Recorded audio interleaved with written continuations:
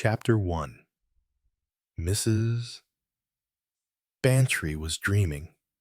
Her sweet peas had just taken a first at the flower show. The vicar, dressed in cassock and surplice, was giving out the prizes in church. His wife wandered past, dressed in a bathing suit. But as is the blessed habit of dreams, this fact did not arouse the disapproval of the parish in the way it would assuredly have done in real life. Mrs. Bantry was enjoying her dream a good deal. She usually did enjoy those early morning dreams that were terminated by the arrival of early morning tea. Somewhere in her inner consciousness was an awareness of the usual early morning noises of the household. The rattle of the curtain rings on the stairs as the housemaid drew them. The noises of the second housemaid's dustpan and brush in the passage outside. In the distance, the heavy noise of the front door bolt being drawn back. Another day was beginning.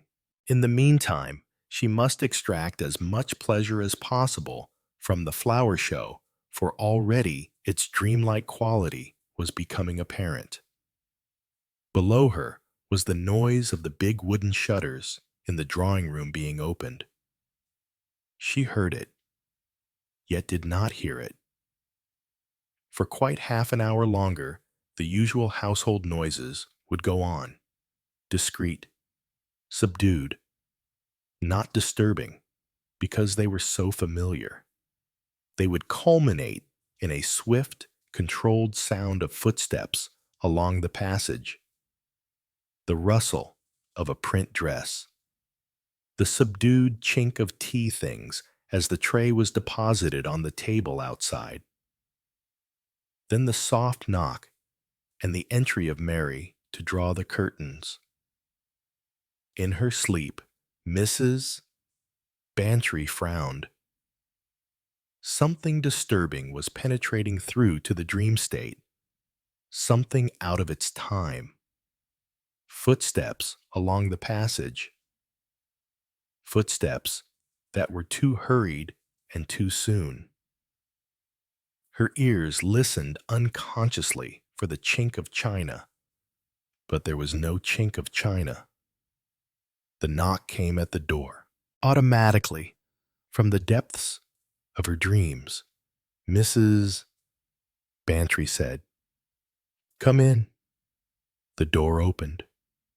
Now there would be the chink of curtain rings as the curtains were drawn back, but there was no chink of curtain rings. Out of the dim, green light, Mary's voice came breathless, hysterical. "Oh, ma'am. Oh, ma'am. There's a body in the library." And then with a hysterical burst of sobs, she rushed out of the room again. Mrs. Bantry sat up in bed. Either her dream had taken a very odd turn, or else Mary had really rushed into the room and had said, incredible, fantastic, that there was a body in the library. "Impossible," said Mrs. Bantry to herself. "I must have been dreaming." But even as she said it, she felt more and more certain that she had not been dreaming, that Mary, her superior, self-controlled Mary, had actually uttered those fantastic words. Mrs. Bantry reflected a minute and then applied an urgent conjugal elbow to her sleeping spouse. "Arthur, Arthur, wake up." Colonel Bantry grunted, muttered, and rolled over on his side. "Wake up, Arthur." "Did you hear what she said?" "Very likely," said Colonel Bantry indistinctly. "I quite agree with you, Dolly," and promptly went to sleep again. Mrs. Bantry shook him. "You've got to listen. Mary came in and said that there was a body in the library." "Eh? What, a body in the library? Who said so?" "Mary," Colonel Bantry collected his scattered faculties and proceeded to deal with the situation. He said, "Nonsense, old girl. You've been dreaming." "No, I haven't. I thought so, too, at first, but I haven't. She really came in and said so. Mary came in and said there was a body in the library." "Yes, but there couldn't be," said Colonel Bantry. "No, no, I suppose not," said Mrs. Bantry doubtfully. "Rallying," she went on. "But then why did Mary say there was—" "She can't have. She did. You must have imagined it." "I didn't imagine it." Colonel Bantry was by now thoroughly awake and prepared to deal with the situation on its merits. He said kindly, "You've been dreaming, Dolly. That's what it is? It's that detective story you were reading, The Clue of the Broken Match. You know Lord Edgbaston finds a beautiful blonde dead on the library hearthrug. Bodies are always being found in libraries and books. I've never known a case in real life. Perhaps you will now," said Mrs. Bantry. "Anyway, Arthur, you've got to get up and see. But really, Dolly, it must have been a dream. Dreams often do seem wonderfully vivid when you first wake up. You feel quite sure they're true. I was having quite a different sort of dream about a flower show and the vicar's wife in a bathing dress, something like that." With a sudden burst of energy, Mrs. Bantry jumped out of bed and pulled back the curtains. The light of a fine autumn day flooded the room. "I did not dream it," said Mrs. Bantry firmly. "Get up at once, Arthur, and go downstairs and see about it." "You want me to go downstairs and ask if there's a body in the library? I shall look a damned fool." "You needn't ask anything," said Mrs. Bantry. "If there is a body, and of course it's just possible that Mary's gone mad and thinks she sees things that aren't there, well, somebody will tell you soon enough. You won't have to say a word." Grumbling, Colonel Bantry wrapped himself in his dressing gown and left the room. He went along the passage and down the staircase. At the foot of it was a little knot of huddled servants. Some of them were sobbing. The butler stepped forward impressively. "I'm glad you have come, sir. I have directed that nothing should be done until you came.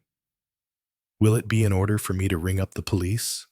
"Sir, ring 'em up about what?" The butler cast a reproachful glance over his shoulder at the tall young woman who was weeping hysterically on the cook's shoulder.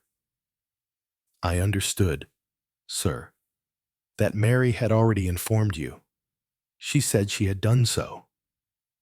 Mary gasped out, "I was so upset. I don't know what I said.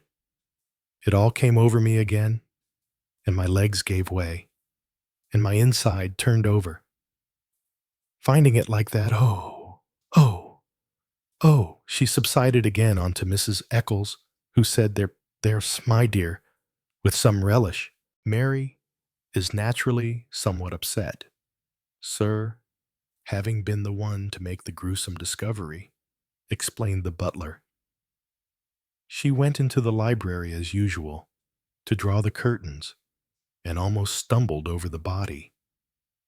"Do you mean to tell me," demanded Colonel Bantry, "that there's a dead body in my library?" "My library." The butler coughed.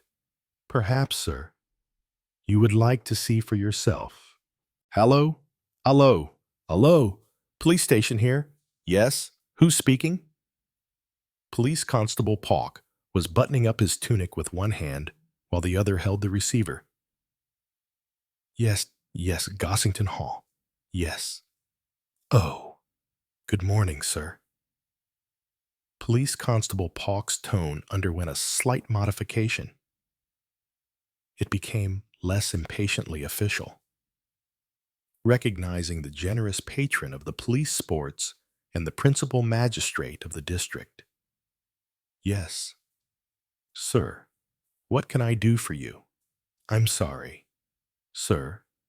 I didn't quite catch a body. Did you say yes? Yes. If you please. Sir. That's right. Sir, young woman not known to you. You say quite. Sir. Yes. You can leave it all to me. Police Constable Polk replaced the receiver, uttered a long-drawn whistle, and proceeded to dial his superior officer's number. Mrs. Polk looked in from the kitchen, whence proceeded an appetizing smell of frying bacon. What is it rummest thing you ever heard of? Replied her husband. Body of a young woman found up at the hall. In the colonel's library, murdered, strangled. So he says. Who was she? The colonel says he doesn't know her from Adam. Then what was she doing in his library? Police Constable Polk silenced her with a reproachful glance and spoke officially into the telephone. Inspector Slack, Police Constable Polk here. A report has just come in that the body of a young woman was discovered this morning at 7:15. Miss Marple's telephone rang when she was dressing. The sound of it flurried her a little. It was an unusual hour for her telephone to ring.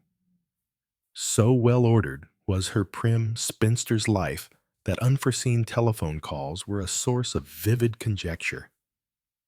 Dear me, said Miss Marple, surveying the ringing instrument with perplexity. I wonder who that can be.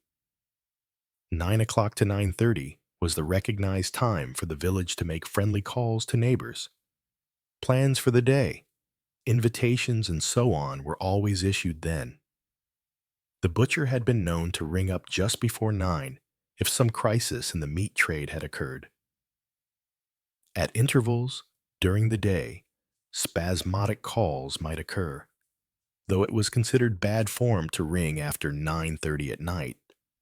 It was true that Miss Marple's nephew, a writer, and therefore erratic, had been known to ring up at the most peculiar times, once as late as 10 minutes to midnight. But whatever Raymond West's eccentricities, early rising was not one of them. Neither he nor anyone of Miss Marple's acquaintance would be likely to ring up before 8 in the morning. Actually, a quarter to 8, too early even for a telegram. Since the post office did not open until 8, it must be. Miss Marple decided a wrong number.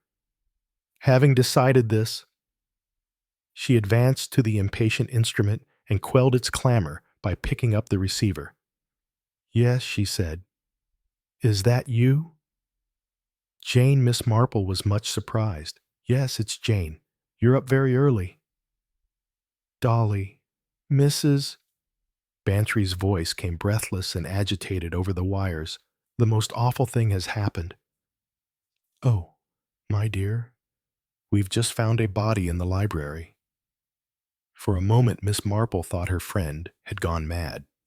You've found what I know. One doesn't believe it. Does one, I mean? I thought they only happened in books. I had to argue for hours with Arthur this morning before he'd even go down and see. Miss Marple tried to collect herself. She demanded breathlessly, But whose body is it? It's a blonde. A what? A blonde. A beautiful blonde like books again. None of us have ever seen her before. She's just lying there in the library. Dead. That's why you've got to come up at once. You want me to come up. Yes, I'm sending the car down for you. Miss Marple said doubtfully. Of course. Dear, if you think I can be of any comfort to you. Oh, I don't want comfort. But you're so good at bodies. Oh no. Indeed. My little successes have been mostly theoretical. But you're very good at murders. She's been murdered. You see, strangled.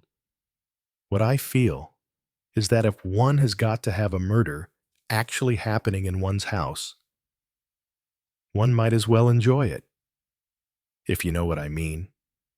That's why I want you to come and help me find out who did it and unravel the mystery and all that. Uh-huh.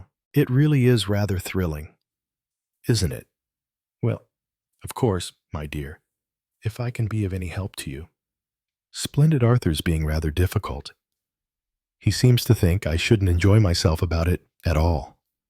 Of course, I do know it's very sad and all that, but then I don't know the girl.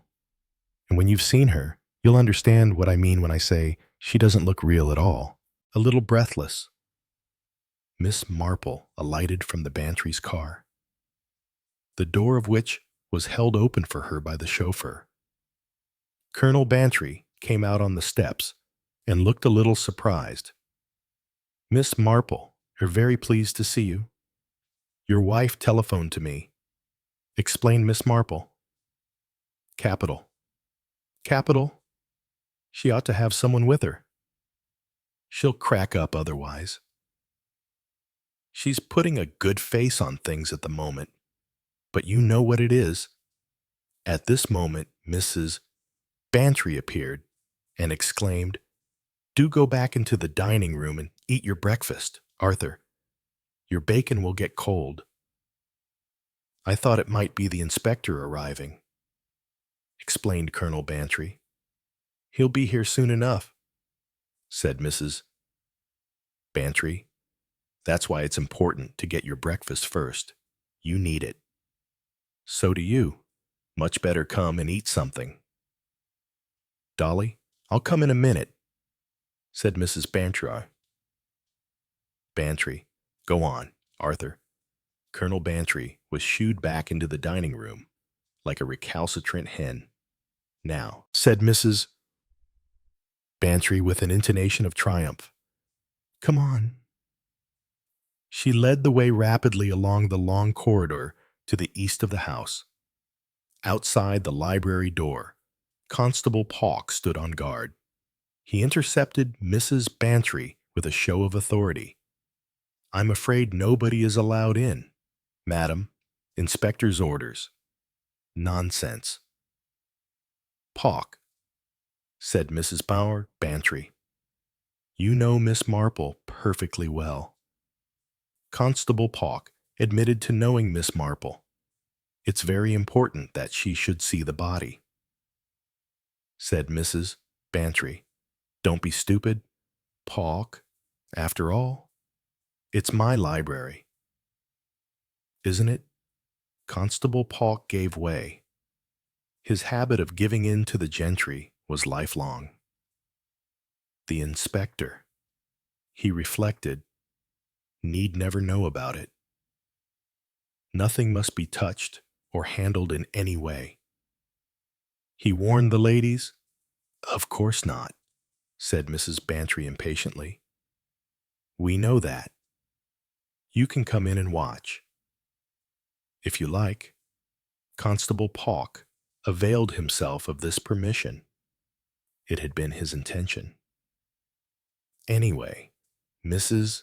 Bantry bore her friend triumphantly across the library to the big old-fashioned fireplace.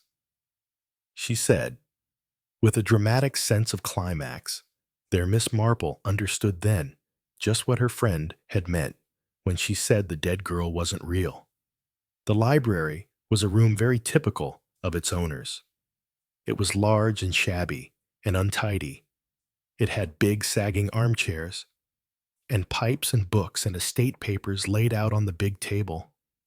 There were one or two good old family portraits on the walls, and some bad Victorian watercolors, and some would-be funny hunting scenes. There was a big vase of Michaelmas daisies in the corner. The whole room was dim and mellow and casual. It spoke of long occupation and familiar use and of links with tradition. and across the old bearskin hearthrug, there was sprawled something new and crude and melodramatic.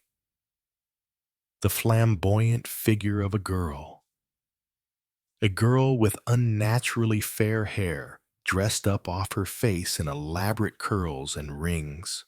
Her thin body was dressed in a backless evening dress of white spangled satin. The face was heavily made up, the powder standing out grotesquely on its blue swollen surface. The mascara of the lashes lying thickly on the distorted cheeks. The scarlet of the lips looking like a gash. The fingernails were enameled in a deep blood red, and so were the toenails in their cheap silver sandal shoes. It was a cheap, tawdry, flamboyant figure, most incongruous in the solid old-fashioned comfort of Colonel Bantry's library. "Mrs." Bantry said in a low voice. "You see what I mean? It just isn't true." The old lady by her side nodded her head. She looked down long and thoughtfully at the huddled figure. She said at last in a gentle voice, "She's very young. Yes, yes. I suppose she is." Mrs. Bantry seemed almost surprised, like one making a discovery. Miss Marple bent down. She did not touch the girl. She looked at the fingers that clutched frantically at the front of the girl's dress, as though she had clawed it in her last frantic struggle for breath. There was the sound of a car scrunching on the gravel outside. Constable Pauk said with urgency, "That'll be the inspector." True to his ingrained belief that the gentry didn't let you down. Mrs. Bantry immediately moved to the door. Miss Marple followed her. Mrs. Bantry said, "That'll be all right." "Pauk." Constable Pauk was immensely relieved, hastily downing the last fragments of toast and marmalade with a drink of coffee. Colonel Bantry hurried out into the hall and was relieved to see Colonel Melchett, the chief constable of the county, descending from a car with Inspector Slack in attendance. Melchett was a friend of the colonel's. Slack he had never much taken to an energetic man who belied his name and who accompanied his bustling manner with a good deal of disregard for the feelings of anyone he did not consider important. "Morning, Bantry," said the chief constable. "Thought I'd better come along myself. This seems an extraordinary business." It's Colonel Bantry struggled to express himself. "It's incredible, fantastic, no idea who the woman is. Not the slightest. Never set eyes on her in my life." "Butler know anything?" asked Inspector Slack. "Lorimer is just as taken aback as I am." "Ah," said Inspector Slack. "I wonder," Colonel Bantry said. "There's breakfast in the dining room." Melchett, "If you'd like anything." "No. No, better get on with the job. Haydock ought to be here any minute now." "Ah, here he is." Another car drew up, and big, broad-shouldered Dr. Haydock, who was also the police surgeon, got out. A second police car had disgorged two plainclothesmen, one with a camera. "All set, eh?" said the chief constable. "Right. We'll go along. In the library. Slack tells me." Colonel Bantry groaned. "It's incredible. You know, when my wife insisted this morning that the housemaid had come in and said there was a body in the library, I just wouldn't believe her." No. I can quite understand that. Hope your missus isn't too badly upset by it all." "She's been wonderful. Really wonderful. She's got old Miss Marple up here with her from the village. You know, Miss Marple. The chief constable stiffened. Why did she send for her? Oh, a woman wants another woman. Don't you think so? Colonel Melchett said, with a slight chuckle. If you ask me, your wife's going to try her hand at a little amateur detecting. Miss Marple's quite the local sleuth. Put it over us properly once, didn't she? Inspector Slack said that was different. Different from what? That was a local case. That was Sir. The old lady knows everything that goes on in the village. That's true enough. But she'll be out of her depth here, Melchett said dryly. You don't know very much about it yourself yet. Slack. Ah, you wait, sir. It won't take me long to get down to it.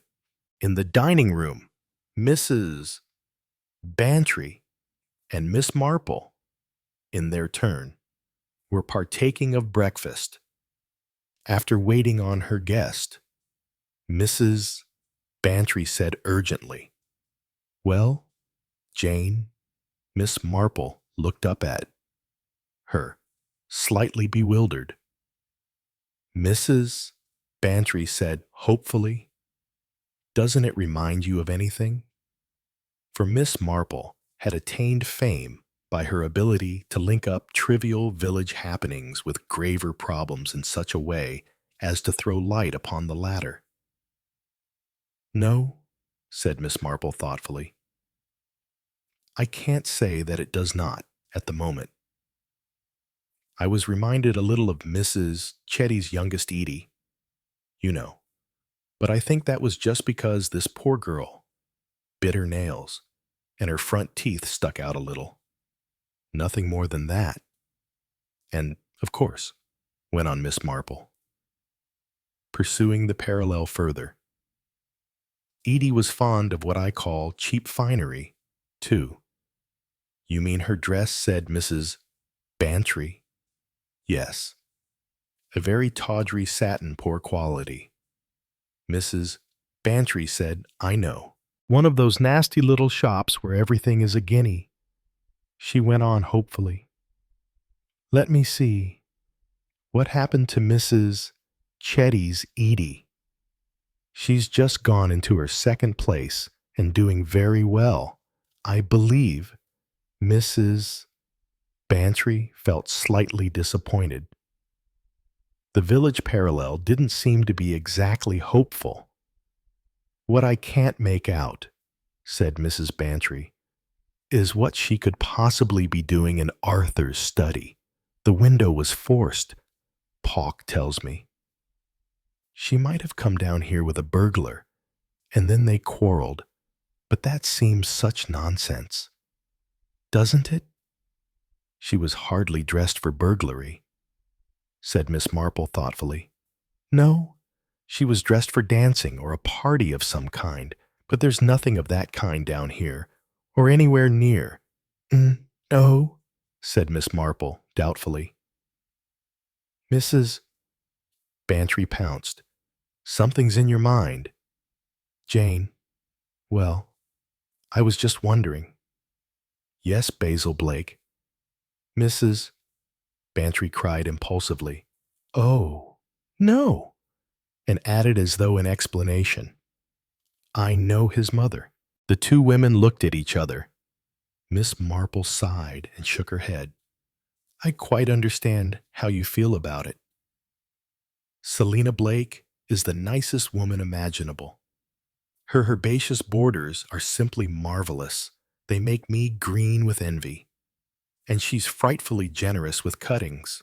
Miss Marple, passing over these claims to consideration on the part of Mrs. Boyle, Blake said, all the same, you know, there has been a lot of talk. Oh, I know. And of course Arthur goes simply livid when he hears Basil Blake mentioned. He was really very rude to Arthur, and since then, Arthur won't hear a good word for him. He's got that silly sliding way of talking that these boys have nowadays, sneering at people sticking up for their school or the empire or that sort of thing. And then, of course, the clothes he wears.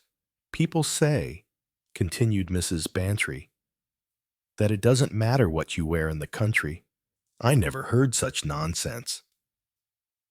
It's just in the country that everyone notices. She paused and added wistfully, he was an adorable baby in his bath. There was a lovely picture of the Cheviot murderer as a baby in the paper last Sunday, said Miss Marple. Oh, but Jane, you don't think he know? No, dear. I didn't mean that at all. That would indeed be jumping to conclusions. I was just trying to account for the young woman's presence down here. St. Mary Mead is such an unlikely place, and then it seemed to me that the only possible explanation was Basil Blake. He does have parties. People came down from London and from the studios, you remember, last July, shouting and singing the most terrible noise, everyone very drunk, I'm afraid, and the mess and the broken glass next morning, simply unbelievable. So old Mrs. Barry told me and a young woman asleep in the bath with practically nothing on. Mrs. Bantry said indulgently, I suppose they were film people. Very likely. And then what I expect you've heard several weekends lately, he's brought down a young woman with him, a platinum blonde. Mrs. Bantry exclaimed, You don't think it's this one? Well, I wondered. Of course. I've never seen her close to only just getting in and out of the car, and once in the cottage garden when she was sunbathing with just some shorts and a brassiere. I never really saw her face. And all these girls with their makeup and their hair and their nails look so alike. Yes, still, it might be. It's an idea. Jane, Chapter 2. It was an idea that was being at that moment discussed by Colonel Melchett and Colonel Bantry, the chief constable. After viewing the body and seeing his subordinates set to work on their routine tasks, had adjourned with the master of the house to the study in the other wing of the house. Colonel Melchett was an irascible-looking man with a habit of tugging at his short red mustache. He did so now, shooting a perplexed sideways glance at the other man. Finally, he rapped out, Look here, Bantry, got to get this off my chest. Is it a fact that you don't know from Adam who this girl is? The other's answer was explosive, but the chief constable interrupted him.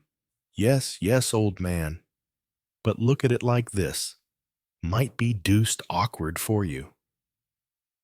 Married man, fond of your missus and all that, but just between ourselves, if you were tied up with this girl in any way, better say so now.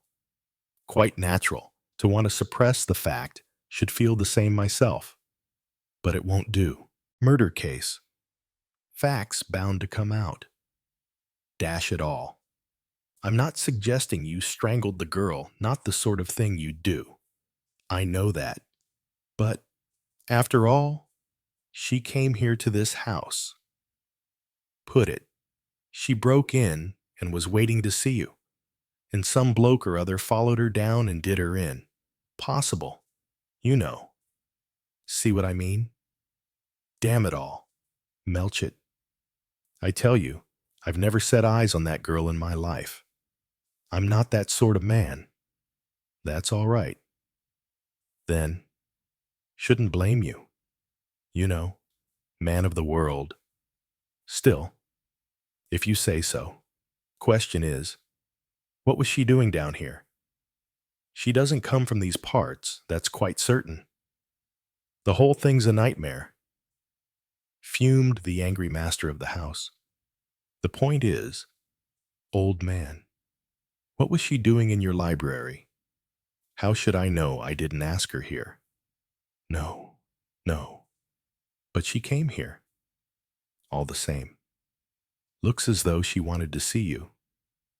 You haven't had any odd letters or anything. No, I haven't. Colonel Melchett inquired delicately. What were you doing yourself last night?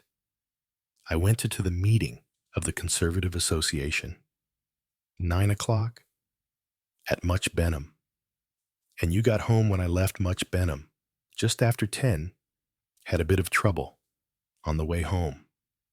Had to change a wheel. I got back at 11:45. You didn't go into the library? No. Pity. I was tired. I went straight up to bed. Anyone waiting up for you? No. I always take the latchkey. Lorimer goes to bed at 11, unless I give orders to the contrary. Who shuts up the library? Lorimer. Usually about 7:30 this time of year. Would he go in there again during the evening? Not with my being out.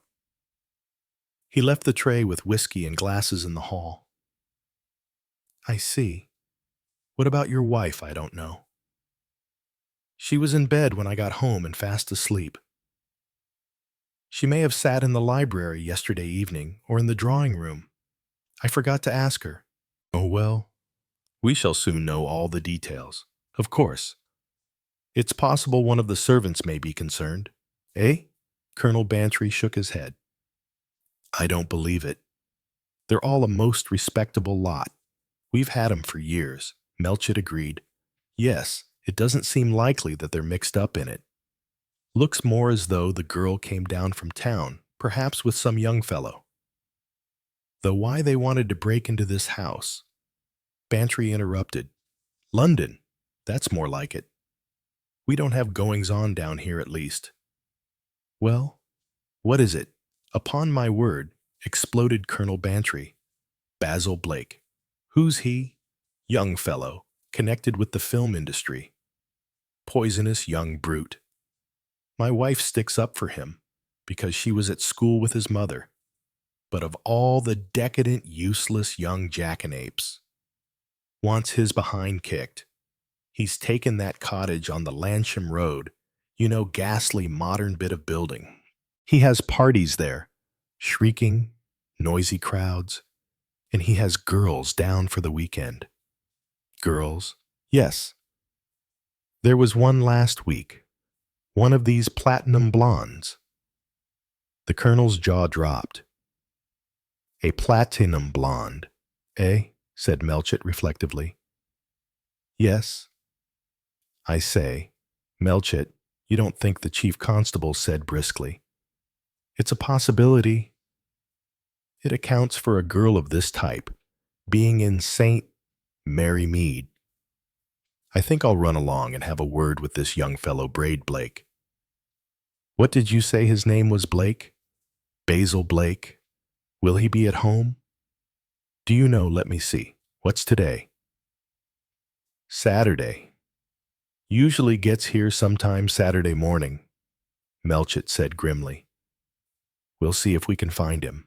Basil Blake's cottage, which consisted of all modern conveniences enclosed in a hideous shell of half-timbering and sham Tudor, was known to the postal authorities, and to William Booker, builder, as Chatsworth, to Basil and his friends as the period piece, and to the village of St. Mary Mead at large as Mr. Booker's new house. It was little more than 1/4 of a mile from the village proper, being situated on a new building estate that had been bought by the enterprising Mr. Booker just beyond the Blue Boar, with frontage on what had been a particularly unspoilt country lane. Gossington Hall was about a mile farther on along the same road. Lively interest had been aroused in St. Mary Mead when news went round that Mr. Booker's new house had been bought by a film star. eager watch was kept for the first appearance of the legendary creature in the village. And it may be said that as far as appearances went, Basil Blake was all that could be asked for. Little by little, however, the real facts leaked out. Basil Blake was not a film star, not even a film actor. He was a very junior person, rejoicing in the title of about 15th in the list of those responsible for set decorations at Lemville Studios, headquarters of British New Era Films.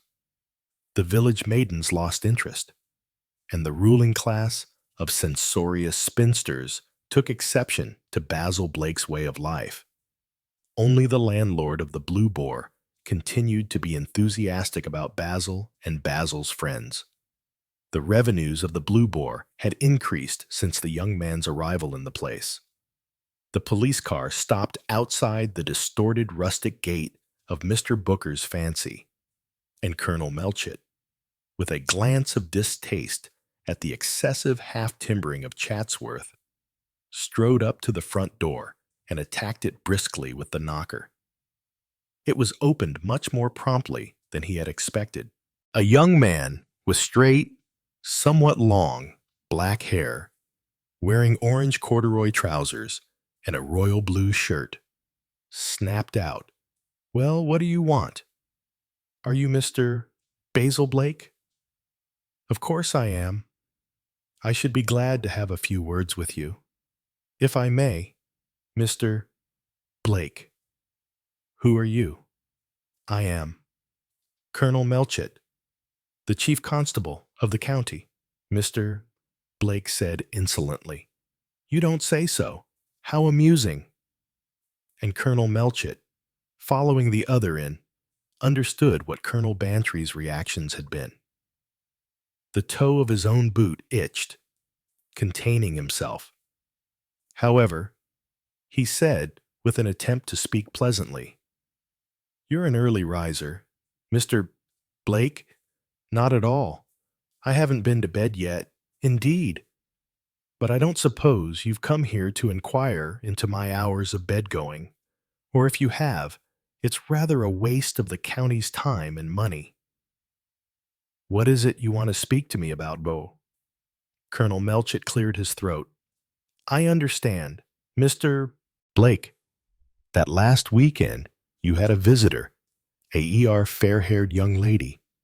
Basil Blake stared, threw back his head, and roared with laughter. "Have the old cats been on to you from the village? About my morals, damn it all, morals aren't a police matter. You know that." "As you say," said Melchett dryly, "your morals are no concern of mine. I have come to you because the body of a fair-haired young woman of slightly exotic appearance has been found murdered." Struth. Blake stared at him. "Where? In the library at Gossington Hall?" "At Gossington. At old Bantry's, I say. That's pretty rich." Old Bantry, the dirty old man. Colonel Melchett went very red in the face. He said sharply, through the renewed mirth of the young man opposite him, "Kindly, control your tongue, sir. I came to ask you if you can throw any light on this business." "You've come round to ask me if I've missed a blonde, is that it? Why should hello? Hello? Hello? What's this?" A car had drawn up outside with a scream of brakes. Out of it tumbled a young woman dressed in flapping black and white pajamas. She had scarlet lips, blackened eyelashes, and a platinum blonde head. She strode up to the door, flung it open, and exclaimed angrily, "Why did you run out on me?" You brute Basil Blake had risen. "So there you are. Why shouldn't I leave you? I told you to clear out, and you wouldn't. Why the hell should I? Because you told me to. I was enjoying myself. Yes, with that filthy brute Rosenberg. You know what he's like. You were jealous. That's all. Don't flatter yourself. I hate to see a girl I like who can't hold her drink and lets a disgusting Central European paw her about. That's a damned lie. You were drinking pretty hard yourself and going on with the black-haired Spanish bitch. If I take you to a party, I expect you to be able to behave yourself. And I refuse to be dictated to. And that's that. You said we'd go to the party and come on down here afterwards. I'm not going to leave a party before I'm ready to leave it. No, and that's why I left you flat. I was ready to come down here, and I came. I don't hang around waiting for any fool of a woman. Sweet, polite person you are. You seem to have followed me down all right. I wanted to tell you what I thought of you. If you think you can boss me, my girl, you're wrong. And if you think you can order me about, you can think again. They glared at each other. It was at this moment that Colonel Melchett seized his opportunity and cleared his throat loudly. Basil Blake swung round on him. Hello, I forgot you were here. About time you took yourself off, isn't it? Let me introduce you, Dinah Lee Colonel Blimp of the County Police. And now, Colonel, that you've seen my blonde is alive and in good condition, perhaps you'll get on with the good work concerning old Bantry's little bit of fluff. Good morning. Colonel Melchett said I advise you to keep a civil tongue in your head, young man, or you'll let yourself in for trouble. And stumped out, his face red and wrathful. Chapter 3. In his office at Much Benham, Colonel Melchett received and scrutinized the reports of his subordinates. So it all seems clear enough. Sir. Inspector Slack was concluding Mrs. Bantry sat in the library after dinner and went to bed just before 10. She turned out the lights when she left the room, and presumably, no one entered the room afterwards. The servants went to bed at 10:30, and Lorimer, after putting the drinks in the hall, went to bed at 11:15. Nobody heard anything out of the usual except the third housemaid, and she heard too much groans and a blood-curdling yell and sinister footsteps and I don't know what. The second housemaid, who shares a room with her, says the other girls slept all night through without a sound. It's those ones that make up things that cause us all the trouble.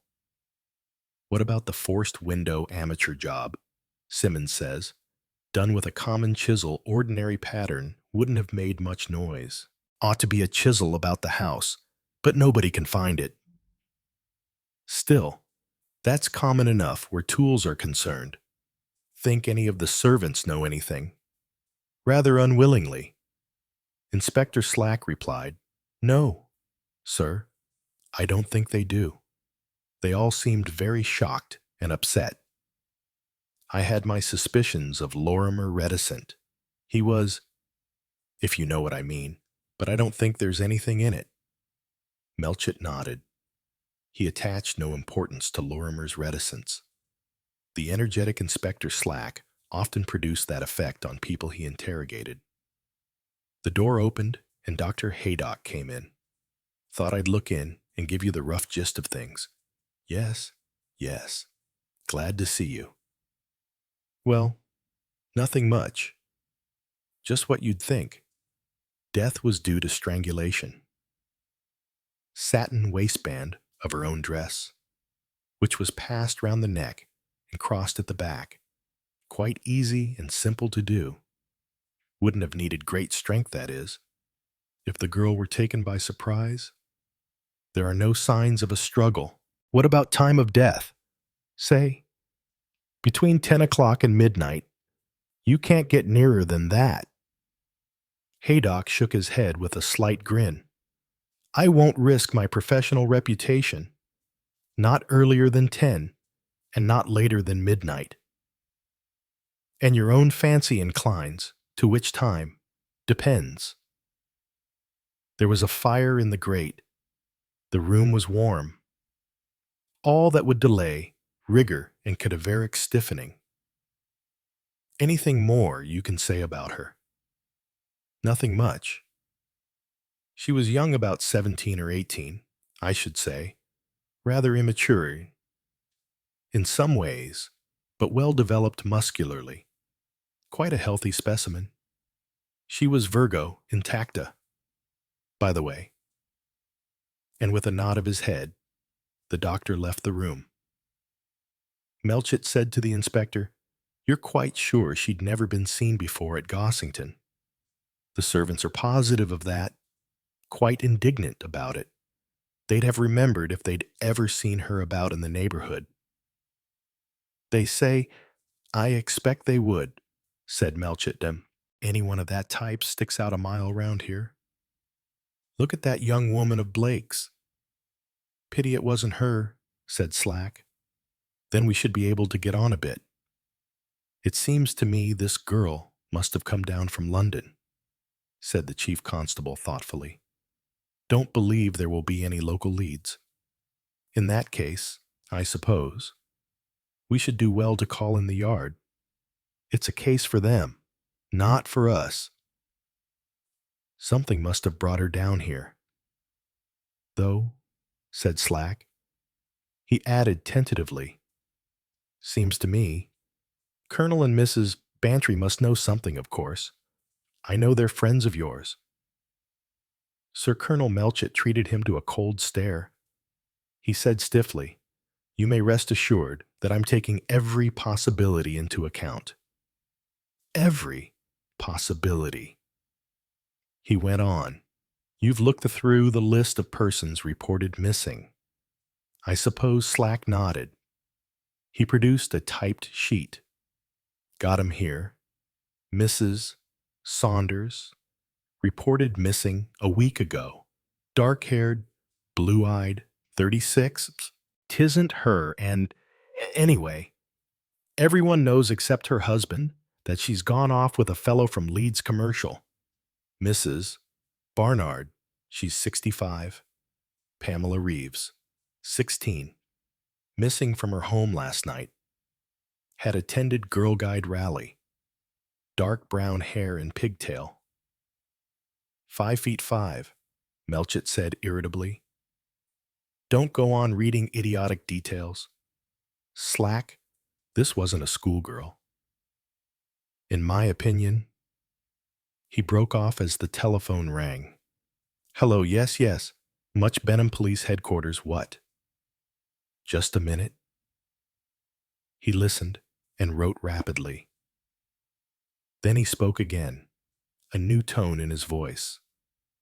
"Ruby Keene, 18, occupation professional dancer, 5 feet 4 inches, slender, platinum blonde hair, blue eyes, retroussé nose, believed to be wearing white diamante evening dress, silver sandal shoes." "Is that right?" "What, yes, not a doubt of it. I should say. I'll send Slack over at once." He rang off and looked at his subordinate with rising excitement.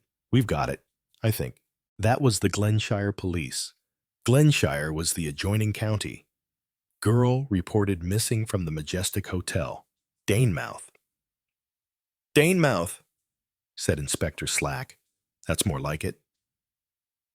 Danemouth was a large and fashionable watering place on the coast not far away. "It's only a matter of 18 miles or so from here," said the chief constable. "The girl was a dance hostess or something at the Majestic. Didn't come on to do her turn last night, and the management were very fed up about it. When she was still missing this morning, one of the other girls got the wind up about her. Or someone else did. It sounds a bit obscure. You'd better go over to Danemouth at once." Slack. Report there to Superintendent Harper and cooperate with him. Activity was always to Inspector Slack's taste. To rush off in a car. To silence rudely those people who were anxious to tell him things. to cut short conversations on the plea of urgent necessity. All this was the breath of life to Slack in an incredibly short time. Therefore, he had arrived at Danemouth, reported at police headquarters, had a brief interview with a distracted and apprehensive hotel manager, and, leaving the latter with the doubtful comfort of got to make sure it is the girl. First, before we start raising the wind, was driving back to Much Benham in company with Ruby Keene's nearest relative. He had put through a short call to Much Benham before leaving Danemouth, so the chief constable was prepared for his arrival. Though not perhaps for the brief introduction of, "This is Josie, sir." Colonel Melchett stared at his subordinate coldly. His feeling was that Slack had taken leave of his senses. The young woman who had just got out of the car came to the rescue. "That's what I'm known as professionally," she explained with a momentary flash of large, handsome white teeth. "Raymond and Josie. My partner and I call ourselves. And, of course, all the hotel know me as Josie. Josephine Turner's my real name." Colonel Melchett adjusted himself to the situation and invited Miss Turner to sit down. Meanwhile, casting a swift, professional glance over her. She was a good-looking young woman of perhaps nearer 30 than 20, her looks depending more on skillful grooming than actual features. She looked competent and good-tempered, with plenty of common sense. She was not the type that would ever be described as glamorous, but she had nevertheless plenty of attraction. She was discreetly made up and wore a dark, tailor-made suit. Though she looked anxious and upset, she was not. The colonel decided, particularly grief-stricken. As she sat down, she said, "It seems too awful to be true." "Do you really think it's Ruby? That, I'm afraid, is what we've got to ask you to tell us. I'm afraid it may be rather unpleasant for you." Miss Turner said apprehensively, Does she look very terrible? Well, I'm afraid it may be rather a shock to you." He handed her his cigarette case, and she accepted one gratefully. Do you want me to look at her right away? It would be best, I think, Miss Turner. You see, it's not much good asking you questions until we're sure. Best get it over, don't you think? All right. They drove down to the mortuary. When Josie came out after a brief visit, she looked rather sick. "It's Ruby, all right," she said shakily. "Poor kid. Goodness, I do feel queer. There isn't," she looked round wistfully, "any gin." Gin was not available, but brandy was, and after gulping a little down, Miss Turner regained her composure. She said frankly, "It gives you a turn, doesn't it? Seeing anything like that poor little Rube. What swine men are, aren't they? You believe it was a man?" Josie looked slightly taken aback. "Wasn't it? Well, I naturally thought. Any special man you were thinking of?" She shook her head vigorously. "No, not me. I haven't the least idea. Naturally, Ruby wouldn't have let on to me if what Josie hesitated. Well, if she'd been going about with anyone." Melchett shot her a keen glance. He said no more until they were back at his office. Then he began, "Now, Miss Turner, I want all the information you can give me." "Yes, of course. Where shall I begin?" "I'd like the girl's full name and address, her relationship to you, and all you know about her." Josephine Turner nodded, Melchett was confirmed in his opinion that she felt no particular grief. She was shocked and distressed, but no more. She spoke readily enough. Her name was Ruby Keene. Her professional name, that is, her real name was Rosie Legge. Her mother was my mother's cousin. I've known her all my life, but not particularly well, if you know what I mean. I've got a lot of cousins, some in business, some on the stage. Ruby was more or less training for a dancer. She had some good engagements last year in Panto and that sort of thing. Not really classy, but good provincial companies. Since then, she's been engaged as one of the dancing partners at the Palais de Dance in Brixwell, South London. It's a nice, respectable place, and they look after the girls well, but there isn't much money in it. She paused. Colonel Melchett nodded. Now this is where I come in. I've been dance and bridge hostess at the Majestic in Danemouth for 3 years. It's a good job, well paid and pleasant to do. You look after people. When they arrive, size them up. Of course, some like to be left alone, and others are lonely and want to get into the swing of things. You try to get the right people together for bridge and all that, and get the young people dancing with each other. It needs a bit of tact and experience. Again, Melchett nodded. He thought that this girl would be good at her job. She had a pleasant, friendly way with her and was, he thought, shrewd without being in the least intellectual. Besides that, continued Josie, I do a couple of exhibition dances every evening with Raymond. Raymond Starr, he's the tennis and dancing pro. Well, as it happens, this summer I slipped on the rocks bathing one day and gave my ankle a nasty turn. Melchett had noticed that she walked with a slight limp. Naturally, that put the stop to dancing for a bit, and it was rather awkward. I didn't want the hotel to get someone else in my place. That's always a danger. For a minute, her good-natured blue eyes were hard and sharp. She was the female fighting for existence that they may queer your pitch. You see, so I thought of Ruby and suggested to the manager that I should get her down. I'd carry on with the hostess business and the bridge and all that. Ruby would just take on the dancing. Keep it in the family.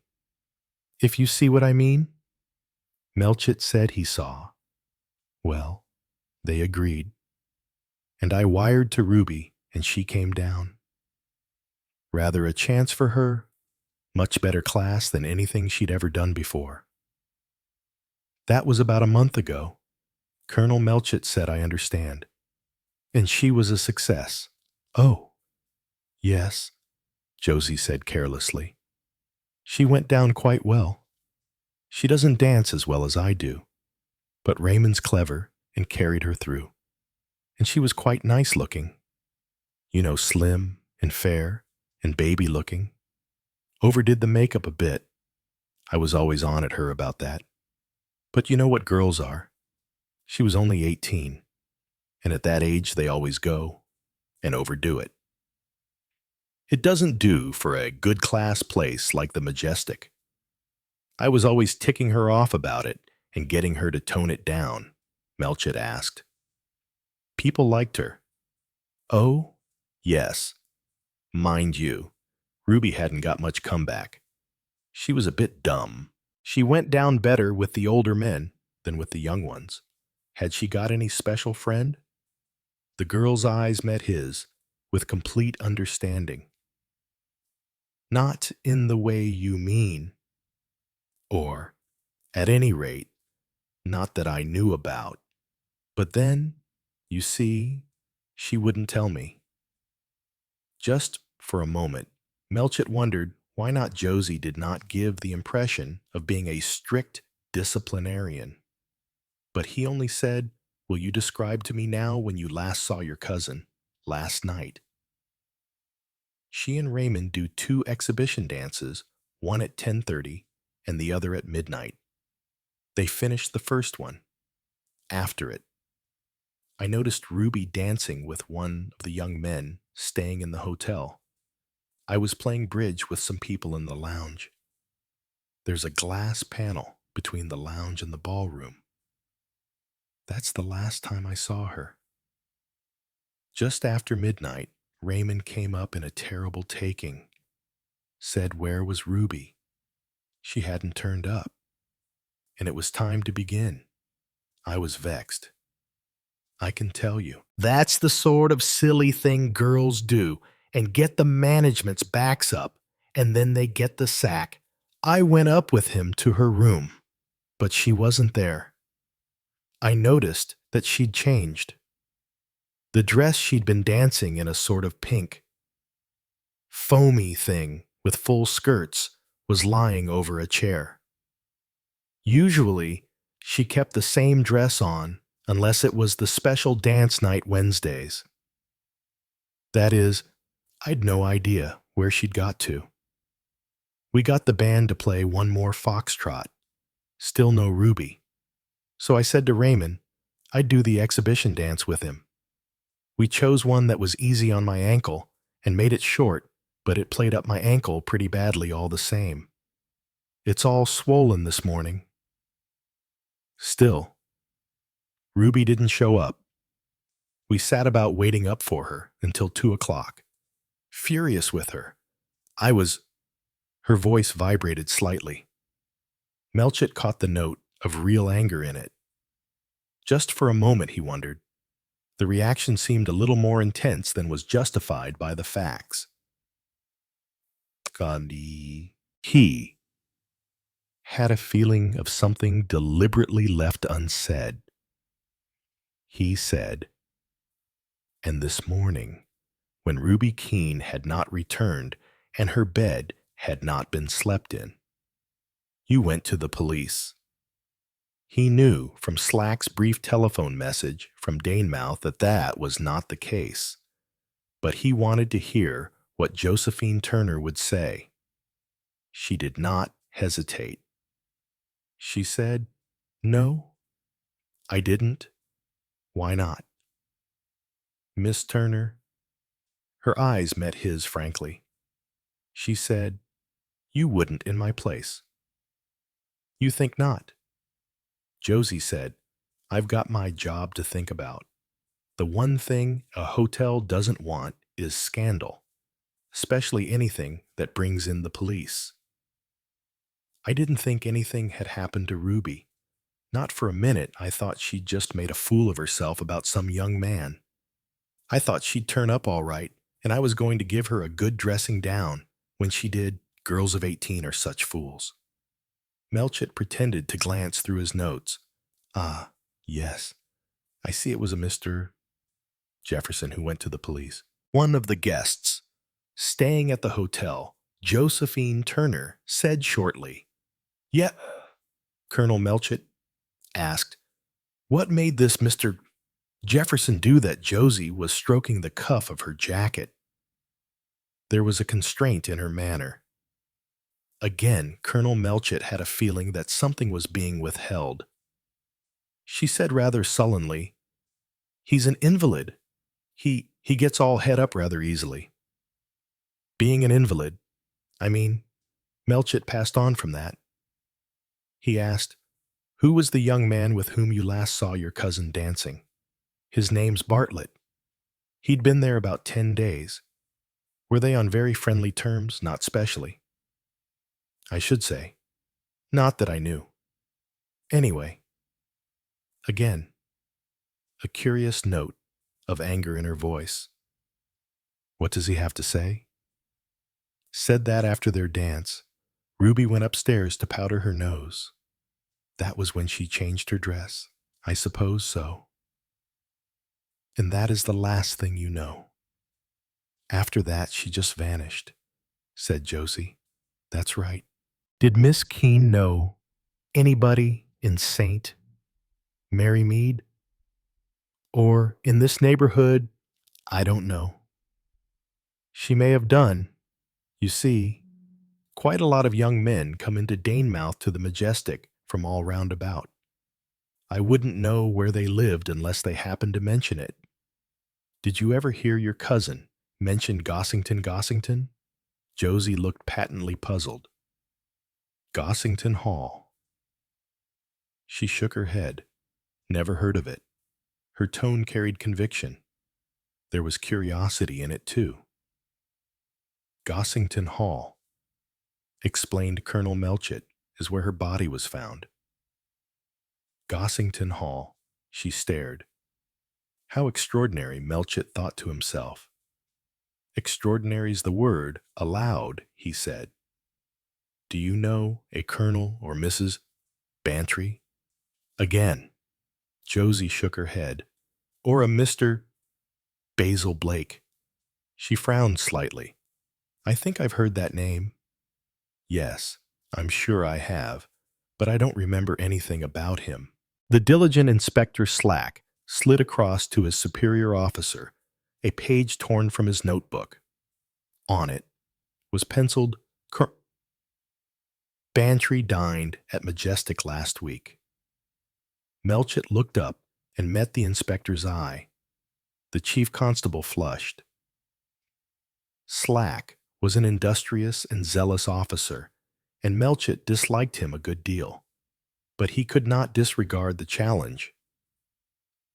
The inspector was tacitly accusing him of favoring his own class, of shielding an old-school tie. He turned to Josie. Miss Turner, I should like you, if you do not mind, to accompany me to Gossington Hall, coldly, defiantly, almost ignoring Yussie's murmur of assent. Melchett's eyes met Slack's. Chapter 4. Saint Mary Mead was having the most exciting morning it had known for a long time. Miss Weatherby, a long-nosed, acidulated spinster, was the first to spread the intoxicating information. She dropped in upon her friend and neighbor, Miss Hartnell. Forgive me coming so early, dear, but I thought, perhaps, you mightn't have heard the news. What news? Demanded Miss Hartnell. She had a deep bass voice and visited the poor indefatigably. However hard they tried to avoid her ministrations about the body in Colonel Bantry's library, a woman's body. In Colonel Bantry's library. Yes, isn't it terrible? His poor wife. Miss Hartnell tried to disguise her deep and ardent pleasure. Yes, indeed. I don't suppose she had any idea, Miss Hartnell observed censoriously. She thought too much about her garden and not enough about her husband. You've got to keep an eye on a man all the time, repeated Miss Hartnell fiercely. I know. It's really too dreadful. I wonder what Jane Marple will say. Do you think she knew anything about it? She's so sharp about these things. Jane Marple has gone up to Gossington. What, this morning very early, before breakfast? But really, I do think, I think that is carrying things too far. We all know Jane likes to poke her nose into things, but I call this indecent. Oh, but Mrs. Bantry sent for her. Mrs. Bantry sent for her. Well, the car came with Muswell driving it. Dear me, how very peculiar. They were silent a minute or two, digesting the news, whose body demanded Miss Hartnell. You know that dreadful woman who comes down with Basil Blake? That terrible peroxide blonde, Miss Hartnell, was slightly behind the times. She had not yet advanced from peroxide to platinum. The one who lies about in the garden, with practically nothing on. Yes, my dear. There she was, on the hearthrug strangled. But what do you mean? At Gossington. Miss Weatherby nodded with infinite meaning. Then Colonel Bantry, too. Again Miss Weatherby nodded. Oh. There was a pause as the ladies savored this new addition to village scandal. What a wicked woman, trumpeted Miss Hartnell with righteous wrath. Quite, quite abandoned, I'm afraid. And Colonel Bantry, such a nice, quiet man, Miss Weatherby said zestfully. Those quiet ones are often the worst. Jane Marple always says so. Mrs. Price Ridley was among the last to hear the news. A rich and dictatorial widow. She lived in a large house next door to the vicarage. Her informant was her little maid Clara. A woman, you say, Clara, found dead on Colonel Bantry's hearthrug. Yes, Mum. And they say, Mum, as she hadn't anything on at all. Mum, not a stitch. That will do. Clara, it is not necessary to go into details. No. Mum. And they say, Mum, that at first they thought it was Mr. Blake's young lady, what comes down for the weekends, with him to Mr. Booker's new house. But now they say it's quite a different young lady. And the fishmonger's young man, he says he'd never have believed it of Colonel Bantry, not with him handing round the plate on Sundays and all. There is a lot of wickedness in the world. Clara, said Mrs. Price Ridley, let this be a warning to you. Yes, Mum. Mother, she never will let me take a place where there's a gentleman in the house. That will do. Clara, said Mrs. Price Ridley, it was only a step from Mrs. Price Ridley's house to the vicarage. Mrs. Price Ridley was fortunate enough to find the vicar in his study. The vicar, a gentle, middle-aged man, was always the last to hear anything.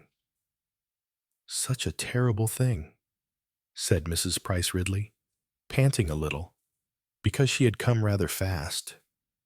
I felt I must have your advice, your counsel about it. Dear Vicar, Mr. Clement looked mildly alarmed. He said, Has anything happened? Has anything happened, Mrs. Price Ridley repeated the question dramatically. The most terrible scandal. None of us had any idea of it.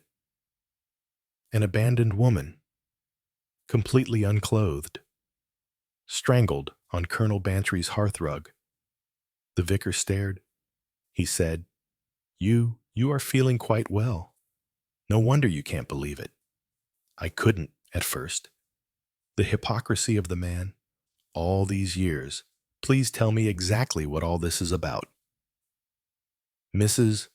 Price Ridley plunged into a full-swing narrative.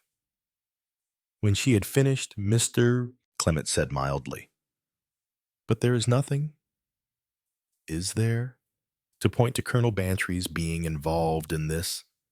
Oh, dear vicar, you are so unworldly. But I must tell you a little story.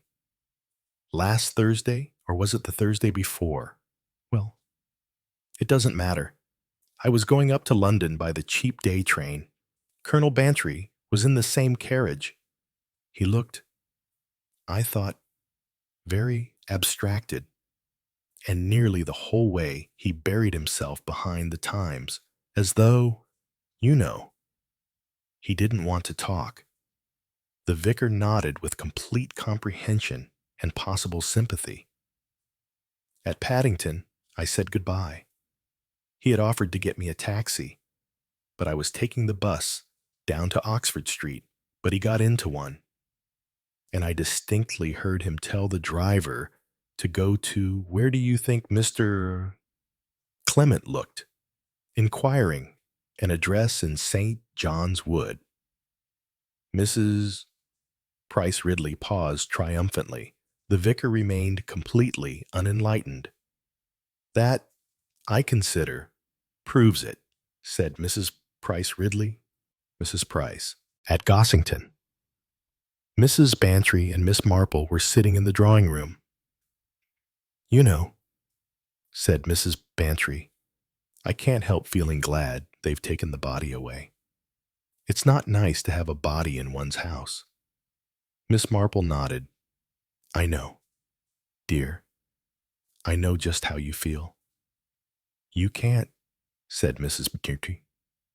Bantry. Not until you've had one. I know you had one next door once, but that's not the same thing. I only hope, she went on, that Arthur won't take a dislike to the library. We sit there so much. What are you doing? Jane, for Miss Marple, with a glance at her watch, was rising to her feet. Well, I was thinking I'd go home. If there's nothing more I can do for you. Don't go yet, said Mrs. Bantry. The fingerprint men and the photographers and most of the police have gone, I know. But I still feel something might happen. You don't want to miss anything. The telephone rang, and she went off to answer. She returned, with a beaming face. I told you, more things would happen. That was Colonel Melchett. He's bringing the poor girl's cousin along. I wonder why, said Miss Marple. Oh, I suppose, to see where it happened and all that. More than that, I expect, said Miss Marple. What do you mean? Jane, well, I think perhaps he might want her to meet Colonel Bantry. Mrs. Bantry said sharply, to see if she recognizes him, I suppose. Oh, yes. I suppose they're bound to suspect Arthur. I'm afraid so. As though Arthur could have anything to do with it, Miss Marple was silent. Mrs. Bantry turned on her accusingly. And don't quote old General Henderson or some frightful old man who kept his housemaid at me. Arthur isn't like that. No, of course not. No, but he really isn't. He's just sometimes a little silly about pretty girls who come to tennis. You know, rather fatuous and avuncular. There's no harm in it. And why shouldn't he? After all, finished Mrs. Bantry rather obscurely, I've got the garden. Miss Marple smiled. You must not worry. Dolly, she said, no, I don't mean to, but all the same I do a little. So does Arthur. It's upset him. All these policemen prowling about. He's gone down to the farm. Looking at pigs and things always soothes him if he's been upset. Hello? Here they are. The chief constable's car drew up outside. Colonel Melchett came in, accompanied by a smartly dressed young woman. This is Miss Turner, Mrs. Bantry, the cousin of the ER victim. How do you do? Said Mrs. Bantry, advancing with outstretched hand. All this must be rather awful for you. Josephine Turner said frankly, Oh, it is. None of it seems real. Somehow, it's like a bad dream. Mrs. Bantry introduced Miss Marple. Melchett said casually, You're a good man about. He had to go down to one of the farms. He'll be back soon. Oh, Melchett seemed rather at a loss. Miss Bantry said to Josie, Would you like to see where it happened?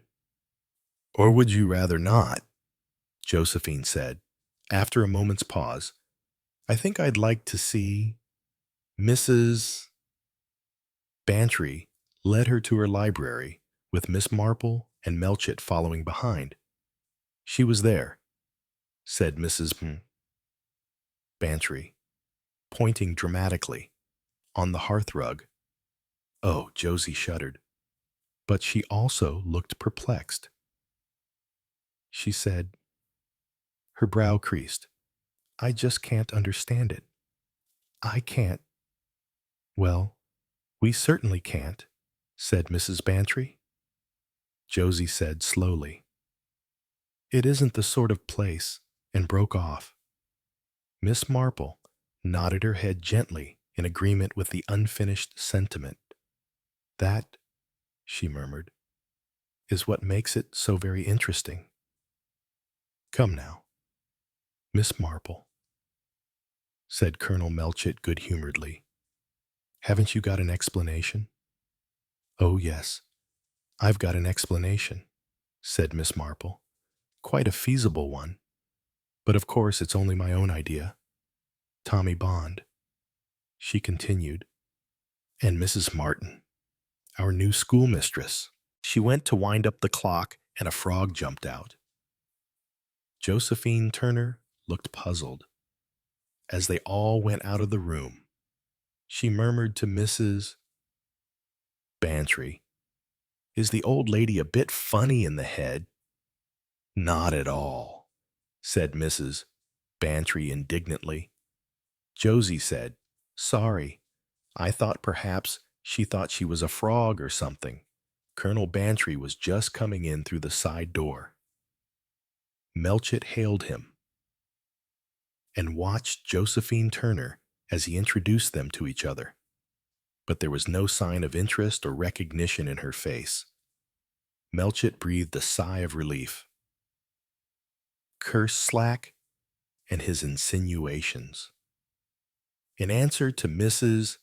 Bantry's questions, Josie was pouring out the story of Ruby Keene's disappearance, frightfully worrying for you. "My dear," said Mrs. Bantry.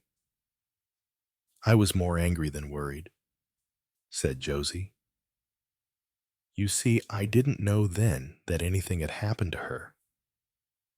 "And yet," said Miss Marple, "you went to the police." "Wasn't that, excuse me, rather premature?" Josie said eagerly. "Oh, but I didn't. That was Mr. Jefferson." Mrs. Bantry said, "Jefferson?" "Yes, he's an invalid." "Not Conway Jefferson." "But I know him well. He's an old friend of ours. Arthur. Listen, Conway Jefferson, he's staying at the Majestic, and it was he who went to the police.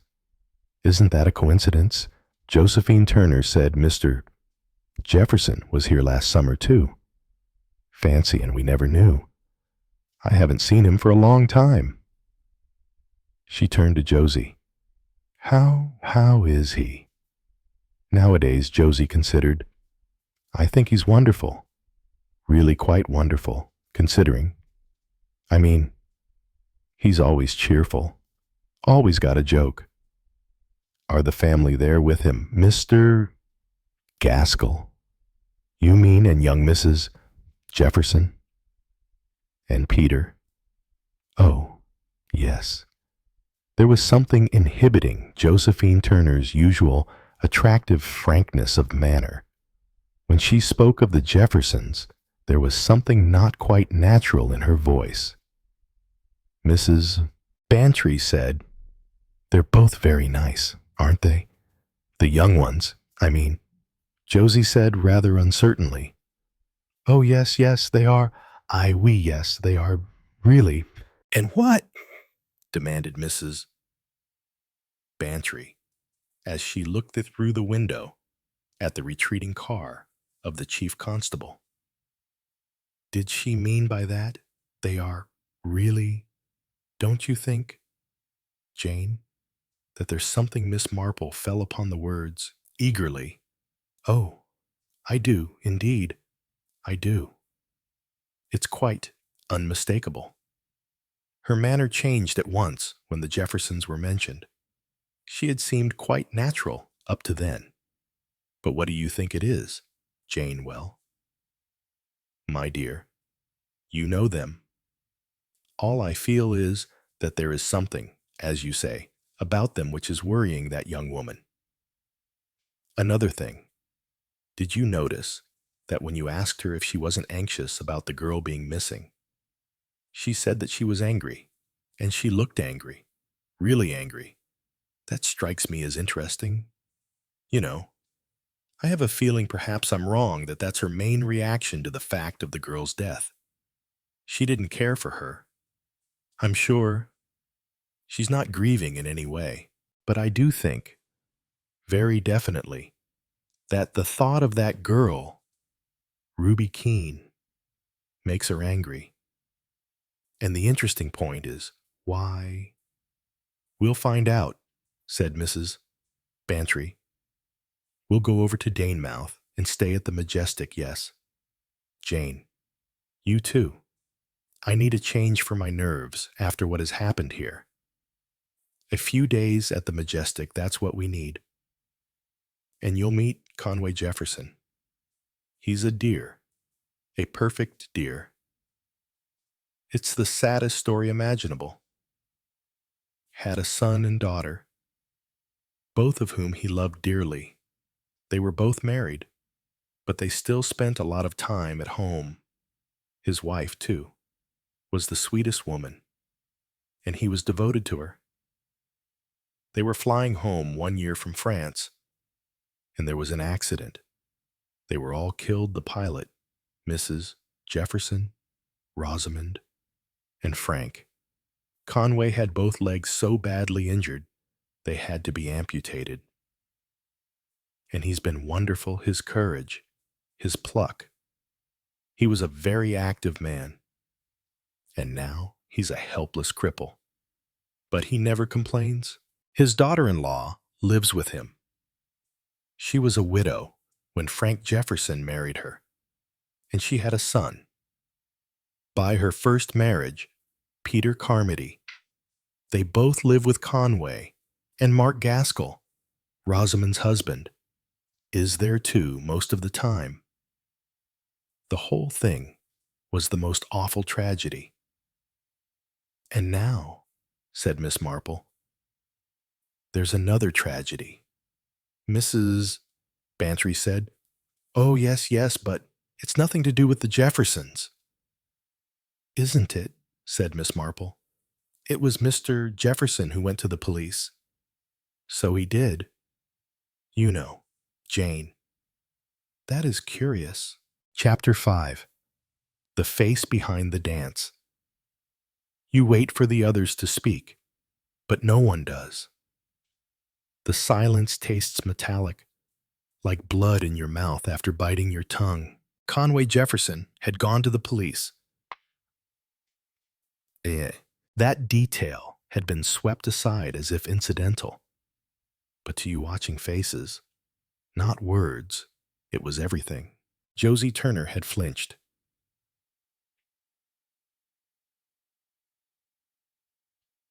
Not when she saw the body.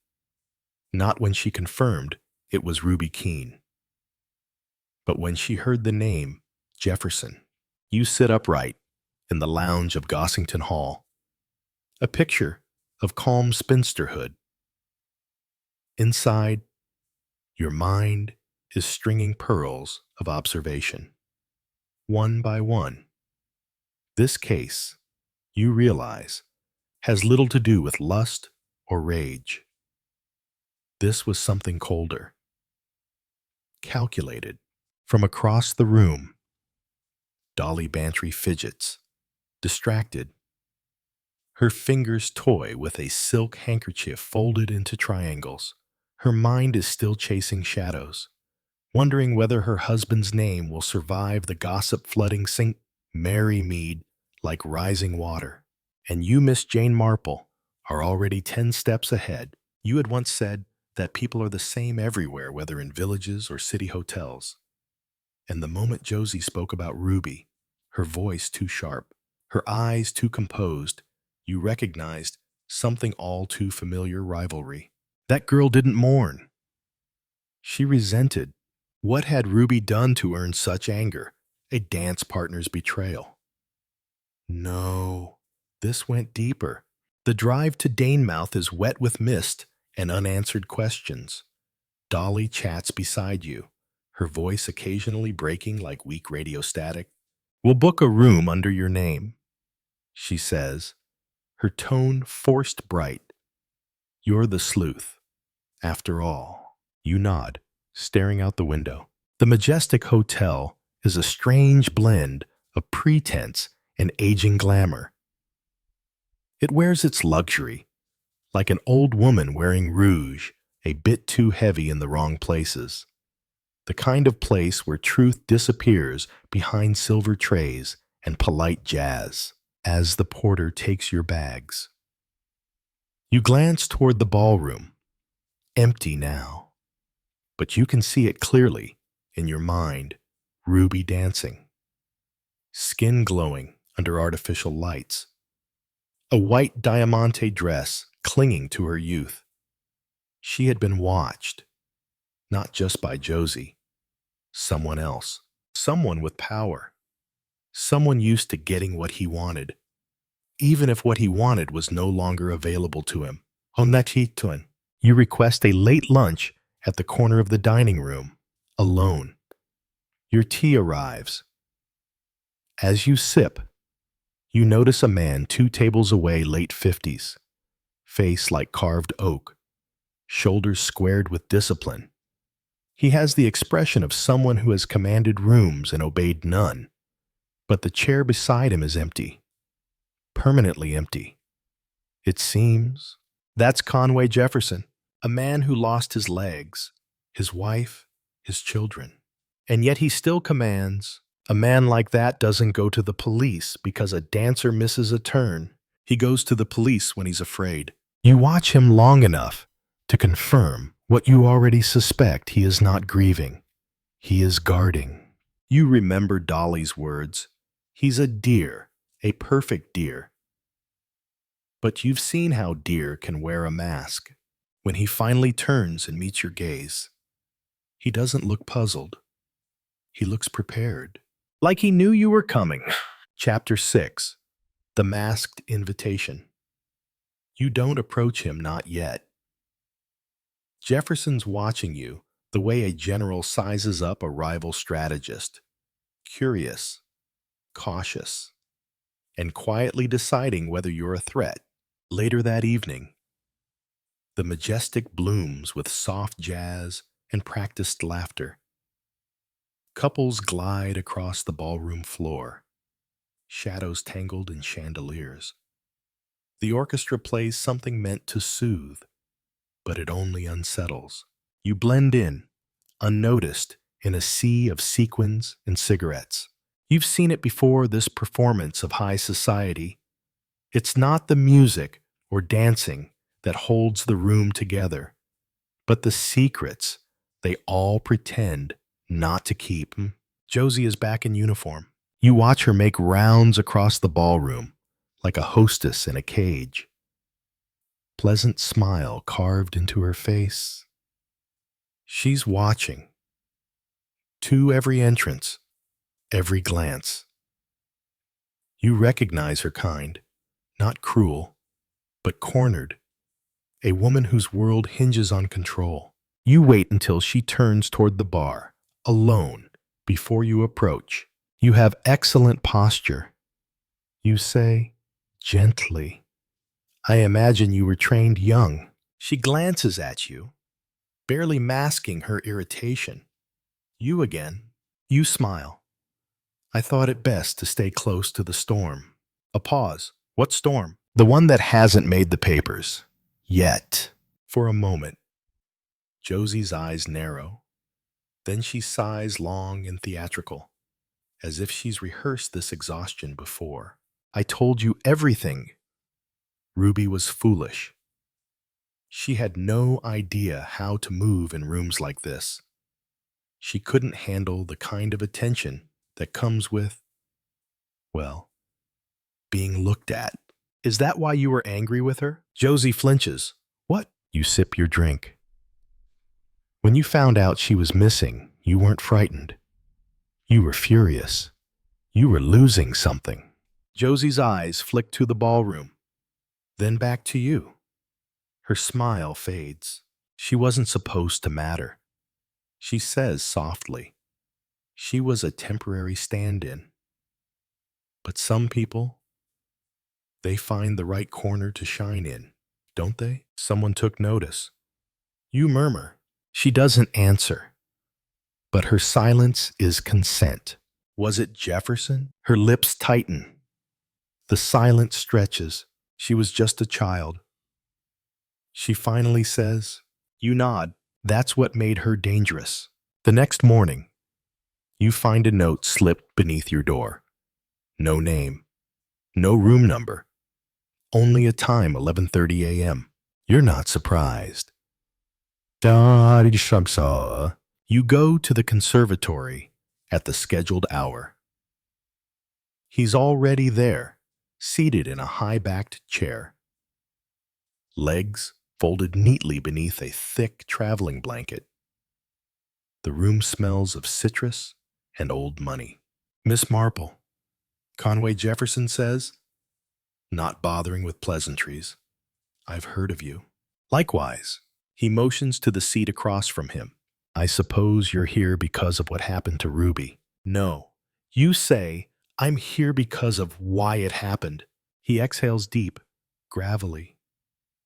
Something inside him begins to shift, like a gate cracking open.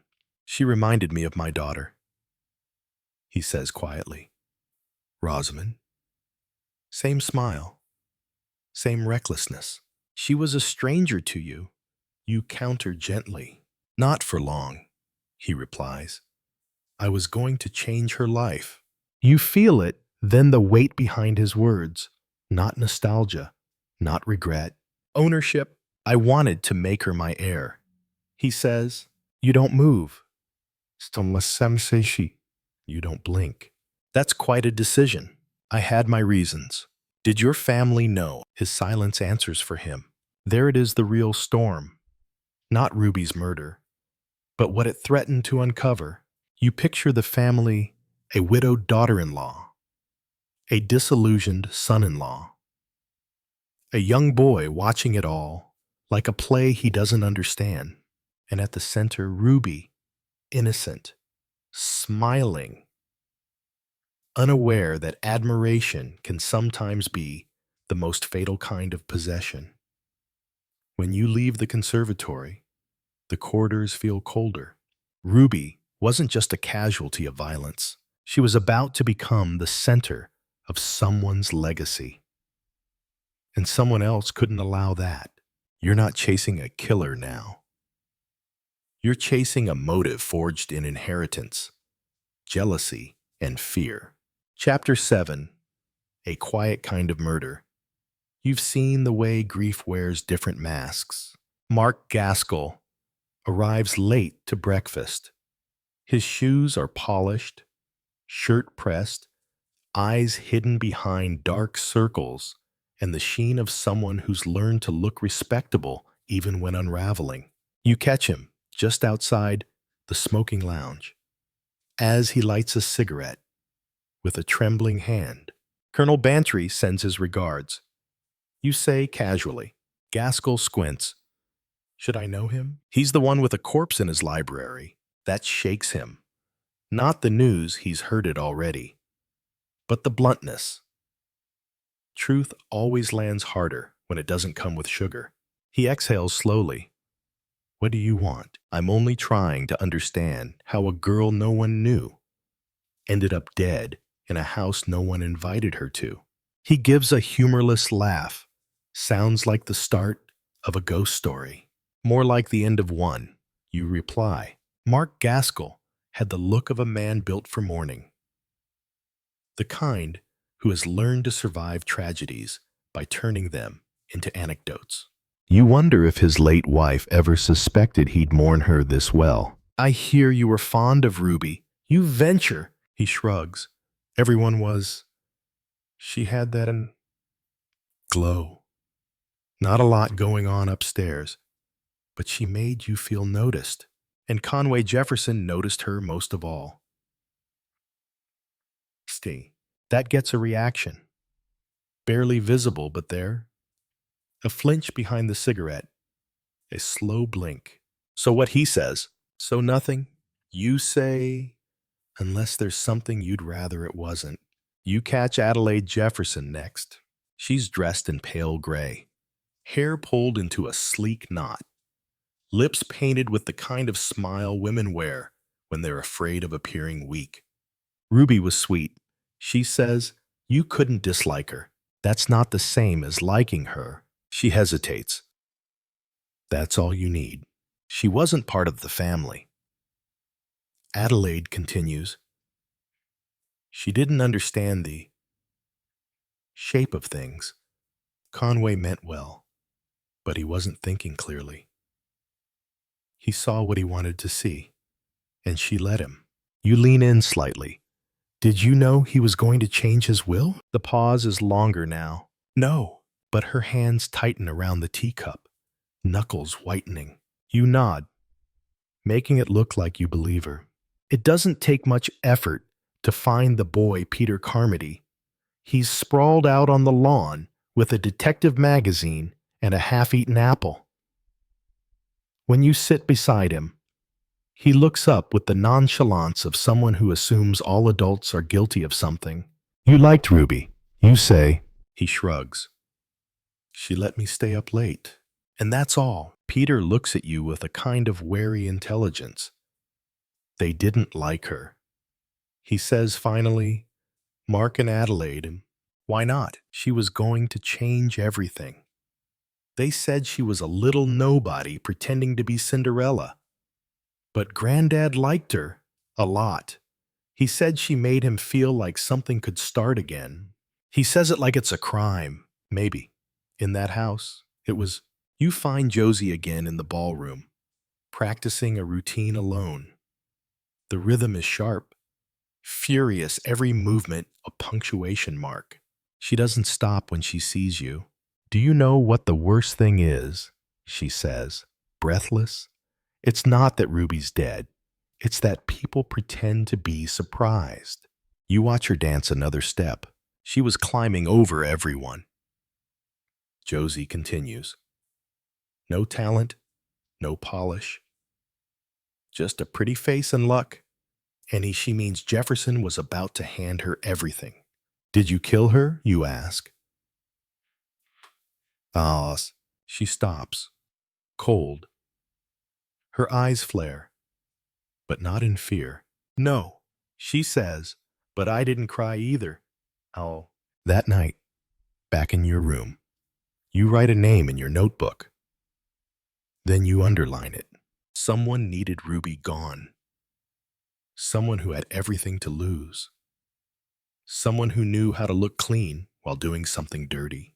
You've seen it before, and you know it now. This wasn't passion. This wasn't madness. This was family business. Chapter 8.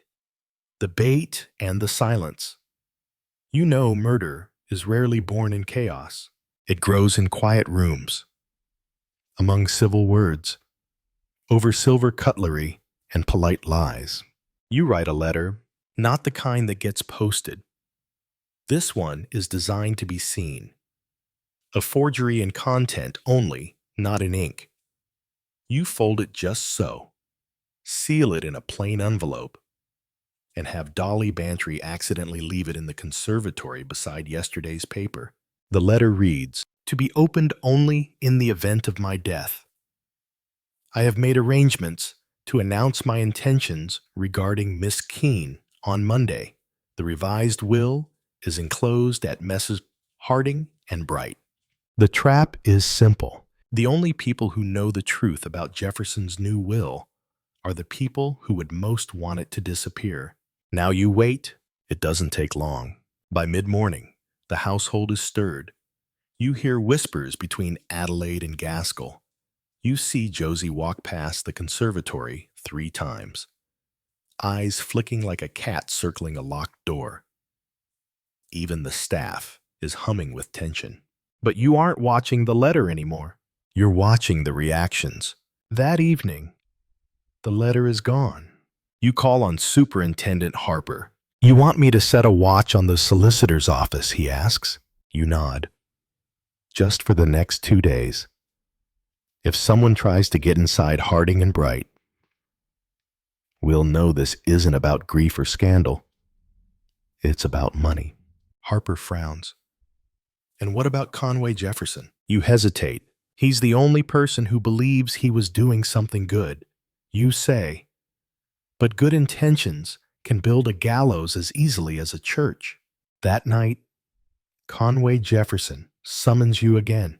He looks older than before, more fragile around the eyes, like his willpower is holding him upright more than his chair. You know, don't you? He asks. I know Ruby was never just a dancer to you. He smiles bitterly. She listened. No one listens to an old man in a wheelchair. Not unless there's money attached. You watch him closely. And did she listen because she cared? He doesn't answer. Instead, he reaches for a photograph on the side table. His daughter, Rosamond. Younger than you'd expected, hair tucked behind her ears. Smile almost shy. She was 17 when she died, he says. Ruby reminded me what 17 felt like. And your family, you ask?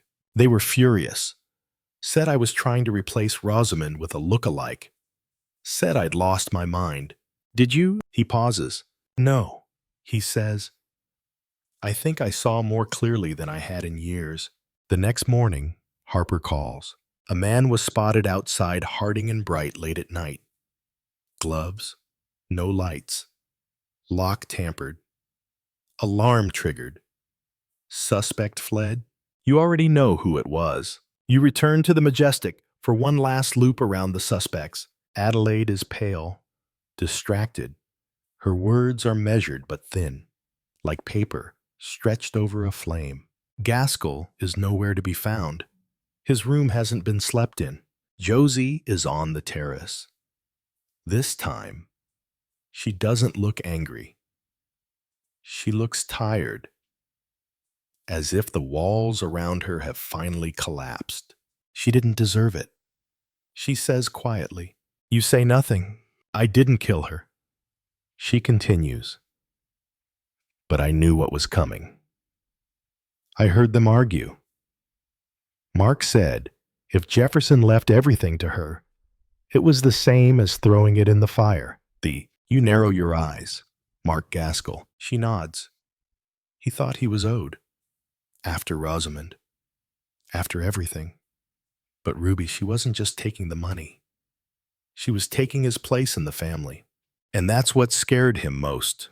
That evening, the police find Mark Gaskell at a boarding house 20 miles west, packing in haste. He doesn't run. He doesn't protest. He just says, "She was never supposed to be in the library. But you know the truth. She wasn't supposed to exist in that world at all. Not to those who thought they owned it. She walked into someone else's inheritance, someone else's grief, and lit a match. Now she's ash on a hearthrug, but she changed the room forever." Chapter 9. The Pattern in the Ashes. You've always believed that murder, like embroidery, follows a pattern. The mess may look accidental, but underneath every stitch has logic, intent.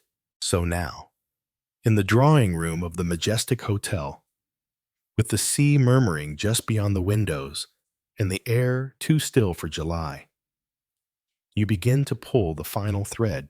Across from you sits Conway Jefferson, jaw set, with something between resolution and regret.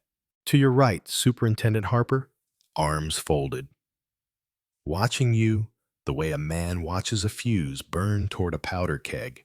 And in front of you, Josie Turner, dressed in black, paler than you've ever seen her. Not afraid of you, but afraid of what comes next. She didn't die in Gossington Hall. You begin.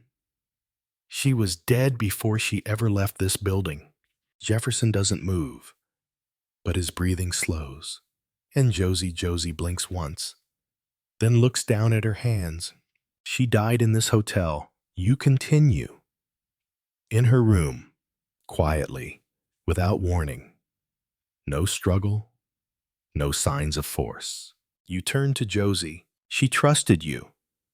You were her cousin, her protector. She listened to you when she wouldn't listen to anyone else. Josie doesn't speak. But it wasn't you. Was it you? Say softly. You might have wanted her gone, but you didn't kill her. You had something worse, loyalty. The kind that lets you cover up someone else's crime. You let the silence stretch until the room seems to hold its breath. Mark Gaskell did it. Superintendent Harper clears his throat. Jefferson stares down at his useless legs. But Josie closes her eyes. She told me, Josie says, almost a whisper. That night, she said Conway had promised to change the will, that she was going to be his heir. She was a child. You reply. She didn't know the danger she was in. No, Josie says. But Mark did. He heard her bragging to one of the other dancers. Said she was going to buy her own car. Start a new life. He was behind her in the corridor. You close your notebook. Slowly, he followed her to her room. Maybe he didn't plan to kill her at first. Maybe he just wanted to scare her, but she laughed. Josie's eyes are full now, her voice thin as paper. She always laughed at the wrong time. The rest unfolded, like a cheap play. Josie found the body. Panic, not guilt, gripped her. Mark had fled. She cleaned the room, dressed Ruby in her flashiest gown, smeared the makeup back on. A dead girl made to look alive for one more performance. And then came the worst idea of all. Someone you don't say, who suggested using the scandal to their advantage. They moved the body, transported it out of the hotel under the nose of the staff, left it in a place where no one could trace it back to Danemouth. The library at Gossington Hall? Ollie, it would look random, mysterious, unconnected. It would, they hoped, make the girl disappear again, just like she came. Jefferson finally looks up. His voice is hoarse. I would have given her everything. She never wanted everything. You say gently. She just wanted to be seen. To be someone. And that more than money was what people couldn't forgive. Later that night, you stand at the window of your room, overlooking the sea. Mark Gaskell has been arrested. Josie Turner has been charged with obstruction. The press will devour her. Of course, a pretty face always gets more ink. Conway Jefferson will rewrite his will again, this time with no girl in white to inherit it. And Ruby, she'll be remembered for a scandal, not for who she was. You turn away from the glass. That's how it often ends. The truth wins. But the dead don't come back to hear it. Chapter 10. The things that stay behind.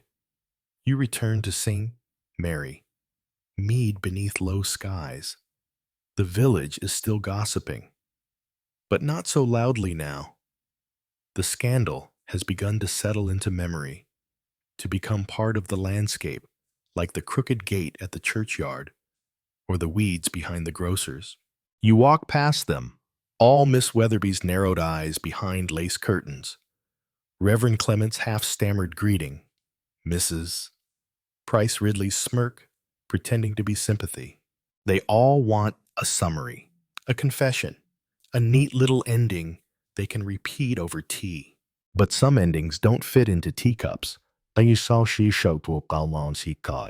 Dolly Bantry waits for you in the garden, her fingers stained with soil, knees damp from kneeling beside her roses. You sit beside her on the stone bench. For a long time, neither of you speaks. Then she asks the question they all want to know. Did you know from the start? You shake your head, not from the start, but from the silence. Everyone talked about Ruby, her dress, her hair, her dancing. But no one said anything about her voice. Not one word about what she thought, what she wanted, what she feared. It's always the missing details that matter. Dolly stares at the earth, her thumb worrying a petal. And Jefferson, you sigh. Loneliness makes people reckless. But his mistake was believing that goodness could protect her, that wanting to save someone could keep them alive. The newspapers were cruel. They always are. Dance hostess found dead. They called her a girl reduced to an occupation and a scandal. Her photo ran 3 days in a row. After that, she vanished. Josie Turner pleaded guilty. Her sentence was short, but her future shrank with it. Mark Gaskell will spend the rest of his life behind stone. Not for murder, strictly for what came after. The panic, the lie, the careful placing of a corpse like furniture in a stranger's house. They'll say he didn't mean to do it, that it was rage, weakness, a slip. But you know better. You always do. That night, you sit by the fire with your knitting and let the quiet return. But something in the room is changed. In the crackle of the flames, in the hush of the drawn curtains, in the softness of your slippers on the floor, there is something else now. A presence, not of Ruby, but of what her death revealed. Greed, jealousy, inheritance, possession masked as love, and still, amid all of it, a fragile glimmer of truth. Ruby was real. She mattered. And you, quiet, observant, underestimated, you made sure someone finally said so. You pick up your needles again and knit the first stitch of a new row. Outside, the wind moves through the garden. Inside, you begin again. Chapter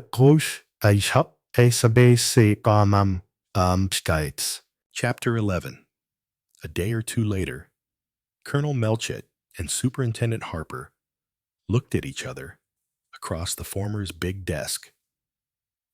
Harper had come over to Much Benham for a consultation.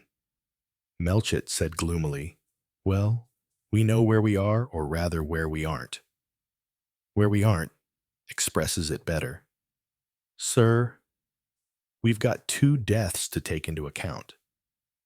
Said Melchett, "2 murders, Ruby Keene and the child Pamela Reeves. Not much to identify her by. Poor kid. But enough. That shoe that escaped burning has been identified positively as hers by her father. And there's this button from her Girl Guide uniform. A fiendish business. Superintendent Harper said very quietly, "I'll say you're right, sir. I'm glad it's quite certain she was dead before the car was set on fire.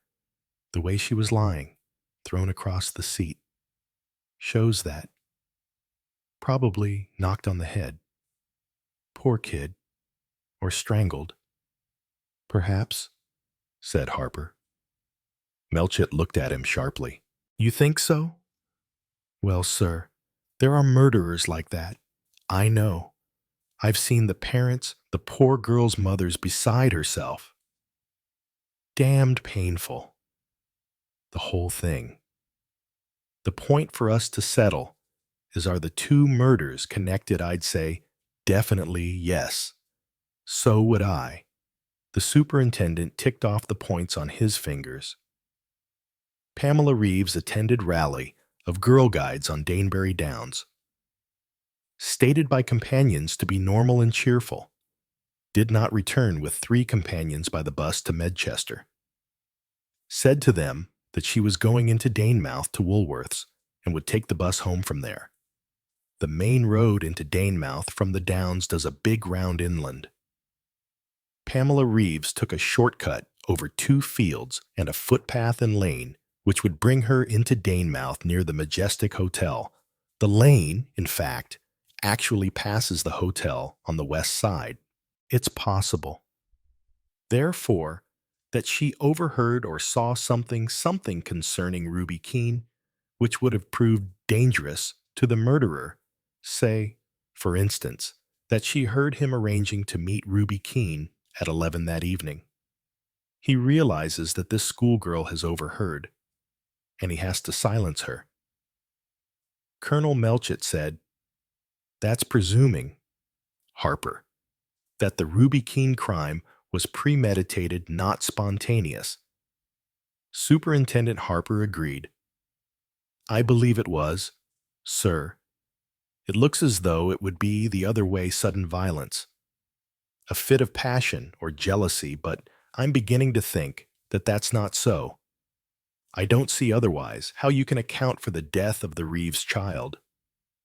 If she was a witness of the actual crime, it would be late at night, round about 11 p.m. And what would she be doing round about the Majestic at that time? Why? At 9 o'clock, her parents were getting anxious because she hadn't returned. The alternative is that she went to meet someone in Danemouth unknown to her family and friends, and that her death is quite unconnected with the other death. Yes, sir, and I don't believe that's so. Look how even the old lady, old Miss Marple, tumbled to it at once that there was a connection. She asked at once if the body in the burnt car was the body of the missing girl guide. Very smart old lady. These old ladies are sometimes shrewd. You know, put their fingers on the vital spot. Miss Marple has done that more than once, said Colonel Melchett dryly. And besides, sir, there's the car. That seems to me to link up her death definitely with the Majestic Hotel. It was Mr. George Bartlett's car. Again, the eyes of the two men met. Melchett said, George Bartlett could be, what do you think again? Harper methodically recited various points. Ruby Keene was last seen with George Bartlett. He says she went to her room, borne out by the dress she was wearing being found there. But did she go to her room and change in order to go out with him? Had they made a date to go out together earlier, discussed it, say, before dinner? And did Pamela Reeves happen to overhear Melchett said, he didn't report the loss of his car until the following morning, and he was extremely vague about it then, pretended he couldn't remember exactly when he had last noticed it. That might be cleverness. Sir, as I see it, he's either a very clever gentleman pretending to be a silly ass, or else, well, he is a silly ass. What we want, said Melchett, is motive. As it stands, he had no motive whatever for killing Ruby Keene. Yes, that's where we're stuck every time. Motive. All the reports from the Palais de Danse at Brixwell are negative. I understand. Absolutely, Ruby Keene had no special boyfriend. Slack's been into the matter thoroughly. Give Slack his due. He is thorough. That's right, sir. Thorough's the word. If there was anything to ferret out, he'd have ferreted it out. But there's nothing there. He got a list of her most frequent dancing partners, all vetted and found correct. Harmless fellows, and all able to produce alibis for that night. Ah, said Superintendent Harper. Alibis.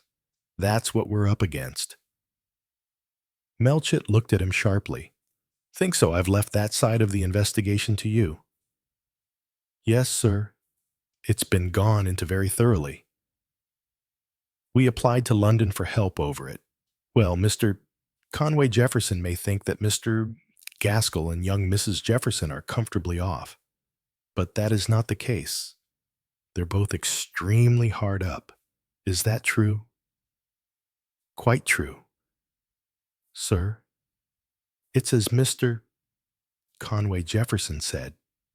He made over considerable sums of money to his son and daughter when they married. That was over 10 years ago. Though Mr. Jefferson fancied himself as knowing good investments. He didn't invest in anything absolutely wildcat, but he was unlucky, and showed poor judgment more than once. His holdings have gone steadily down. I should say, the widow found it difficult to make both ends meet and send her son to a good school, but she hasn't applied to her father-in-law for help. No, sir.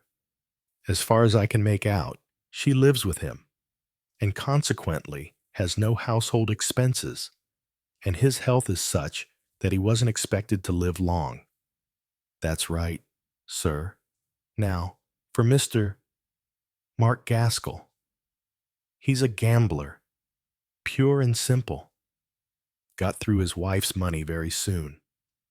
Has got himself tangled up rather critically, just at present. He needs money badly, and a good deal of it. Can't say I like the looks of him much, said Colonel Melchett. Wild-looking sort of fellow, what? And he's got a motive, all right. 25,000 pounds it meant to him, getting that girl out of the way. Yes, it's a motive, all right. They both had a motive. I'm not considering Mrs.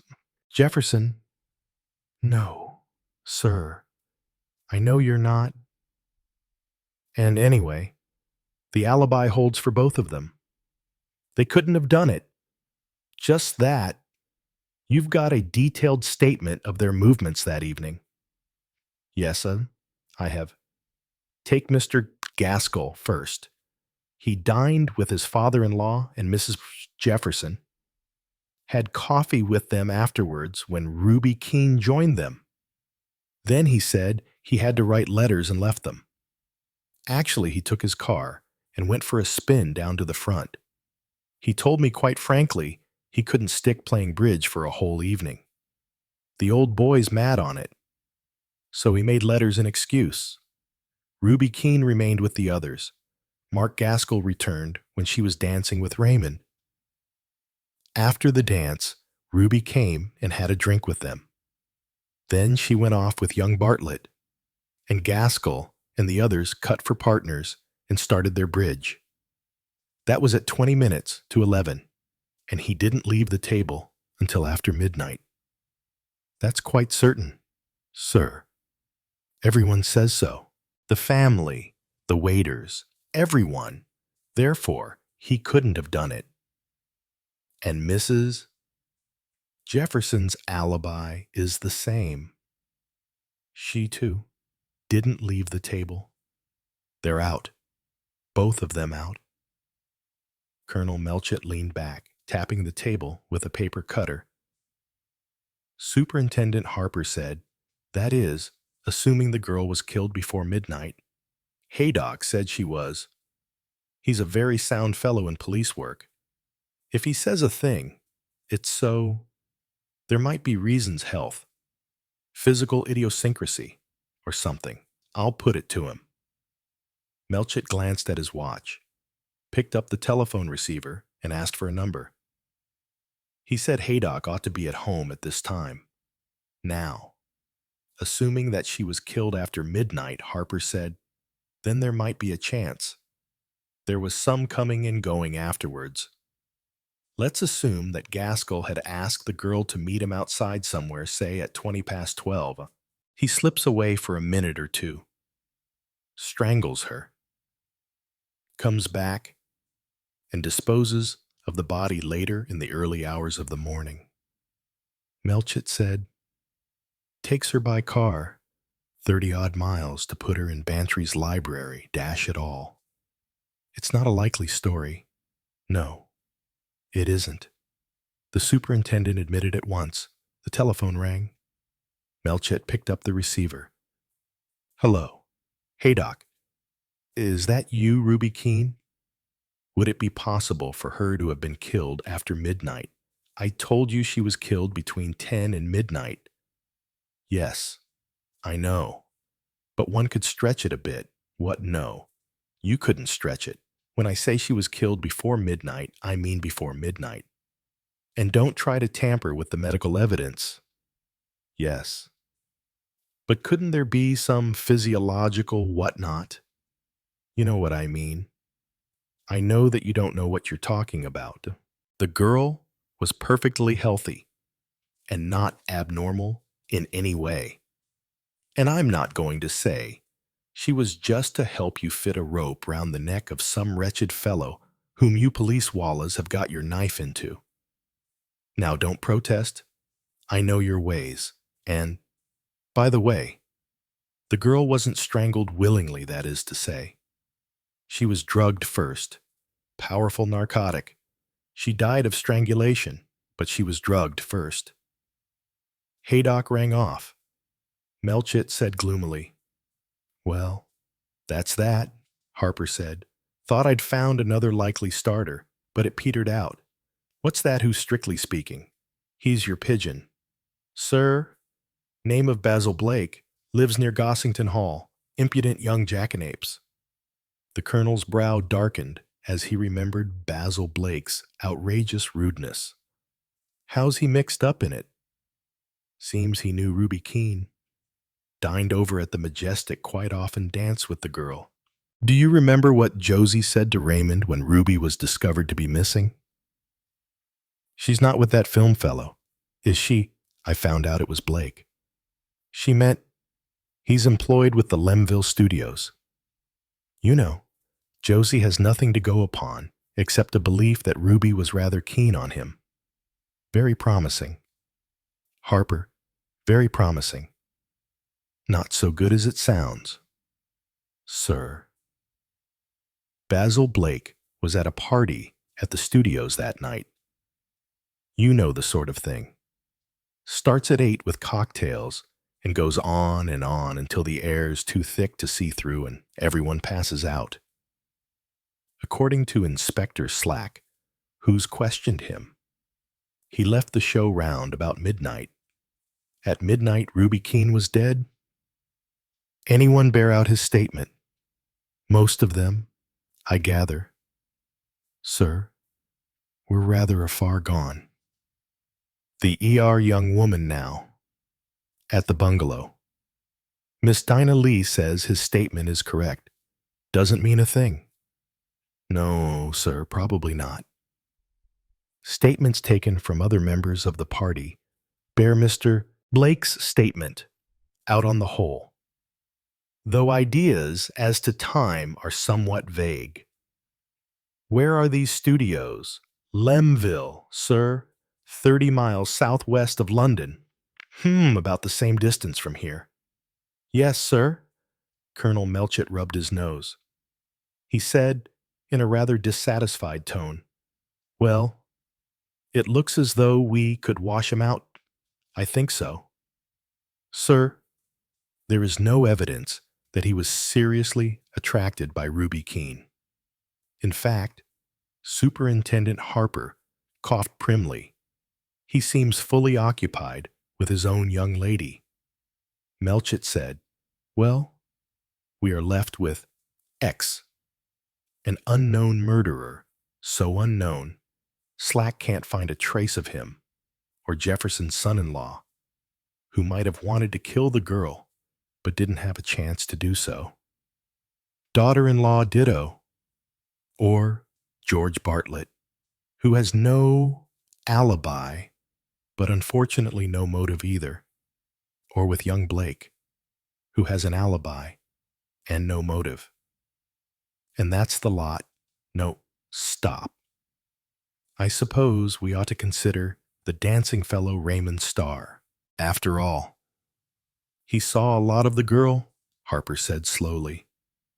Can't believe he took much interest in her, or else he's a thundering good actor. And, for all practical purposes, he's got an alibi too.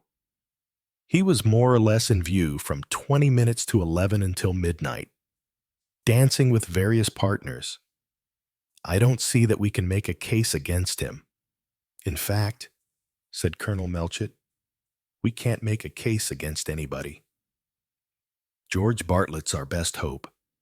If we could only hit on a motive. You've had him looked up. Yes, sir. Only child, coddled by his mother. Came into a good deal of money on her death a year ago. Getting through it fast. Weak rather than vicious. Maybe mental. said Melchett hopefully. Superintendent Harper nodded. He said, "Has it struck you, sir, that may be the explanation of the whole case? Criminal lunatic. You mean, yes, sir. One of those fellows who go about strangling young girls. Doctors have a long name for it." "That would solve all our difficulties," said Melchett. "There's only one thing I don't like about it," said Superintendent Harper. "What? It's too easy." Yes, perhaps. So, as I said at the beginning, where are we? Nowhere, sir, said Superintendent Harper. Chapter 12. Conway Jefferson stirred in his sleep and stretched. His arms were flung out. Long, powerful arms into which all the strength of his body seemed to be concentrated since his accident. Through the curtains, the morning light glowed softly. Conway Jefferson smiled to himself. Always, after a night of rest, he woke like this, happy, refreshed, his deep vitality renewed. Another day. So for a minute he lay. Then he pressed the special bell by his hand, and suddenly a wave of remembrance swept over him. Even as Edwards, deft and quiet-footed, entered the room, a groan was wrung from his master. Edwards paused with his hand on the curtains. He said, "You're not in pain," Sir Conway Jefferson said harshly. "No. Go on. Pull 'em." The clear light flooded the room. Edwards, understanding, did not glance at his master, his face grim. Conway Jefferson lay remembering and thinking. Before his eyes, he saw again the pretty, vapid face of Ruby. Only in his mind, he did not use the adjective vapid.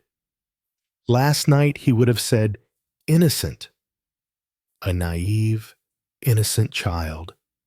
And now, a great weariness came over Conway Jefferson. He closed his eyes. He murmured below his breath, "Margaret." It was the name of his dead wife. "I like your friend," said Adelaide Jefferson to Mrs. Bantry. The two women were sitting on the terrace. "Jane Marple's a very remarkable woman," said Mrs. Bantry. "She's nice, too," said Addie, smiling. "People call her a scandalmonger," said Mrs. Bantry. "But she isn't really. Just a low opinion of human nature." "You could call it that. It's rather refreshing," said Adelaide Jefferson. After having had too much of the other thing, Mrs. Bantry looked at her sharply. Addie explained herself. So much high-thinking idealization of an unworthy object. "You mean Ruby Keene?" Addie nodded. "I don't want to be horrid about her. There wasn't any harm in her. Poor little rat. She had to fight for what she wanted. She wasn't bad, common and rather silly, and quite good-natured, but a decided little gold digger. I don't think she schemed or planned. It was just that she was quick to take advantage of a possibility, and she knew just how to appeal to an elderly man who was lonely." "I suppose," said Mrs. Bantry thoughtfully. The Conway was lonely. Addie moved restlessly. She said, "He was this summer." She paused and then burst out, "Mark will have it that it was all my fault. Perhaps it was. I don't know." She was silent for a minute. Then, impelled by some need to talk, she went on speaking in a difficult, almost reluctant way. I've had such an odd sort of life. Mike Carmody, my first husband, died so soon after we were married it had knocked me out. Peter, as you know, was born after his death. Frank Jefferson was Mike's great friend, so I came to see a lot of him. He was Peter's godfather. Mike had wanted that. I got very fond of him, and sorry for him too. Sorry? Queried Mrs. Bantry with interest. Yes, just that. It sounds odd. Frank had always had everything he wanted. His father and his mother couldn't have been nicer to him. And yet, how can I say it, you see? Old Mr. Jefferson's personality is so strong. If you live with it, you can't somehow have a personality of your own. Frank felt that. When we were married, he was very happy, wonderfully so. Mr. Jefferson was very generous. He settled a large sum of money. On Frank said he wanted his children to be independent and not have to wait for his death. It was so nice of him, so generous, but it was much too sudden. He ought really to have accustomed Frank to independence little by little. It went to Frank's head. He wanted to be as good a man as his father, as clever about money and business, as far-seeing and successful. And, of course, he didn't exactly speculate with the money, but he invested in the wrong things at the wrong time. It's frightening, how soon money goes if you're not clever about it. The more Frank dropped, the more eager he was to get it back by some clever deal. So things went from bad to worse. But, my dear, said Mrs. Bantry, couldn't Conway have advised him? He didn't want to be advised. The one thing he wanted was to do well on his own. That's why we never let Mr. Jefferson know. When Frank died, there was very little left, only a tiny income for me. And I didn't let his father know either. You see, she turned abruptly. It would have felt like betraying Frank to him. Frank would have hated it so. Mr. Jefferson was ill for a long time. When he got well, he assumed that I was a very well-off widow. I've never undeceived him. It's been a point of honor. He knows I'm very careful about money, but he approves of that, thinks I'm a thrifty sort of woman, and, of course, Peter and I have lived with him practically ever since, and he's paid for all our living expenses. So, I've never had to worry.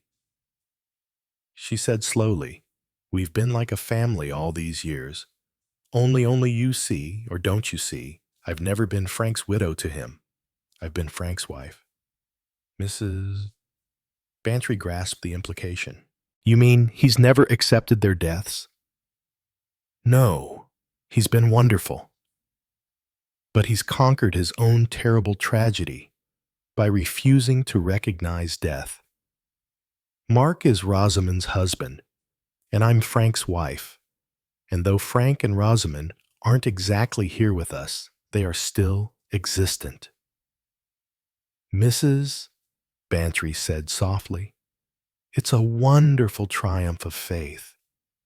I know we've gone on, year after year, but suddenly, this summer, something went wrong in me. I felt rebellious. It's an awful thing to say, but I didn't want to think of Frank anymore. All that was over my love and companionship with him, and my grief when he died. It was something that had been and wasn't any longer. It's awfully hard to describe. It's like wanting to wipe the slate clean and start again. I wanted to be me, Addie. Still reasonably young and strong and able to play games and swim and dance, just a person. Even Hugo. You know Hugo McLean. He's a dear and wants to marry me. But, of course, I've never really thought of it. But this summer I did begin to think of it, not seriously, only vaguely. She stopped and shook her head. And so I suppose it's true. I neglected Jeff. I don't mean really neglected him, but my mind and thoughts weren't with him. When Ruby, as I saw, amused him, I was rather glad. It left me freer to go and do my own things. I never dreamed, of course. I never dreamed that he would be so infatuated by her. Mrs. Bantry asked, and when you did find out, I was dumbfounded, absolutely dumbfounded. And I'm afraid angry too. I'd have been angry, said Mrs. Bantry. There was Peter. You see, Peter's whole future depends on Jeff. Jeff practically looked on him as a grandson. Or so I thought. But, of course, he wasn't a grandson. He was no relation at all. And to think that he was going to be disinherited, her firm, well-shaped hands shook a little where they lay in her lap. For that's what it felt like, and for a vulgar, gold-digging little simpleton. Oh, I could have killed her. She stopped, stricken. Her beautiful hazel eyes met Mrs. Bantry's in a pleading horror. She said, what an awful thing to say. Hugo McLean, coming quietly up behind them, asked, what's an awful thing to say? Sit down, Hugo. You know Mrs. Bantry, don't you? McLean had already greeted the older lady.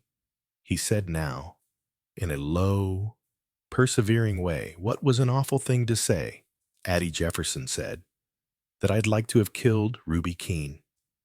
Hugo McLean reflected a minute or two. Then he said, no. I wouldn't say that if I were you. Might be misunderstood. His eyes steady, reflective. Gray eyes looked at her meaningly. He said, you've got to watch your step. Addie. There was a warning in his voice. When Miss Marple came out of the hotel and joined Mrs.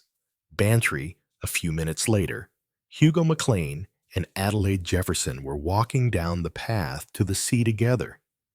Seating herself, Miss Marple remarked, he seems very devoted. He's been devoted for years, one of those men. I know, like Major Barry. He hung round an Anglo-Indian widow for quite 10 years, a joke among her friends. In the end, she gave in. But unfortunately, 10 days before they were to have been married, she ran away with the chauffeur. Such a nice woman, too, and usually so well balanced. People do very odd things, agreed Mrs. Bantry. I wish you'd been here just now, Jane. Addie Jefferson was telling me all about herself, how her husband went through all his money, but they never let Mr. Jefferson know. And then, this summer, things felt different to her. Miss Marple nodded. Yes. She rebelled, I suppose, against being made to live in the past. After all, there's a time for everything. You can't sit in the house with the blinds down forever. I suppose Mrs. Jefferson just pulled them up and took off her widow's weeds, and her father-in-law, of course, didn't like it. Felt left out in the cold, though I don't suppose for a minute he realized who put her up to it. Still, he certainly wouldn't like it, and so, of course, like old Mr. Badger when his wife took up spiritualism, he was just ripe for what happened. Any fairly nice-looking young girl who listened prettily would have done. Do you think, said Mrs. Bantry, that cousin, Josie, got her down here deliberately, that it was a family plot? Miss Marple shook her head. No, I don't think so at all. I don't think Josie has the kind of mind that could foresee people's reactions. She's rather dense in that way. She's got one of those shrewd, limited, practical minds that never do foresee the future and are usually astonished by it. It seems to have taken everyone by surprise, said Mrs. Bantry. Addie and Mark Gaskell, too. Apparently, Miss Marple smiled. I dare say he had his own fish to fry, a bold fellow with a roving eye, not the man to go on being a sorrowing widower for years, no matter how fond he may have been of his wife. I should think they were both restless under old Mr. Jefferson's yoke of perpetual remembrance. Only, added Miss Marple cynically, it's easier for gentlemen. Of course, at that very moment, Mark was confirming this judgment on himself in a talk with Sir Henry Clithering.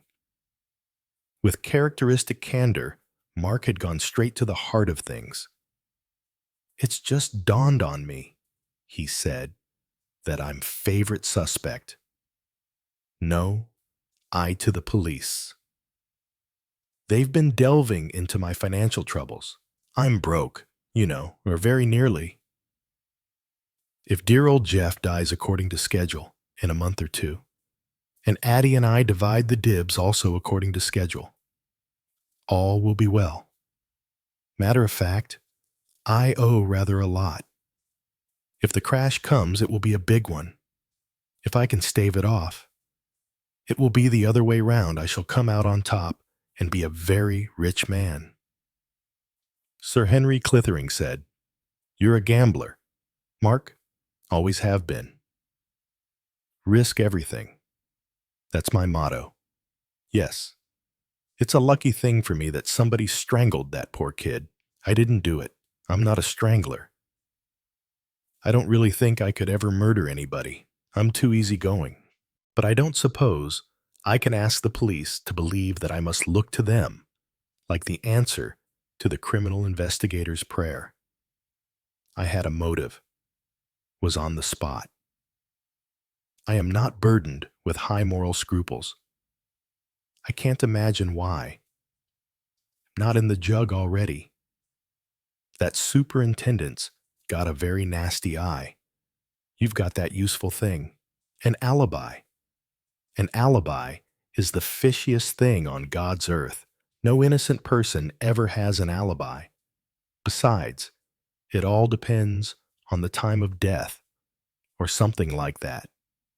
And you may be sure, if 3 doctors say the girl was killed at midnight, at least 6 will be found who will swear positively that she was killed at 5 in the morning, and where's my alibi then?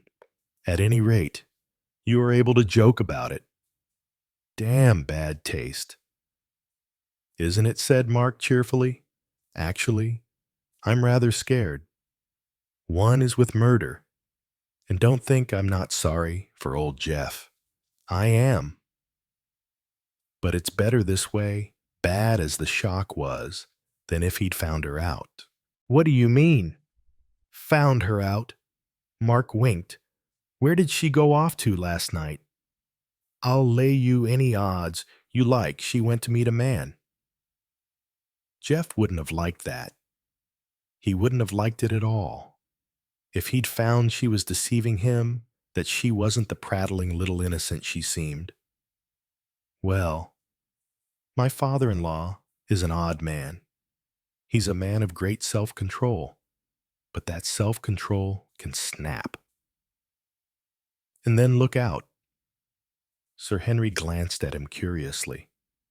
Are you fond of him or not? I'm very fond of him. And at the same time, I resent him. I'll try and explain. Conway Jefferson is a man who likes to control his surroundings. He's a benevolent despot, kind, generous, and affectionate, but his is the tune, and the others dance to his piping. Mark Gaskell paused. I loved my wife. I shall never feel the same for anyone else. Rosamond was sunshine and laughter and flowers. And when she was killed, I felt just like a man in the ring who's had a knockout blow. But the referee's been counting a good long time now. I'm a man. After all, I like women. I don't want to marry again, not in the least. Well, that's all right. I've had to be discreet, but I've had my good times all right. Poor Addie hasn't. Addie's a really nice woman. She's the kind of woman men want to marry, not to sleep with. Give her half a chance and she would marry again and be very happy and make the chap happy too. But old Jeff saw her always as Frank's wife and hypnotized her into seeing herself like that. He doesn't know it, but we've been in prison. I broke out, on the quiet, a long time ago. Addie broke out this summer, and it gave him a shock. It split up his world. Result, Ruby Keene. Irrepressibly, he sang, but she is in her grave, and, oh, the difference to me. Come and have a drink. Clithering. It was hardly surprising. Sir Henry reflected that Mark Gaskell should be an object of suspicion to the police. Chapter 13. Dr. Metcalf was one of the best-known physicians in Danemouth. He had no aggressive bedside manner, but his presence in the sick room had an invariably cheering effect. He was middle-aged, with a quiet, pleasant voice. He listened carefully to Superintendent Harper and replied to his questions with gentle precision. Harper said, "Then I can take it, Dr. Metcalf, that what I was told by Mrs. S. Jefferson was substantially correct. Yes, Mr. Jefferson's health is in a precarious state. For several years now, the man has been driving himself ruthlessly in his determination to live like other men. He has lived at a far greater pace than the normal man of his age. He has refused to rest, to take things easy, to go slow, or any of the other phrases with which I and his other medical advisors have tendered our opinion. The result is that the man is an overworked engine. Heart, lungs, blood pressure, they're all overstrained. You say Mr. Jefferson has absolutely refused to listen. Yet, I don't know that I blame him. It's not what I say to my patients. Superintendent. But a man may as well wear out as rust out. A lot of my colleagues do that. And take it from me, it's not a bad way.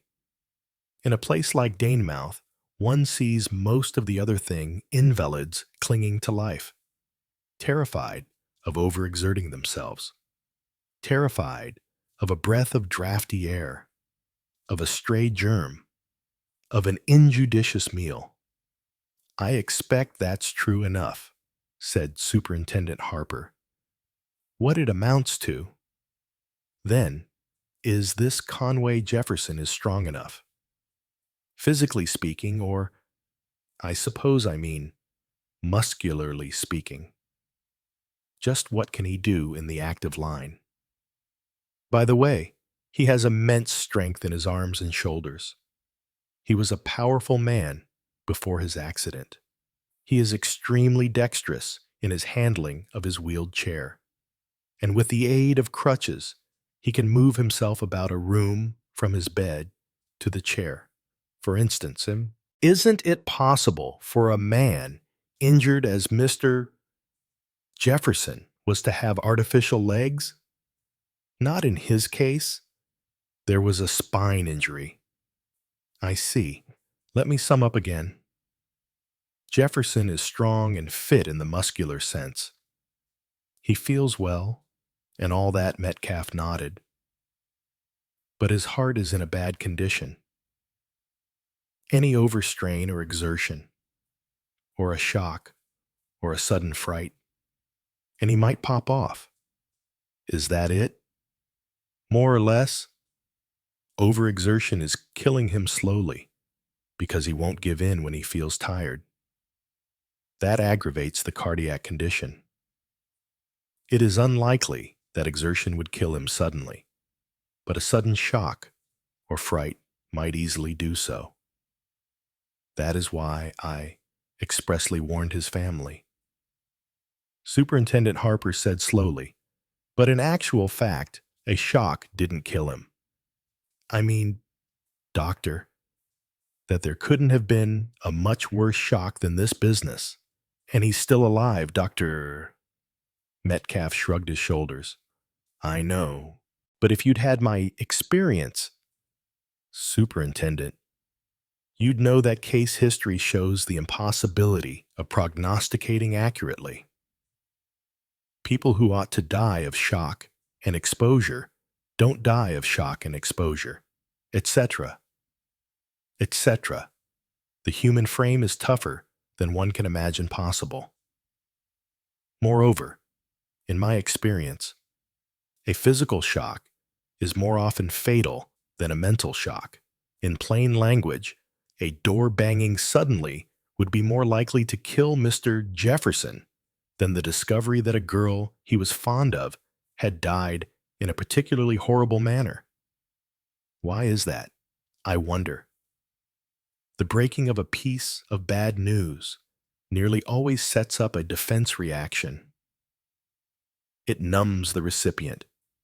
They are unable at first to take it in. Full realization takes a little time. But the banged door, someone jumping out of a cupboard, the sudden onslaught of a motor as you cross a road, all those things are immediate in their action. The heart gives a terrified leap, to put it in layman's language. Superintendent Harper said slowly, but as far as anyone would know, Mr. Jefferson's death might easily have been caused by the shock of the girl's death. Oh, easily. The doctor looked curiously at the other. You don't think? I don't know what I think, said Superintendent Harper vexedly. But you'll admit, sir, that the two things would fit in very prettily together. He said a little later to Sir Henry Clithering, kill two birds with one stone. First the girl, and the fact of her death takes off Mr. Jefferson too, before he's had any opportunity of altering his will. Do you think he will alter it? You'd be more likely to know that, sir, than I would. What do you say? I don't know. Before Ruby Keene came on the scene, I happened to know that he had left his money between Mark Gaskell and Mrs. Jefferson.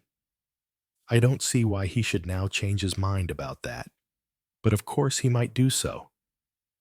Might leave it to a cat's home, or to subsidize young professional dancers. Superintendent Harper agreed.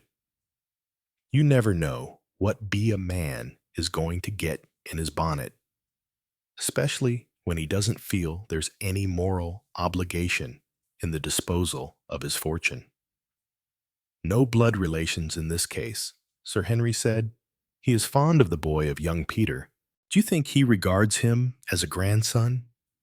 You'd know that better than I would. Sir Henry said slowly, no, I don't think so. There's another thing I'd like to ask you, sir. It's a thing I can't judge for myself, but they're friends of yours, and so you'd know. I'd like very much to know just how fond Mr. Jefferson is of Mr. Gaskell and young Mrs. Jefferson. Sir Henry frowned. I'm not sure if I understand you. Superintendent? Well, it's this way, sir. How fond is he of them as persons apart from his relationship to them? I see what you mean. Yes, sir.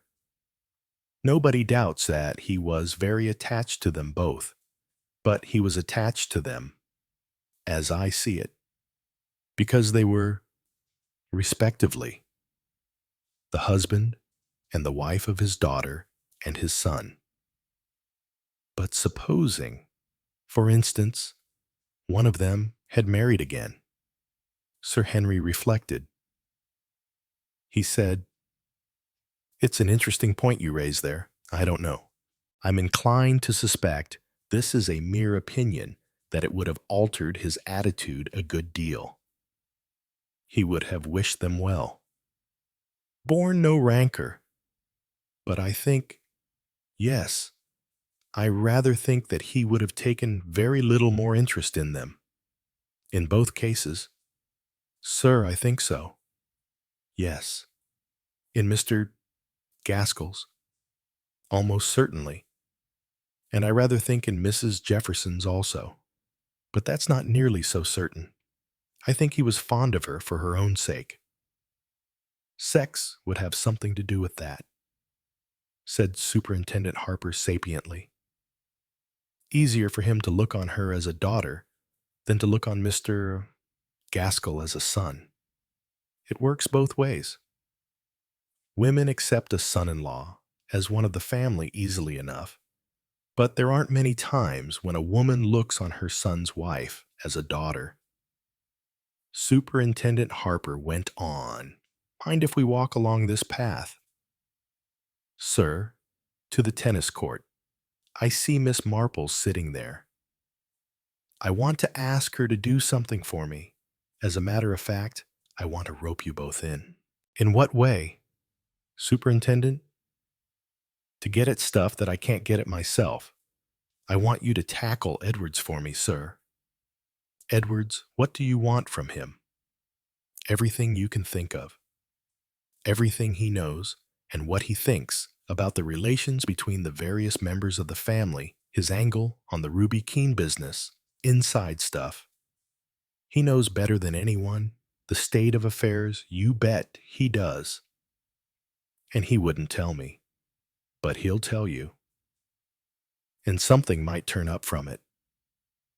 That is, of course, if you don't object," Sir Henry said grimly. "I don't object. I've been sent for, urgently, to get at the truth. I mean to do my utmost," he added. "How do you want Miss Marple to help you with some girls? Some of those girl guides? We've rounded up half a dozen or so. The ones who were most friendly with Pamela Reeves. It's possible that they may know something. You see, I've been thinking. It seems to me that if that girl was really going to Woolworth's, she would have tried to persuade one of the other girls to go with her. Girls usually like to shop with someone. Yes, I think that's true.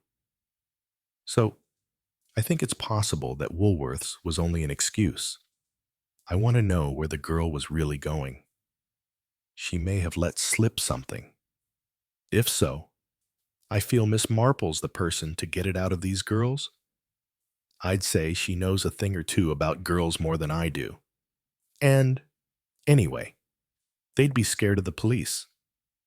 It sounds to me the kind of village domestic problem that is right up Miss Marple's street.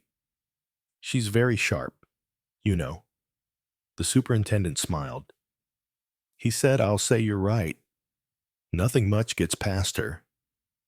Miss Marple looked up at their approach and welcomed them eagerly. She listened to the superintendent's request and at once acquiesced. "I should like to help you very much, Superintendent, and I think that perhaps I could be of some use. What with the Sunday school, you know, and the brownies, and our guides, and the orphanage quite near I'm on the committee, you know, and often run in to have a little talk with matron, and then servants. I usually have very young maids. Oh, yes. I've quite a lot of experience in when a girl is speaking the truth and when she is holding something back.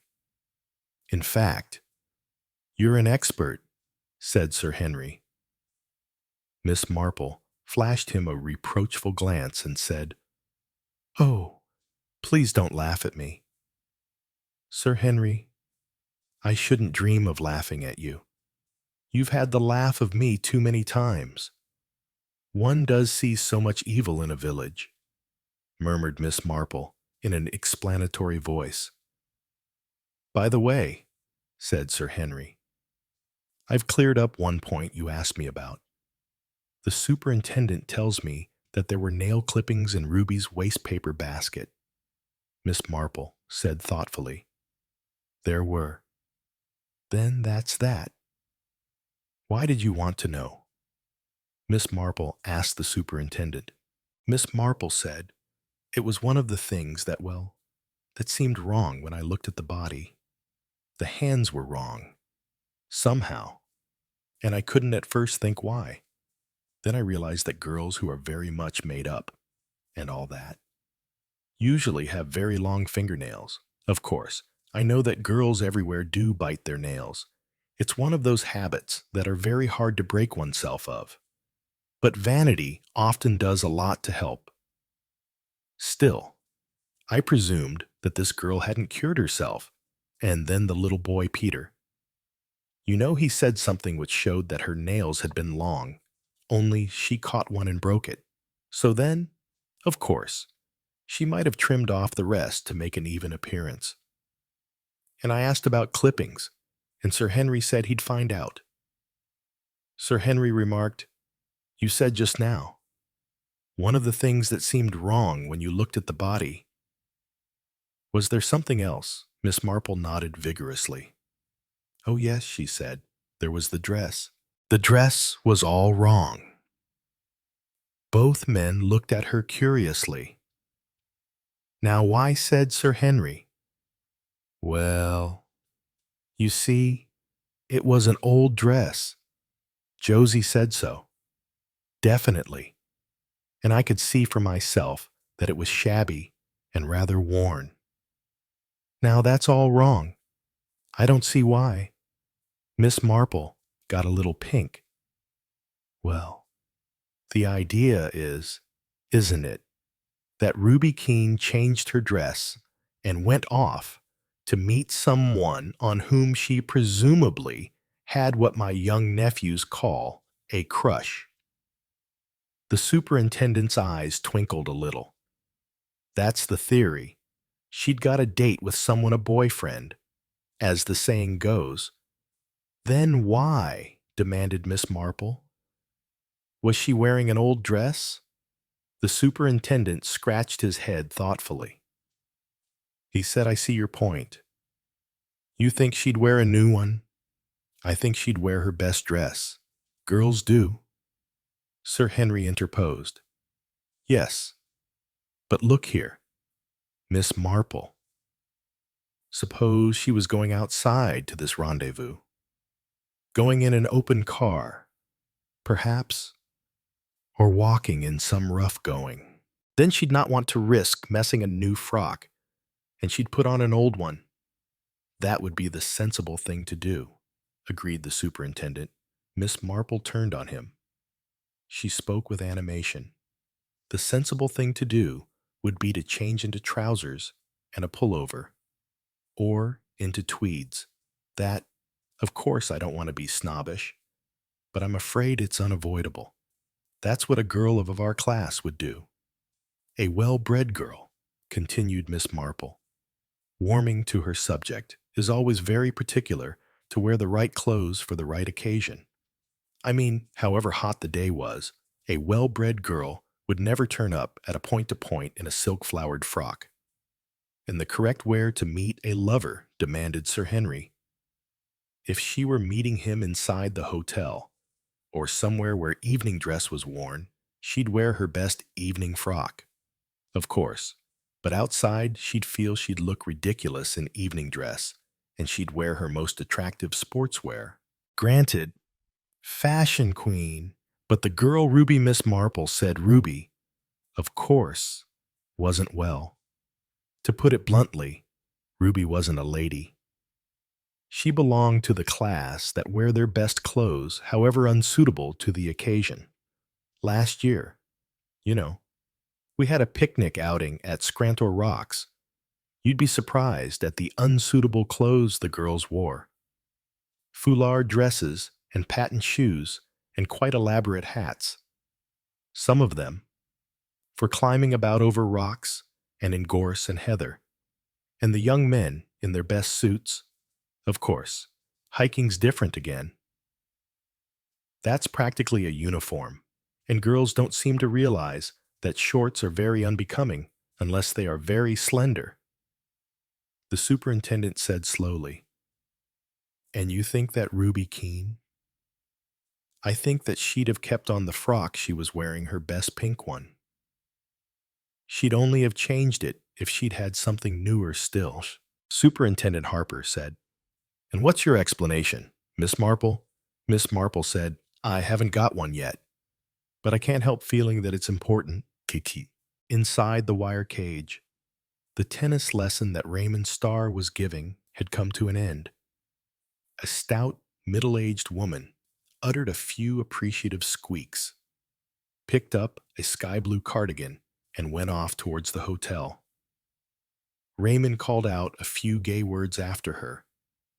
Then he turned towards the bench where the three onlookers were sitting. The balls dangled in a net in his hand. His racket was under one arm. The gay, laughing expression on his face was wiped off as though by a sponge from a slate. He looked tired and worried.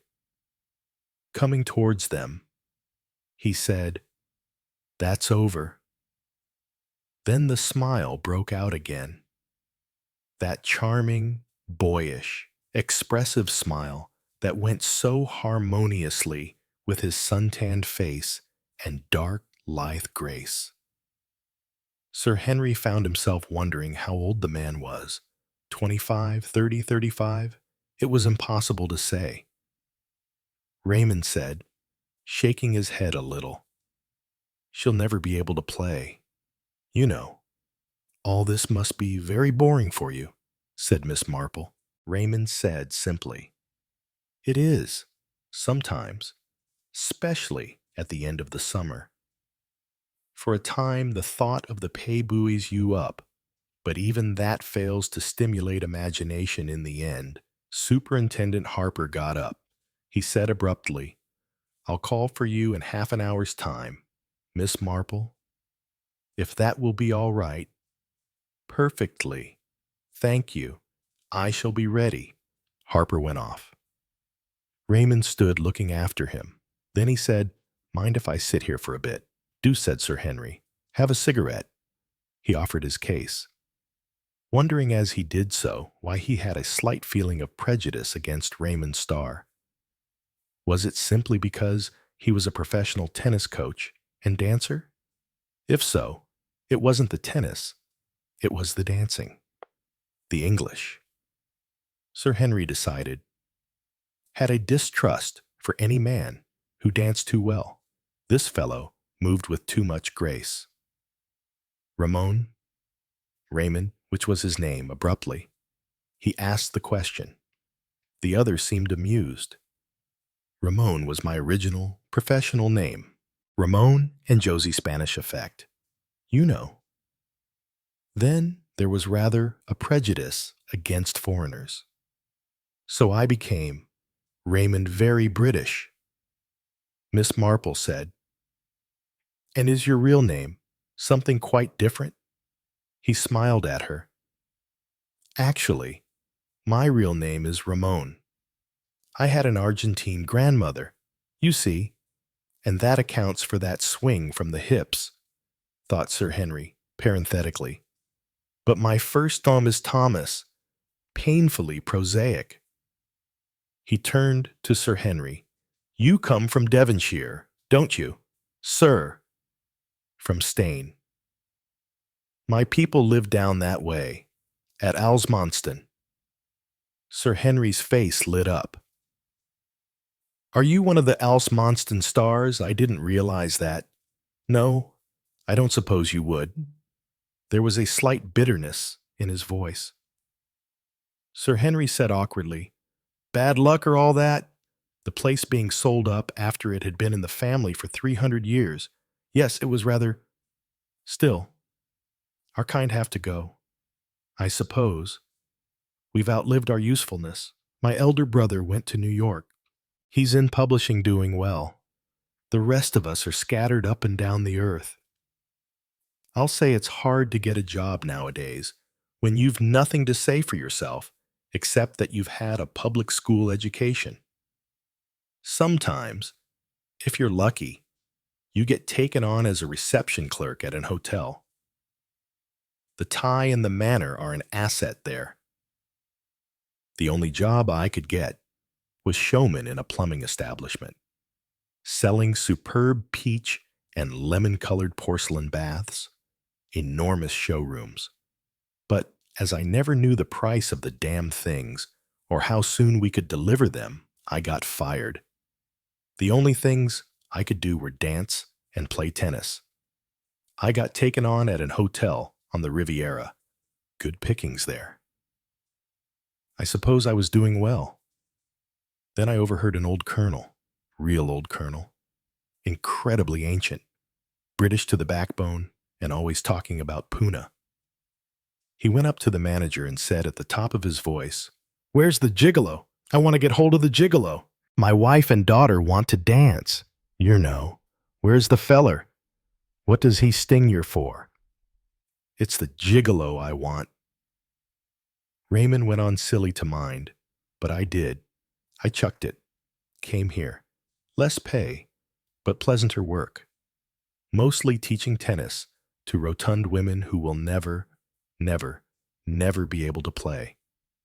That and dancing with the neglected wallflower daughters of rich clients. Oh well, it's life, I suppose. Excuse today's hard luck story, he laughed. His teeth flashed out white, his eyes crinkled up at the corners. He looked suddenly healthy and happy and very much alive. Sir Henry said, "I'm glad to have a chat with you. I've been wanting to talk with you. About Ruby Keene, I can't help you. You know, I don't know who killed her. I knew very little about her. She didn't confide in me." Miss Marple said, "Did you like her?" "Not particularly." "I didn't dislike her." His voice was careless. "Uninterested," Sir Henry said. "So you've no suggestions to offer?" "I'm afraid not." I'd have told Harper if I had. It just seems to me one of those things, petty, sordid little crime, no clues, no motive. Two people had a motive, said Miss Marple. Sir Henry looked at her sharply. Really, Raymond looked surprised. Miss Marple looked insistently at Sir Henry, and he said rather unwillingly, "Her death probably benefits Mrs. Jefferson and Mr. Gaskell to the amount of £50,000. What Raymond looked really startled, more than startled, upset. "Oh, but that's absurd. Absolutely absurd. Mrs. Jefferson, neither of them could have had anything to do with it.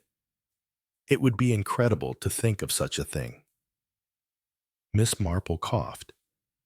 She said gently, "I'm afraid, you know, you're rather an idealist." He laughed. "Not me, I'm a hard-boiled cynic." "Money," said Miss Marple, "is a very powerful motive." "Perhaps," Raymond said hotly, "but that either of those two would strangle a girl in cold blood." He shook his head. Then he got up. "Here's Mrs. Jefferson now. Come for her lesson. She's late." His voice sounded amused. 10 minutes late, Adelaide Jefferson and Hugo McLean were walking rapidly down the path towards them, with a smiling apology for her lateness. Addie Jefferson went on to the court. McLean sat down on the bench. After a polite inquiry whether Miss Marple minded a pipe, he lit it and puffed for some minutes in silence, watching critically the two white figures about the tennis court. He said at last, Can't see what Addie wants to have lessons for. Have a game. Yes, no one enjoys it better than I do. But why lessons wants to improve her game, said Sir Henry. She's not a bad player, said Hugo. Good enough? At all events, dash it all. She isn't aiming to play at Wimbledon. He was silent for a minute or two. Then he said, Who is this Raymond fellow? Where do they come from? These Prose fellow looks like a Dago to me. He's one of the Devonshire stars. Said Sir Henry, What not really? Sir Henry nodded. It was clear that this news was unpleasing to Hugo MacLean. He scowled more than ever. He said, Don't know why Addie sent for me. She seems not to have turned a hair over this business, never looked better. Why send for me? Sir Henry asked with some curiosity. When did she send for you? Oh, when all this happened. How did you hear telephone or telegram? Telegram. As a matter of curiosity. When was it sent off? Well, I don't know exactly. What time did you receive it? I didn't exactly receive it. It was telephoned on to me as a matter of fact. Why? Where were you? Fact is, I'd left London the afternoon before. I was staying at Danebury Head. What, quite near here? Yes, rather funny. Wasn't it? Got the message when I got in from a round of golf, and came over here at once. Miss Marple gazed at him thoughtfully. He looked hot and uncomfortable. She said, I've heard it's very pleasant at Danebury Head, and not very expensive. No, it's not expensive. I couldn't afford it if it was. It's a nice little place. We must drive over there one day, said Miss Marple. Eh, what? Oh, or yes, I should. He got up. Better take some exercise. Get an appetite. He walked away stiffly. Women, said Sir Henry, treat their devoted admirers very badly. Miss Marple smiled, but made no answer. Does he strike you as rather a dull dog? Asked Sir Henry. I'd be interested to know. A little limited in his ideas. Perhaps, said Miss Marple, but with possibilities. I think, definitely possibilities. Sir Henry in his turn got up. It's time for me to go and do my stuff. I see Mrs. Bantry is on her way to keep you company. Mrs. Bantry arrived breathless and sat down with a gasp. She said, I've been talking to chambermaids, but it isn't any good. I haven't found out a thing more. Do you think that girl can really have been carrying on with someone without everybody in the hotel knowing all about it? That's a very interesting point, dear. I should say, definitely not. Somebody knows. Depend upon it. If it's true. But she must have been very clever about it. Mrs. Bantry's attention had strayed to the tennis court. She said approvingly, Addie's tennis is coming on a lot. Attractive young man. That tennis pro. Addie's looking quite nice looking. She's still an attractive woman. I shouldn't be at all surprised if she married again. She'll be a rich woman, too. When Mr. Jefferson dies, said Miss Marple. Oh, don't always have such a nasty mind, Jane. Why haven't you solved this mystery yet? We don't seem to be getting on at all. I thought you'd know at once. Mrs. Bantry's tone held reproach. No, dear. I didn't know at once, not for some time. Mrs. Bantry turned startled and incredulous eyes on her. You mean you know Sal, who killed Ruby Keene? Oh, yes, said Miss Marple. "I know that. But Jane, who is it? Tell me at once." Miss Marple shook her head very firmly and pursed up her lips. "I'm sorry, Dolly, but that wouldn't do at all." "Why wouldn't it do?" "Because you're so indiscreet. You would go round telling everyone. Or, if you didn't tell, you'd hint. No, I wouldn't. I wouldn't tell a soul." People who use that phrase are always the last to live up to it. It's no good. Dear, there's a long way to go yet. A great many things that are quite obscure. You remember when I was so against letting Mrs. Partridge collect for the Red Cross? And I couldn't say why. The reason was that her nose had twitched in just the same way that that maid of mine, Alice, twitched her nose when I sent her out to pay the books. Always paid them a shilling or so short, and said it could go on to the next week's account, which, of course, was exactly what Mrs. Partridge did, only on a much larger scale. £75 it was she embezzled. "Never mind, Mrs. Partridge," said Mrs. Bantry, "but I had to explain to you. And if you care, I'll give you a hint. The trouble in this case is that everybody has been much too credulous and believing. You simply cannot afford to believe everything that people tell you. When there's anything fishy about, I never believe anyone at all. You see, I know human nature so well." Mrs. Bantry was silent for a minute or two. Then she said, in a different tone of voice, "I told you, didn't I, that I didn't see why I shouldn't enjoy myself over this case? A real murder in my own house, the sort of thing that will never happen again." "I hope not," said Miss Marple. "Well, so do I. Really, once is enough. But it's my murder. Jane, I want to enjoy myself over it." Miss Marple shot a glance at her. Mrs. Bantry said belligerently, "Don't you believe that?" Miss Marple said sweetly. "Of course. Dolly, if you tell me so." "Yes, but you never believe what people tell you. Do you? You've just said so." "Well, you're quite right." Mrs. Bantry's voice took on a sudden bitter note. She said, "I'm not altogether a fool. You may think, Jane, that I don't know what they're saying. All over St.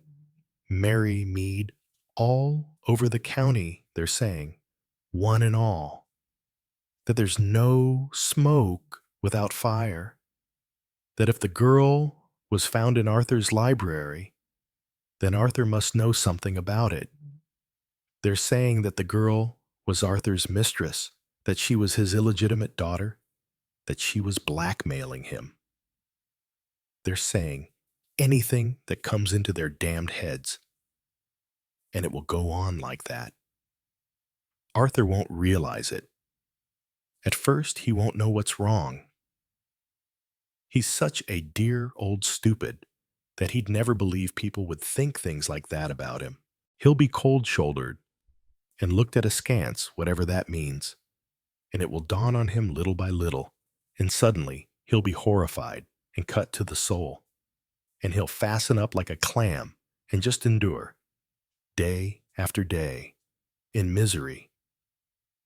It's because of all that's going to happen to him that I've come here to ferret out every single thing about it that I can.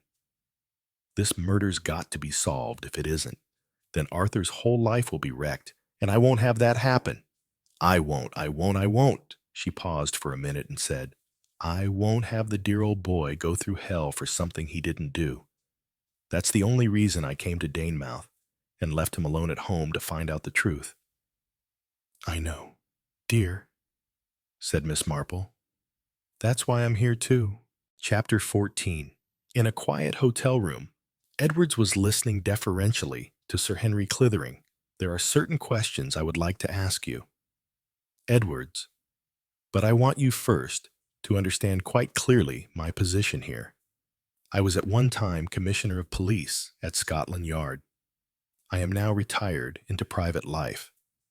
Your master sent for me when this tragedy occurred. He begged me to use my skill and experience in order to find out the truth. Sir Henry paused. Edwards, his pale, intelligent eyes on the other's face, inclined his head.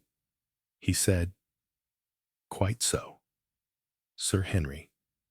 Clithering went on slowly and deliberately. In all police cases, there is necessarily a lot of information that is held back. It is held back for various reasons, because it touches on a family skeleton, because it is considered to have no bearing on the case, because it would entail awkwardness and embarrassment to the parties concerned.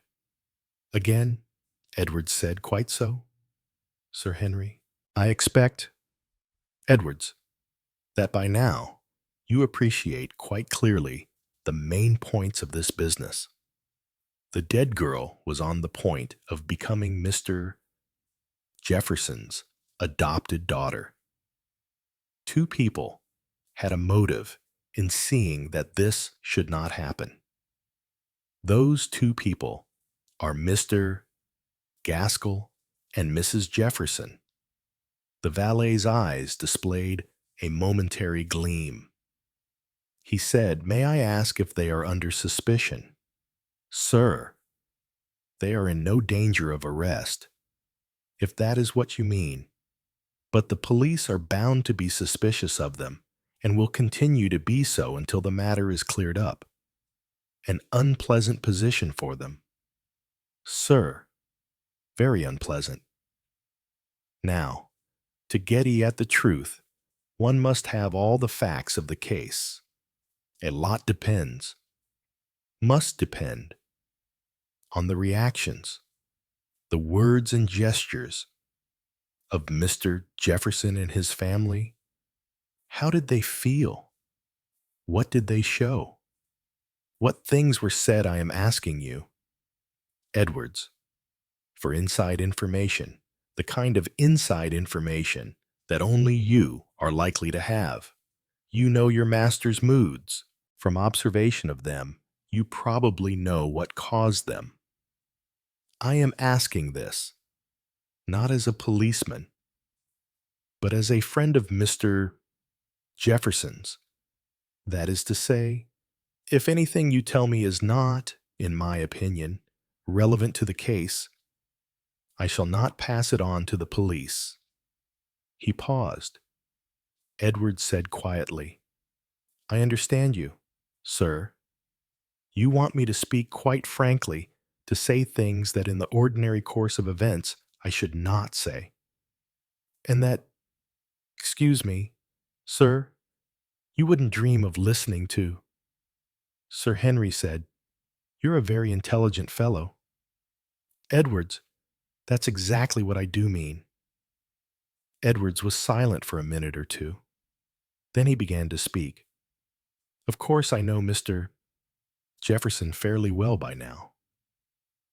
I've been with him quite a number of years, and I see him in his off moments, not only in his on ones. Sometimes, sir, I've questioned in my own mind whether it's good for anyone to fight fate in the way Mr. Jefferson has fought.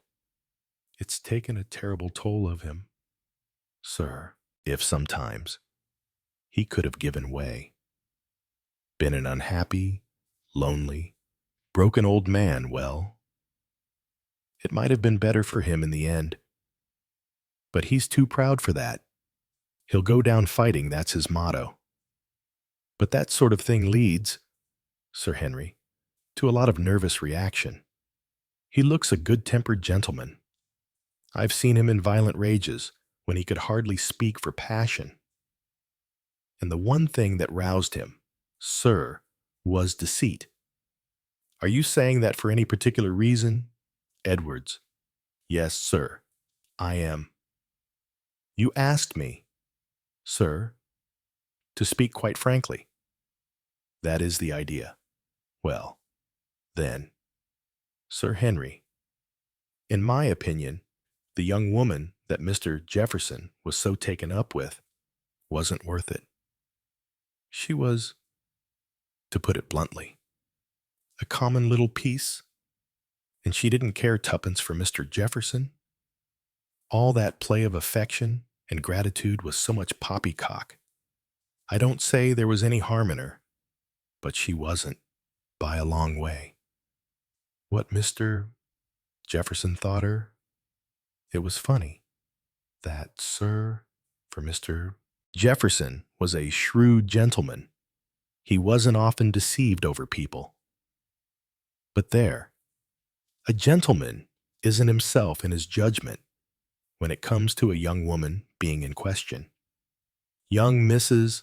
Jefferson, you see, whom he'd always depended upon a lot for sympathy, had changed a good deal this summer. He noticed it, and he felt it badly. He was fond of her. You see, Mr. Mark he never liked much, Sir Henry interjected, and yet he had him with him constantly. Yes, but that was for Miss Rosamond's sake. Mrs. Gaskell, that was. She was the apple of his eye. He adored her. Mr. Mark was Miss Rosamond's husband. He always thought of him like that. Supposing Mr. Mark had married someone else, Mr. Jefferson, sir, would have been furious. Sir Henry raised his eyebrows. As much as that, he wouldn't have shown it. But that's what it would have been. And if Mrs. Jefferson had married again, Mr. Jefferson wouldn't have liked that either. Sir, please go on. Edwards. I was saying, sir, that Mr. Jefferson fell for this young woman. I've often seen it happen with the gentlemen I've been with. Comes over them like a kind of disease. They want to protect the girl and shield her and shower benefits upon her, and 9 times out of 10, the girl is very well able to look after herself and has a good eye to the main chance. So you think Ruby Keene was a schemer? Well, Sir Henry, she was quite inexperienced, being so young. But she had the makings of a very fine schemer indeed when she'd once got well into her swing, so to speak. In another 5 years, she'd have been an expert at the game, Sir Henry said. I'm glad to have your opinion of her. It's valuable. Now, do you recall any incident in which this matter was discussed between Mr. Jefferson and his family? There was very little discussion, sir. Mr. Jefferson announced what he had in mind and stifled any protests.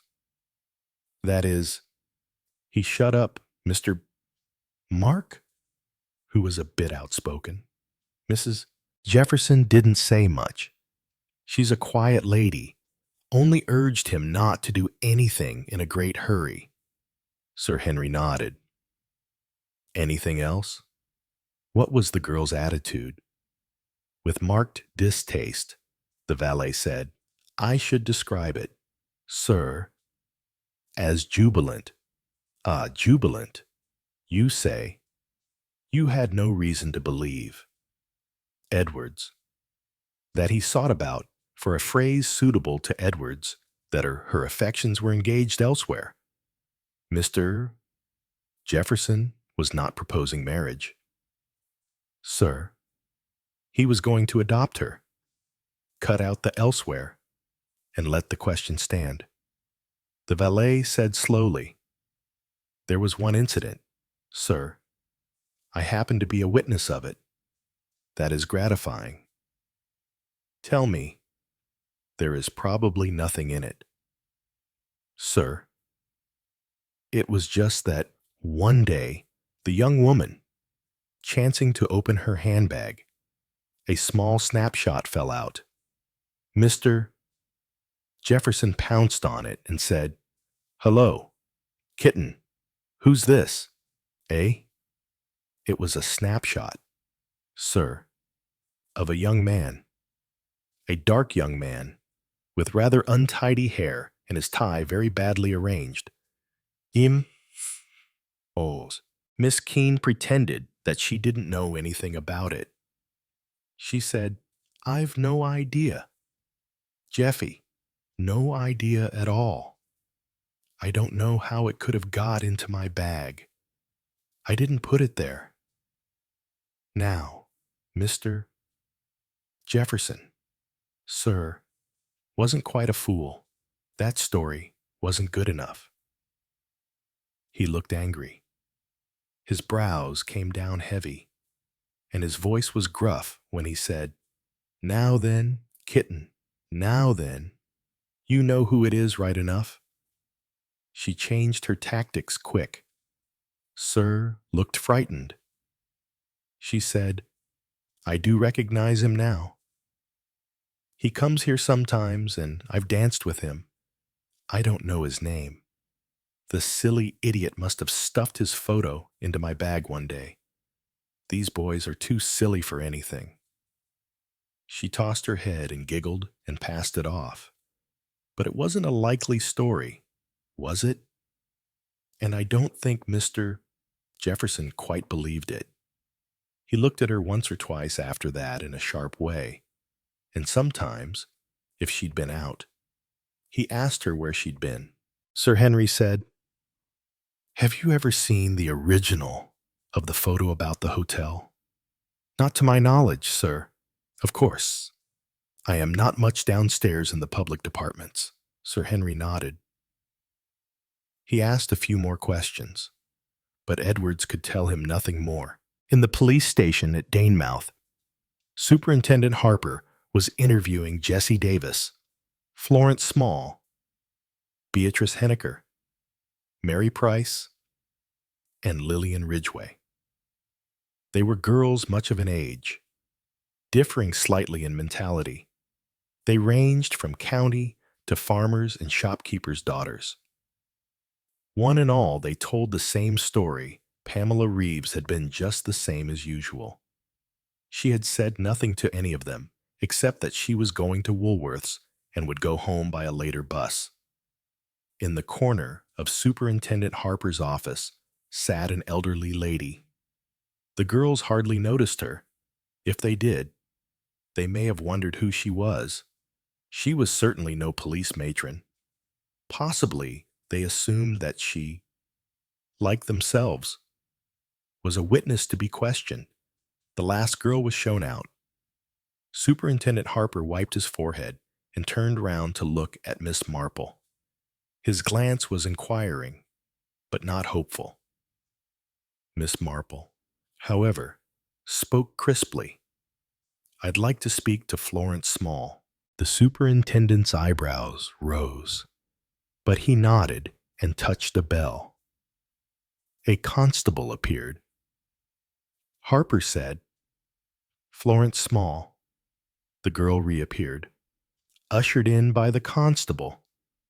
She was the daughter of a well-to-do farmer, a tall girl with fair hair, a rather foolish mouth, and frightened brown eyes. She was twisting her hands and looked nervous. Superintendent Harper looked at Miss Marple, who nodded. The superintendent got up. He said, "This lady will ask you some questions." He went out, closing the door behind him. Florence shot an uneasy glance at Miss Marple. Her eyes looked rather like one of her father's calves.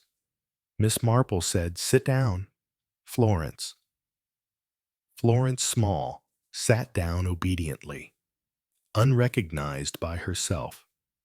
She felt suddenly more at home, less uneasy. The unfamiliar and terrorizing atmosphere of a police station was replaced by something more familiar. the accustomed tone of command of somebody whose business it was to give orders. Miss Marple said, "You understand, Florence, that it's of the utmost importance that everything about poor Pamela's doings on the day of her death should be known." Florence murmured that she quite understood. "And I'm sure you want to do your best to help." Florence's eyes were wary as she said, "Of course she did. To keep back any piece of information is a very serious offense," said Miss Marple. The girl's fingers twisted nervously in her lap. She swallowed once or twice. "I can make allowances," went on Miss Marple, "for the fact that you are naturally alarmed at being brought into contact with the police. You are afraid, too, that you may be blamed for not having spoken sooner. Possibly you are afraid that you may also be blamed for not stopping Pamela at the time. But you've got to be a brave girl and make a clean breast of things. If you refuse to tell what you know now, it will be a very serious matter indeed. Very serious, practically perjury. And for that, as you know, you can be sent to prison." I don't," Miss Marple said sharply. "Now don't prevaricate." "Florence, tell me all about it. At once, Pamela wasn't going to Woolworth's, was she?" Florence licked her lips with a dry tongue and gazed imploringly at Miss Marple, like a beast about to be slaughtered. "Something to do with the films, wasn't it?" asked Miss Marple. A look of intense relief mingled with awe passed over Florence's face. Her inhibitions left her. She gasped. "Oh, yes, I thought so," said Miss Marple. "Now I want all the details, please." Words poured from Florence in a gush. "Oh, I've been ever so worried.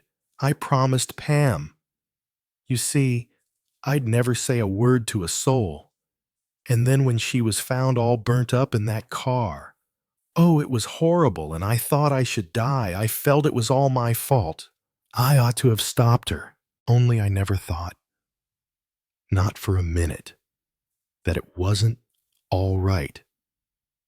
And then I was asked if she'd been quite as usual that day, and I said yes, before I'd had time to think. And not having said anything then, I didn't see how I could say anything later. And, after all, I didn't know anything, not really, only what Pam told me." "What did Pam tell you?"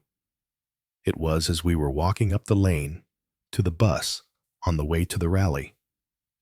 She asked me if I could keep a secret, and I said yes, and she made me swear not to tell. She was going into Danemouth for a film test after the rally. She'd met a film producer just back from Hollywood. He wanted a certain type, and he told Pam she was just what he was looking for. He warned her, though, not to build on it. You couldn't tell. He said, not until you saw a person photographed. It might be no good at all.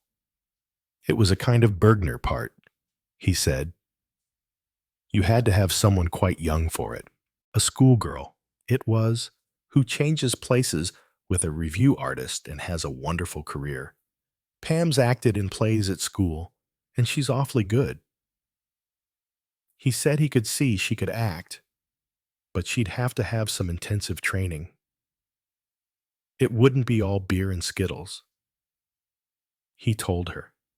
It would be damned hard work. Did she think she could stick it? Florence Small stopped for breath. Miss Marple felt rather sick as she listened to the glib rehash of countless novels and screen stories. Pamela Reeves, like most other girls, would have been warned against talking to strangers, but the glamour of the films would obliterate all that. He was absolutely businesslike about it all, continued Florence. Said if the test was successful, she'd have a contract. And he said that as she was young and inexperienced, she ought to let a lawyer look at it before she signed it. But she wasn't to pass on that he'd said that. He asked her if she'd have trouble with her parents, and Pam said she probably would. And he said, well, of course, that's always a difficulty with anyone as young as you are. But I think, if it was put to them, that this was a wonderful chance that wouldn't happen once in a million times, they'd see reason. But anyway, he said, it wasn't any good going into that until they knew the result of the test. She mustn't be disappointed if it failed. He told her about Hollywood and about Vivian Leigh, how she'd suddenly taken London by storm, and how these sensational leaps into fame did happen. He himself had come back from America to work with the Lemville studios and put some pep into the English film companies. Miss Marple nodded. Florence went on. So it was all arranged. Pam was to go into Danemouth after the rally and meet him at his hotel, and he'd take her along to the studios. They'd got a small testing studio in Danemouth. He told her she'd have her test, and she could catch the bus home afterwards. She could say she'd been shopping, and he'd let her know the result of the test in a few days. And if it was favorable, Mr. Harmsteiner, the boss, would come along and talk to her parents. Well, of course. It sounded too wonderful. I was green with envy. Pam got through the rally without turning a hair. We always call her a regular poker face. Then, when she said she was going into Danemouth to Woolworth's, she just winked at me. I saw her start off down the footpath. Florence began to cry. I ought to have stopped her. I ought to have stopped her. I ought to have known a thing like that couldn't be true. I ought to have told someone. Oh dear, I wish I was dead. There. Miss Marple patted her on the shoulder. It's quite all right. No one will blame you. You've done the right thing in telling me. She devoted some minutes to cheering the child up. 5 minutes later, she was telling the story to Superintendent Harper. The latter looked very grim. The clever devil, he said. By God, I'll cook his goose for him. This puts rather a different aspect on things. Yes, it does. Harper looked at her sideways. It doesn't surprise you. I expected something of the kind. Superintendent Harper said curiously, What put you on to this particular girl? They all looked scared to death, and there wasn't a pin to choose between them, as far as I could see, Miss Marple said gently. You haven't had as much experience with girls telling lies as I have.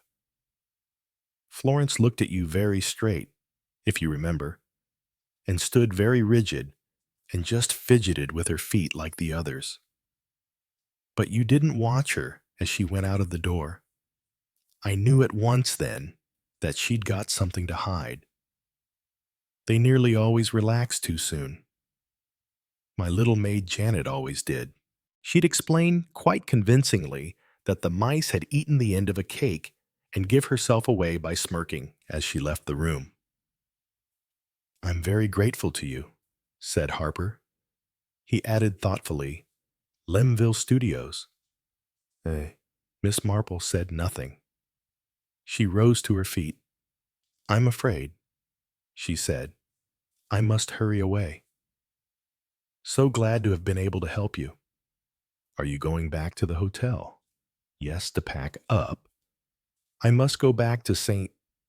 Mary Mead as soon as possible. There's a lot for me to do there. Chapter 15. Miss Marple passed out through the French windows of her drawing room, tripped down her neat garden path, through a garden gate, in through the vicarage garden gate, across the vicarage garden, and up to the drawing room window, where she tapped gently on the pane. The vicar was busy in his study, composing his Sunday sermon, but the vicar's wife, who was young and pretty, was admiring the progress of her offspring across the hearthrug. "Can I come in, Griselda?" "Oh, do, Miss Marple. Just look at David. He gets so angry because he can only crawl in reverse. He wants to get to something, and the more he tries, the more he goes backwards into the coal box. He's looking very bonny. Griselda, he's not bad." "Is he?" said the young mother, endeavoring to assume an indifferent manner. "Of course I don't bother with him much. All the books say a child should be left alone as much as possible." "Very wise, dear," said Miss Marple. "Hem, I came to ask if there was anything special you are collecting for at the moment." The vicar's wife turned somewhat astonished eyes upon her. "Oh, heaps of things," she said cheerfully. "There always are." She ticked them off on her fingers. "There's the Nave Restoration Fund, and St. Giles's Mission, and our sale of work next Wednesday, and the Unmarried Mothers, and a Boy Scouts outing, and the Needlework Guild, and the Bishop's Appeal for Deep-Sea Fishermen. Any of them will do," said Miss Marple. "I thought I might make a little round with a book. You know if you would authorize me to do so. Are you up to something I believe you are?" "Of course I authorize you." "Make it the sale of work. It would be lovely to get some real money instead of those awful sachets and comic pen wipers and depressing children's frocks and dusters all done up to look like dolls. I suppose," continued Griselda, accompanying her guest to the window, "you wouldn't like to tell me what it's all about." "Later, my dear," said Miss Marple, hurrying off. With a sigh, the young mother returned to the hearthrug and, by way of carrying out her principles of stern neglect, butted her son 3 times in the stomach so that he caught hold of her hair and pulled it with gleeful yells. Then they rolled over and over in a grand rough and tumble until the door opened and the vicarage maid announced to the most influential parishioner who didn't like children, "Mrs. is in here." Whereupon Griselda sat up and tried to look dignified and more what a vicar's wife should be. Miss Marple, clasping a small black book with penciled entries in it, walked briskly along the village street until she came to the crossroads. Here she turned to the left and walked past the Blue Boar until she came to Chatsworth, alias Mr. Booker's new house. She turned in at the gate, walked up to the front door, and knocked briskly. The door was opened by the blonde young woman named Dinah Lee. She was less carefully made up than usual, and in fact looked slightly dirty.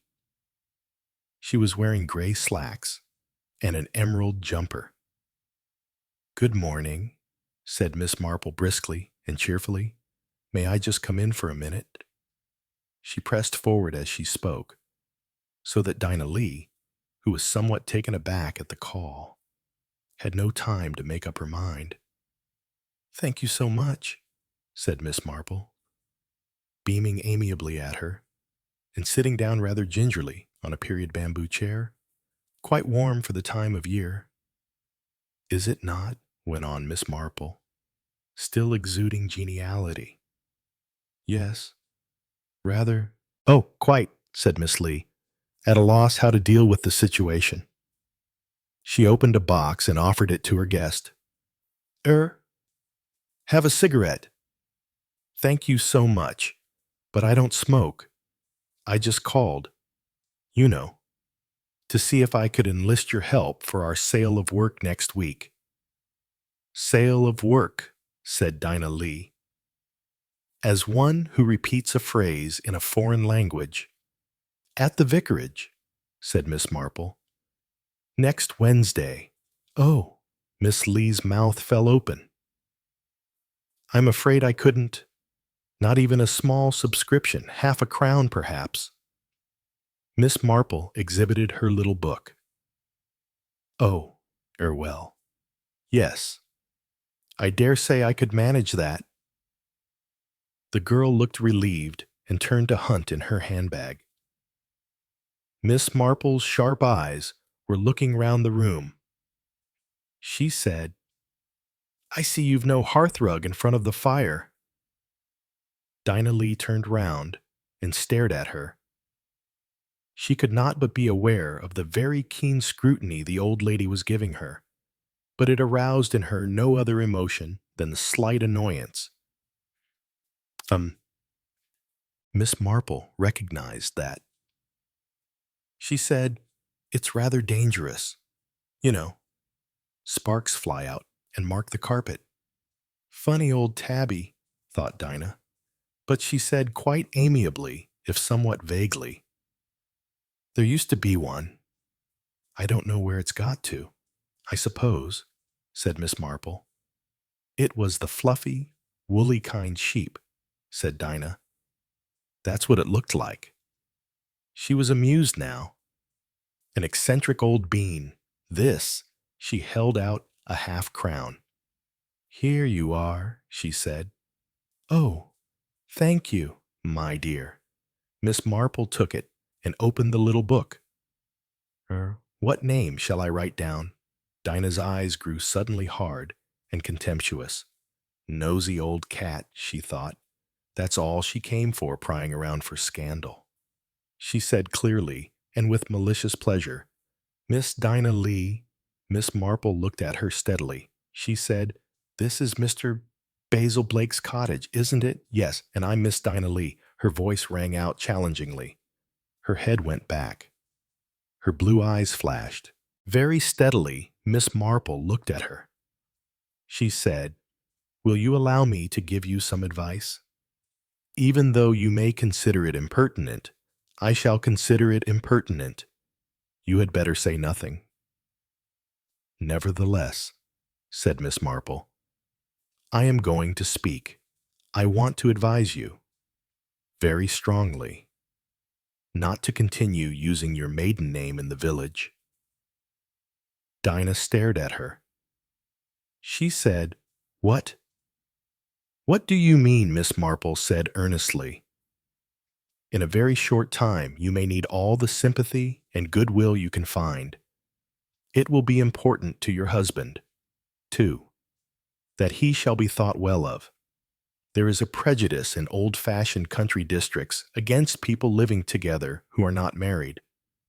It has amused you both, I dare say, to pretend that that is what you are doing. It kept people away, so that you weren't bothered with what I expect you would call old frumps. Nevertheless, old frumps have their uses, Dinah demanded. How did you know we are married? Miss Marple smiled a deprecating smile.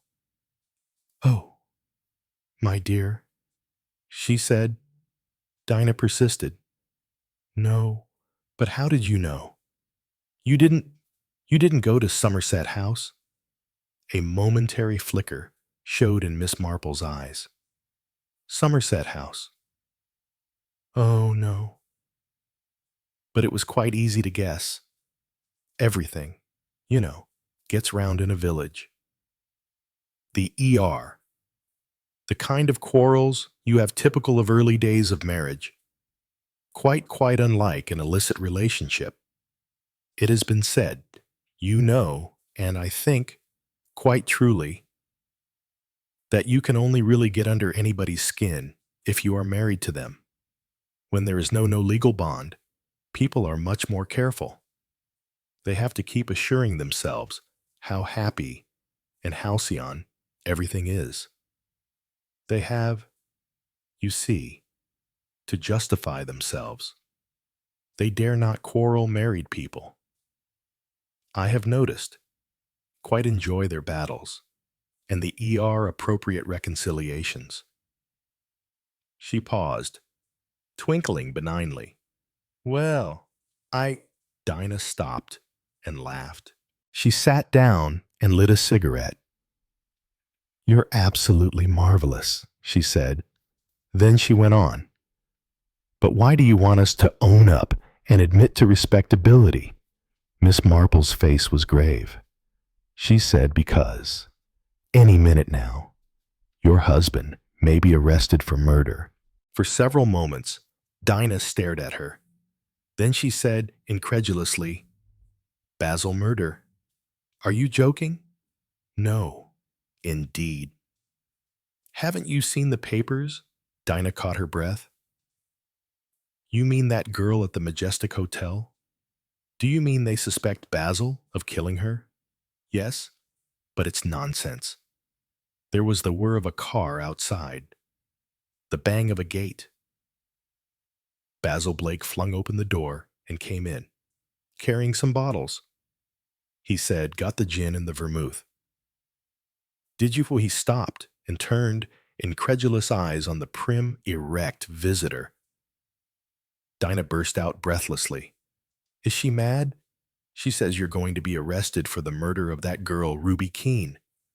"Oh, God," said Basil Blake. The bottles dropped from his arms onto the sofa. He reeled to a chair and dropped down in it and buried his face in his hands. He repeated, "Oh, my God. Oh, my God." Dinah darted over to him.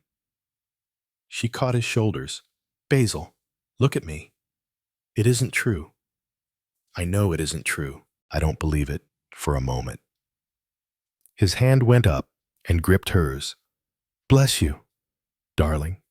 But why should they think you didn't even know her? Did you?" "Oh, yes. He knew her," said Miss Marple. Basil said fiercely, "Be quiet, you old hag. Listen, Dinah, darling. I hardly knew her at all. Just ran across her once or twice at the Majestic. That's all. I swear. That's all." Dinah said, bewildered. "I don't understand. Why should anyone suspect you?" Then Basil groaned. He put his hands over his eyes and rocked to and fro. Miss Marple said, "What did you do with the hearthrug?" His reply came mechanically. "I put it in the dustbin." Miss Marple clucked her tongue vexedly. That was stupid, very stupid. People don't put good hearthrugs in dustbins. It had spangles in it from her dress. "I suppose, yes, I couldn't get them out," Dinah cried. "But what are you both talking about?" Basil said sullenly. "Ask her. She seems to know all about it. I'll tell you what I think happened." "If you like," said Miss Marple. "You can correct me. Mr. Blake, if I go wrong. I think that after having had a violent quarrel with your wife at a party, and after having had, perhaps, rather too much to drink, you drove down here. I don't know what time you arrived, Basil." Blake said sullenly, "About 2 in the morning. I meant to go up to town first. Then when I got to the suburbs, I changed my mind. I thought Dinah might come down here after me. So I drove down here. The place was all dark. I opened the door and turned on the light, and I saw, and I saw." He gulped and stopped. Miss Marple went on. "You saw a girl lying on the hearthrug. A girl in a white evening dress strangled. I don't know whether you recognized her then." Basil Blake shook his head violently. "I couldn't look at her. After the first glance, her face was all blue swollen. She'd been dead some time, and she was there in my room." He shuddered. Miss Marple said gently, "You weren't, of course, quite yourself. You were in a fuddled state, and your nerves are not good. You were, I think, panic-stricken. You didn't know what to do. I thought Dinah might turn up any minute, and she'd find me there with a dead body, a girl's dead body. and she'd think I'd killed her. Then I got an idea. It seemed, I don't know why, a good idea. At the time I thought I'll put her in old Bantry's library. Damn pompous old stick, always looking down his nose, sneering at me as artistic and effeminate. Serve the pompous old brute right. I thought, he'll look a fool when a dead lovely is found on his hearthrug. He added, with a pathetic eagerness to explain I was a bit drunk. You know, at the time, it really seemed positively amusing to me. Old Bantry with a dead blonde. Yes, yes, said Miss Marple. Little Tommy Bond had very much the same idea. Rather a sensitive boy with an inferiority complex. He said teacher was always picking on him. He put a frog in the clock, and it jumped out at her. You were just the same, went on Miss Marple. Only, of course, bodies are more serious matters than frogs. Basil groaned again. By the morning I'd sobered up. I realized what I'd done. I was scared stiff. And then the police came here, another damn pompous ass of a chief constable. I was scared of him, and the only way I could hide it was by being abominably rude. In the middle of it all, Dinah drove up. Dinah looked out of the window. She said, "There's a car driving up now. There are men in it. The police, I think," said Miss Marple. Basil Blake got up. Suddenly, he became quite calm and resolute. He even smiled. He said, "So I'm for it, am I? All right, Dinah sweet. Keep your head. Get on to old Sims. He's the family lawyer, and go to Mother and tell her everything about our marriage. She won't bite. And don't worry, I didn't do it, so it's bound to be all right." See, sweetheart, there was a tap on the cottage door. Basil called, "Come in." Inspector Slack entered with another man. He said, "Mr. Basil Blake, yes. I have a warrant here for your arrest on the charge of murdering Ruby Keene on the night of September 21st last. I warn you that anything you say may be used at your trial. You will please accompany me now. Full facilities will be given you for communicating with your solicitor." Basil nodded. He looked at Dinah, but did not touch her. He said, "So long." Dinah? Cool customer, thought Inspector Slack. He acknowledged the presence of Miss Marple with a half bow and a good morning, and thought to himself, smart old pussy. She's on to it. Good job we've got that hearthrug. That and finding out from the car park man at the studio that he left that party at 11 instead of midnight. Don't think those friends of his meant to commit perjury. They were bottled, and Blake told him firmly the next day it was 12 o'clock when he left, and they believed him. Well, his goose is cooked good and proper. Mental. I expect Broadmoor, not hanging. First the Reeves kid, probably strangled her. Drove her out to the quarry, walked back into Danemouth, picked up his own car in some side lane, drove to this party, then back to the Danemouth, brought Ruby Keene out here, strangled her, put her in old Bantry's library, then probably got the wind up about the car in the quarry, drove there, set it on fire, and got back here. Mad sex and bloodlust. Lucky this girl's escaped. What they call recurring mania. I expect, alone with Miss Marple. Dinah Blake turned to her. She said, "I don't know who you are, but you've got to understand, this Basil didn't do it." Miss Marple said, "I know he didn't. I know who did do it. but it's not going to be easy to prove. I've an idea that something you said just now may help. It gave me an idea, the connection I'd been trying to find. Now, what was it? Chapter 16. I'm home. Arthur declared Mrs. Bantry, announcing the fact like a royal proclamation, as she flung open the study door. Colonel Bantry immediately jumped up, kissed his wife, and declared heartily, "Well, well, that's splendid."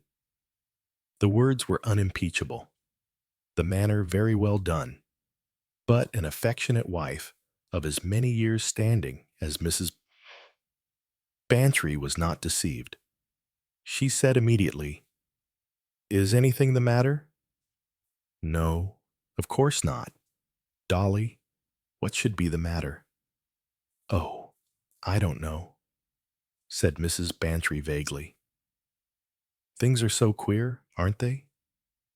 She threw off her coat as she spoke, and Colonel Bantry picked it up as carefully and laid it across the back of the sofa, all exactly as usual, yet not as usual. Her husband, Mrs. Bantry thought, seemed to have shrunk. He looked thinner, stooped more. There were pouches under his eyes, and those eyes were not ready to meet hers. He went on to say, still with that affectation of cheerfulness, "Well, how did you enjoy your time at Danemouth?" "Oh, it was great fun." "You ought to have come, Arthur." "Couldn't get away." "My dear, lot of things to attend to here." "Still, I think the change would have done you good." "And you like the Jeffersons?" "Yes, yes. Poor fellow. Nice chap. All very sad." "What have you been doing with yourself since I've been away?" "Oh, nothing much. Been over the farms, you know. Agreed that Anderson shall have a new roof. Can't patch it up any longer." "How did the Radfordshire Council meeting go?" "Well, as a matter of fact, I didn't go." "Didn't go, but you were taking the chair." "Well, as a matter of fact, Dolly seems there was some mistake about that. Asked me if I'd mind if Thompson took it instead." "I see," said Mrs. Bantry. She peeled off a glove and threw it deliberately into the wastepaper basket. Her husband went to retrieve it, and she stopped him, saying sharply, "Leave it. I hate gloves." Colonel Bantry glanced at her uneasily. "Mrs. Bantry said sternly, 'Did you go to dinner with the Duffs on Thursday?' "Oh, that it was put off. Their cook was ill." "Stupid people," said Mrs. Bantry. "Bantry," she went on, "did you go to the Naylors yesterday?" I rang up and said I didn't feel up to it. Hoped they'd excuse me. They quite understood. They did. "Did they?" said Mrs. Bantry grimly. She sat down by the desk and absent-mindedly picked up a pair of gardening scissors. With them, she cut off the fingers, one by one, of her second glove.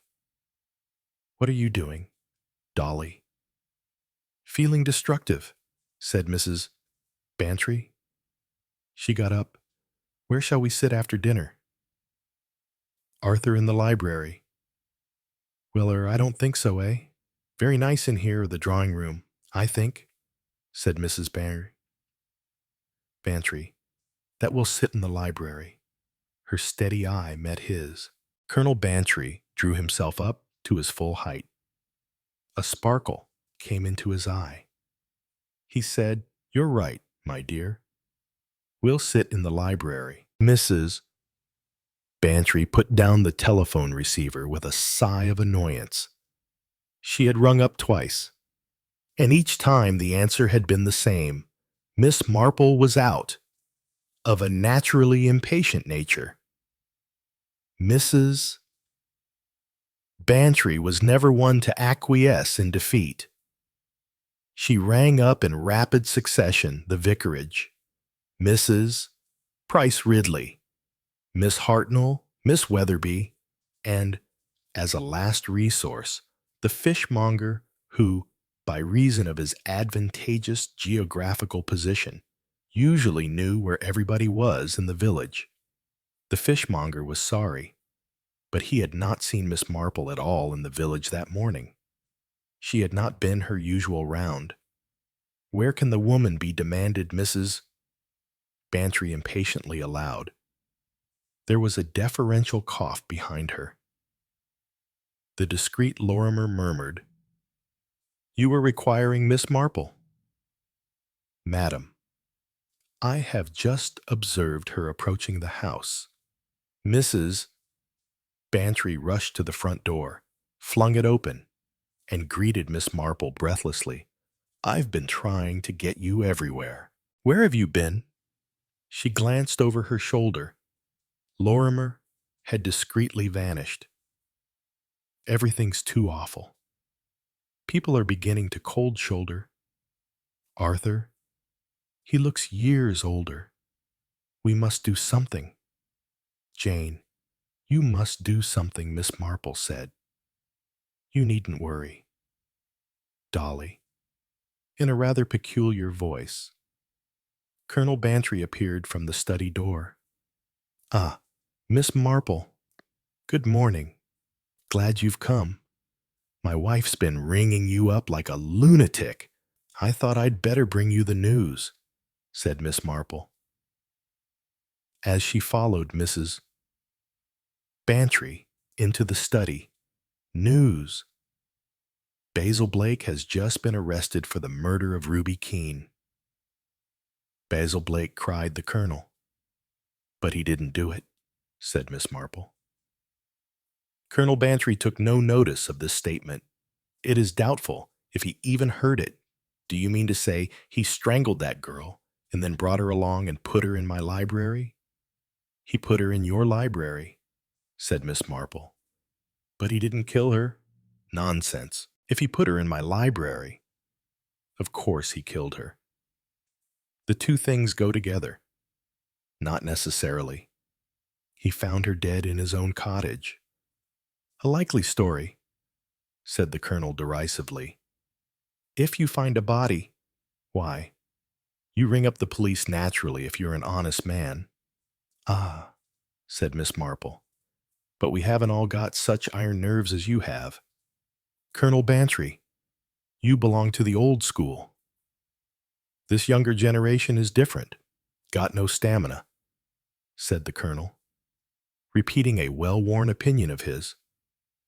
"Some of them," said Miss Marple, "have been through a bad time. I've heard a good deal about Basil. He did R.P. work. You know, when he was only 18, he went into a burning house and brought out 4 children, one after another. He went back for a dog, although they told him it wasn't safe. The building fell in on him. They got him out, but his chest was badly crushed, and he had to lie in plaster for nearly a year, and was ill for a long time after that. That's when he got interested in designing."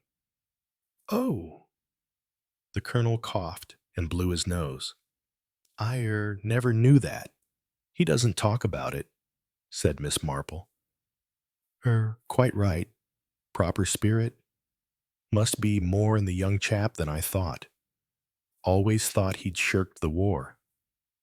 You know, shows you ought to be careful in jumping to conclusions." Colonel Bantry looked ashamed. But all the same, his indignation revived. What did he mean, trying to fasten a murder on me? "I don't think he saw it like that," said Miss Marple. "He thought of it more as a joke. You see, he was rather under the influence of alcohol at the time. Bottled." "Was he?" said Colonel Bantry, with an Englishman's sympathy for alcoholic excess. "Oh, well, can't judge a fellow by what he does when he's drunk. When I was at Cambridge, I remember I put a certain utensil well, never mind. Deuce of a row there was about it. He chuckled, then checked himself sternly. He looked piercingly at Miss Marple with eyes that were shrewd and appraising. He said, "You don't think he did the murder, eh? I'm sure he didn't. And you think you know who did?" Miss Marple nodded. Mrs. Bantry, like an ecstatic Greek chorus, said, "Isn't she wonderful to an unhearing world?" "Well, who was it?" "Miss Marple said I was going to ask you to help me. I think if we went up to Somerset House, we should have a very good idea." Chapter 17. Sir Henry's face was very grave. "He said I don't like it. I am aware," said Miss Marple, "that it isn't what you call orthodox, but it is so important, isn't it, to be quite sure, to make assurance doubly sure. As Shakespeare has it. I think, if Mr. Jefferson would agree. What about Harper? Is he to be in on this? It might be awkward for him to know too much. But there might be a hint from you. To watch certain persons, have them trailed. You know," Sir Henry said slowly. "Yet, that would meet the case." Superintendent Harper looked piercingly at Sir Henry Clithering. "Let's get this quite clear, sir. You're giving me a hint," Sir Henry said. "I'm informing you of what my friend has just informed me. He didn't tell me in confidence that he proposes to visit a solicitor in Danemouth tomorrow for the purpose of making a new will." The superintendent's bushy eyebrows drew downwards over his steady eyes. He said, "Does Mr. Conway Jefferson propose to inform his son-in-law and daughter-in-law of that fact? He intends to tell them about it this evening." "I see." The superintendent tapped his desk with a penholder. He repeated again, "I see." Then the piercing eyes bored once more into the eyes of the other man. Harper said, "So you're not satisfied with the case against Basil Blake, are you?" The superintendent's mustaches quivered. He said, "Is Miss Marple?" The two men looked at each other. Then Harper said, "You can leave it to me. I'll have men detailed. There will be no funny business. I can promise you that." Sir Henry said, "There is one more thing. You'd better see this." He unfolded a slip of paper and pushed it across the table. This time the superintendent's calm deserted him. He whistled. "So that's it, is it? That puts an entirely different complexion on the matter." "How did you come to dig up this women?" said Sir Henry. "Are eternally interested in marriages." "Especially," said the superintendent, "elderly, single women." Conway Jefferson looked up as his friend entered. His grim face relaxed into a smile. He said, "Well, I told 'em. They took it very well. What did you say?" "Told 'em that. As Ruby was dead, I felt that the 50,000 I'd originally left her should go to something that I could associate with her memory. It was to endow a hostel for young girls working as professional dancers in London." "Damn silly way to leave your money surprised. They swallowed it." "As though I'd do a thing like that," he added meditatively. "You know, I made a fool of myself over that girl. Must be turning into a silly old man. I can see it now. She was a pretty kid, but most of what I saw in her I put there myself. I pretended she was another Rosamond, same coloring, you know, but not the same heart or mind. Hand me that paper, rather an interesting bridge problem. Sir Henry went downstairs. He asked a question of the porter. Mr. Gaskell. Sir, he's just gone off in his car. Had to go to London. Oh, I see. Is Mrs. Jefferson about Mrs. Jefferson? Sir, has just gone up to bed. Sir Henry looked into the lounge and through to the ballroom. In the lounge, Hugo McLean was doing a crossword puzzle and frowning a good deal over it. In the ballroom, Josie was smiling valiantly into the face of a stout, perspiring man as her nimble feet avoided his destructive tread. The stout man was clearly enjoying his dance.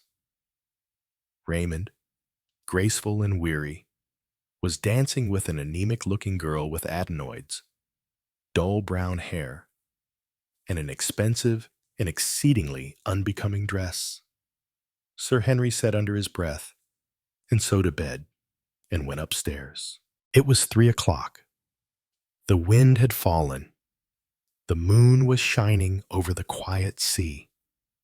In Conway Jefferson's room, there was no sound except his own heavy breathing as he lay, half propped up on pillows. There was no breeze to stir the curtains at the window, but they stirred.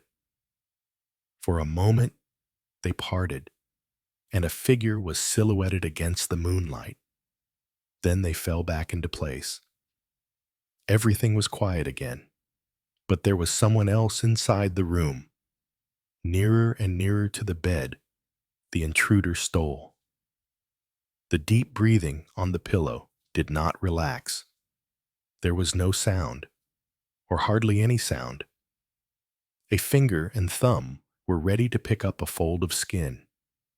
In the other hand, the hypodermic was ready. And then, suddenly, out of the shadows a hand came and closed over the hand that held the needle. The other arm held the figure in an iron grasp. An unemotional voice, the voice of the law, said, "No, you don't. I want that needle." The light switched on, and from his pillows, Conway Jefferson looked grimly at the murderer of Ruby Keene. Chapter 18. Sir Henry Clithering said, speaking as Watson, "I want to know your methods. Miss Marple." Superintendent Harper said, "I'd like to know what put you on to it first." Colonel Melchett said, "You've done it again. By Jove, I want to hear all about it from the beginning." Miss Marple smoothed the puce silk of her best evening gown. She flushed and smiled and looked very self-conscious. She said, "I'm afraid you'll think my methods, as Sir Henry calls them, are terribly amateurish. The truth is, you see, that most people, and I don't exclude policemen, are far too trusting for this wicked world. They believe what is told them. I never do. I'm afraid I always like to prove a thing for myself." "That is the scientific attitude," said Sir Henry. "In this case," continued Miss Marple, "certain things were taken for granted from the first, instead of just confining oneself to the facts. The facts, as I noted them, were that the victim was quite young, and that she bit her nails, and that her teeth stuck out a little, as young girls so often do, if not corrected in time, with a plate. And children are very naughty about their plates and taking them out when their elders aren't looking. But that is wandering from the point. Where was I? Oh, yes, looking down at the dead girl and feeling sorry, because it is always sad to see a young life cut short, and thinking that whoever had done it was a very wicked person. Of course, it was all very confusing, her being found in Colonel Bantry's library, altogether too like a book to be true. In fact, it made the wrong pattern. It wasn't, you see, meant, which confused us a lot. The real idea had been to plant the body on poor young Basil Blake, a much more likely person, and his action in putting it in the Colonel's library delayed things considerably, and must have been a source of great annoyance to the real murderer. Originally, you see, Mr. Blake would have been the first object of suspicion. They'd have made inquiries at Danemouth, found he knew the girl, then found he had tied himself up with another girl, and they'd have assumed that Ruby came to blackmail him, or something like that, and that he'd strangled her in a fit of rage. Just an ordinary, sordid, what I call nightclub type of crime. But that, of course, all went wrong. And interest became focused much too soon on the Jefferson family, to the great annoyance of a certain person. As I've told you, I've got a very suspicious mind. My nephew Raymond tells me in fun, of course, and quite affectionately, that I have a mind like a sink. He says that most Victorians have. All I can say is that the Victorians knew a good deal about human nature. As I say, having this rather insanitary, or surely sanitary mind, I looked at once at the money angle of it. Two people stood to benefit by this girl's death. You couldn't get away from that. £50,000 is a lot of money, especially when you are in financial difficulties, as both these people were. Of course, they both seemed very nice, agreeable people. They didn't seem likely people. But one never can tell. Can one Mrs. Jefferson? For instance, everyone liked her, but it did seem clear that she had become very restless that summer, and that she was tired of the life she led, completely dependent on her father-in-law. She knew, because the doctor had told her, that he couldn't live long, so that was all right, to put it callously, or it would have been all right if Ruby Keene hadn't come along. Mrs. Jefferson was passionately devoted to her son, and some women have a curious idea that crimes committed for the sake of their offspring are almost morally justified. I have come across that attitude once or twice in the village. Well, 'twas all for Daisy. You see, miss, they say, and seem to think that that makes doubtful conduct quite all right. Very lax thinkings. Mr. Mark Gaskell, of course, was a much more likely starter, if I may use such a sporting expression. He was a gambler and had not, I fancied, a very high moral code. But, for certain reasons, I was of the opinion that a woman was concerned in this crime. As I say, with my eye on motive, the money angle seemed very suggestive. It was annoying, therefore, to find that both these people had alibis for the time when Ruby Keene, according to the medical evidence, had met her death.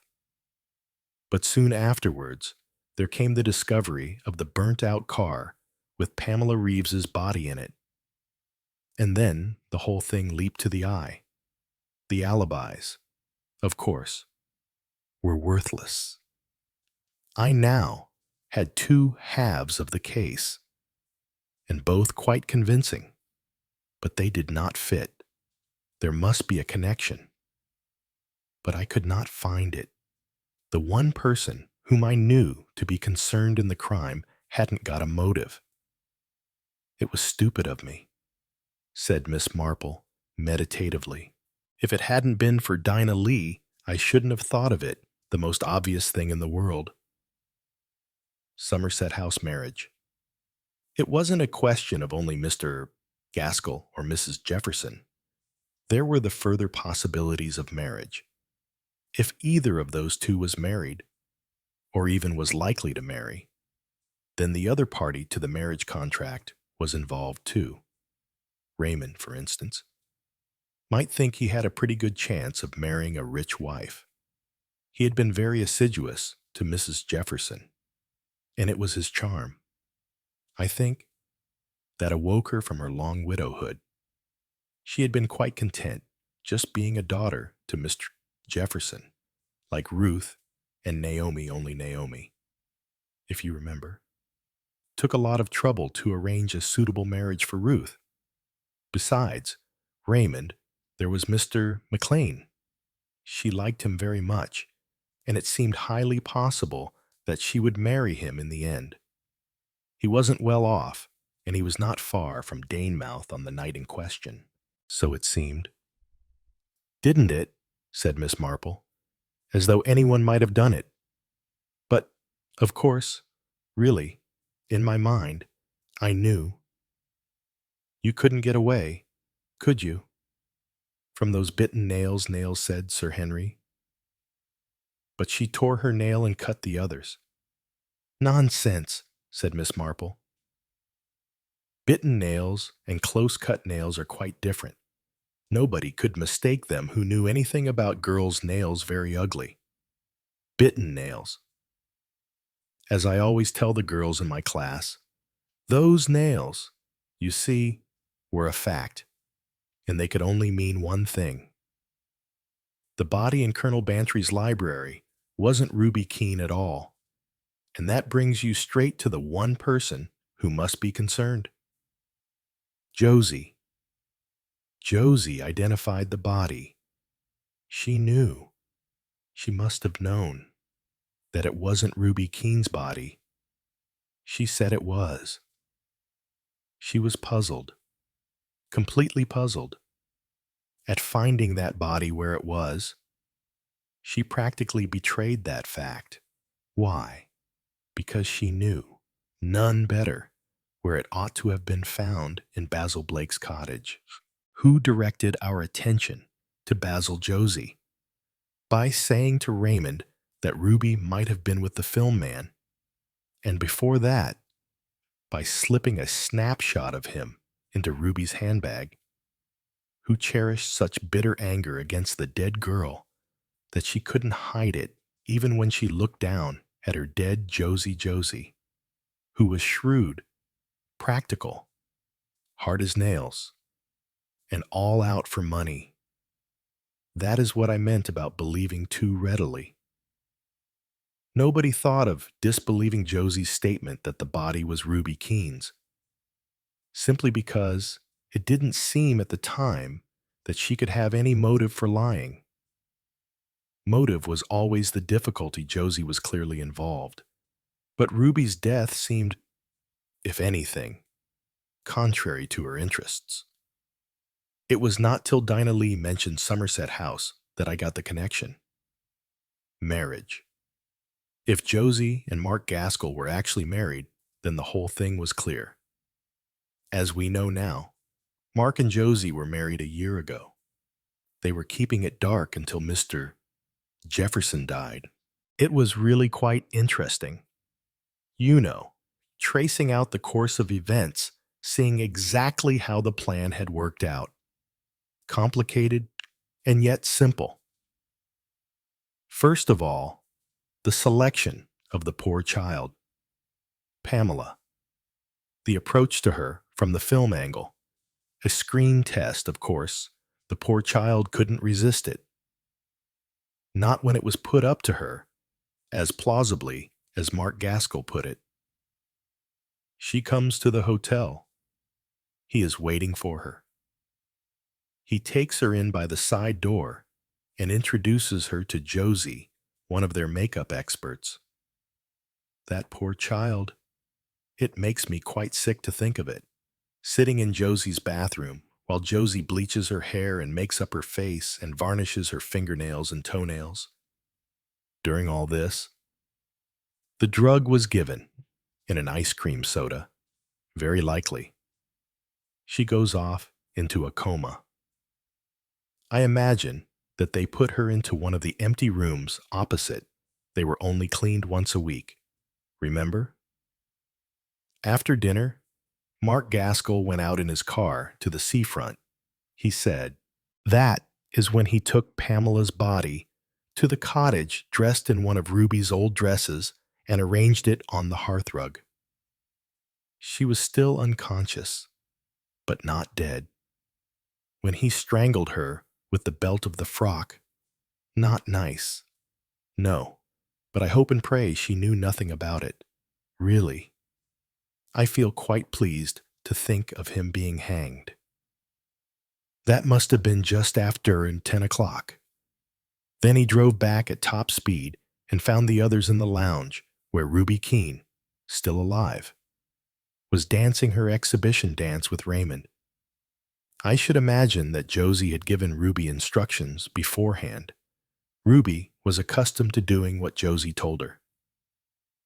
She was to change, go into Josie's room, and wait. She, too, was drugged, probably in after-dinner coffee. She was yawning. Remember, when she talked to young Bartlett, Josie came up later to look for her. But nobody but Josie went into Josie's room. She probably finished the girl off then with an injection, perhaps, or a blow on the back of the head. She went down, danced with Raymond, debated with the Jeffersons where Ruby could be, and finally went to bed. In the early hours of the morning, she dressed the girl in Pamela's clothes, carried the body down the side stairs. She was a strong, muscular young woman, fetched George Bartlett's car, drove 2 miles to the quarry, poured petrol over the car, and set it alight. Then she walked back to the hotel, probably timing her arrival there for 8 or 9 o'clock up early in her anxiety about Ruby. "An intricate plot," said Colonel Melchett. "Not more intricate than the steps of a dance," said Miss Marple. "I suppose not." "She was very thorough," said Miss Marple. "She even foresaw the discrepancy of the nails. That's why she managed to break one of Ruby's nails on her shawl. It made an excuse for pretending that Ruby had clipped her nails close. Harper said, yes, she thought of everything.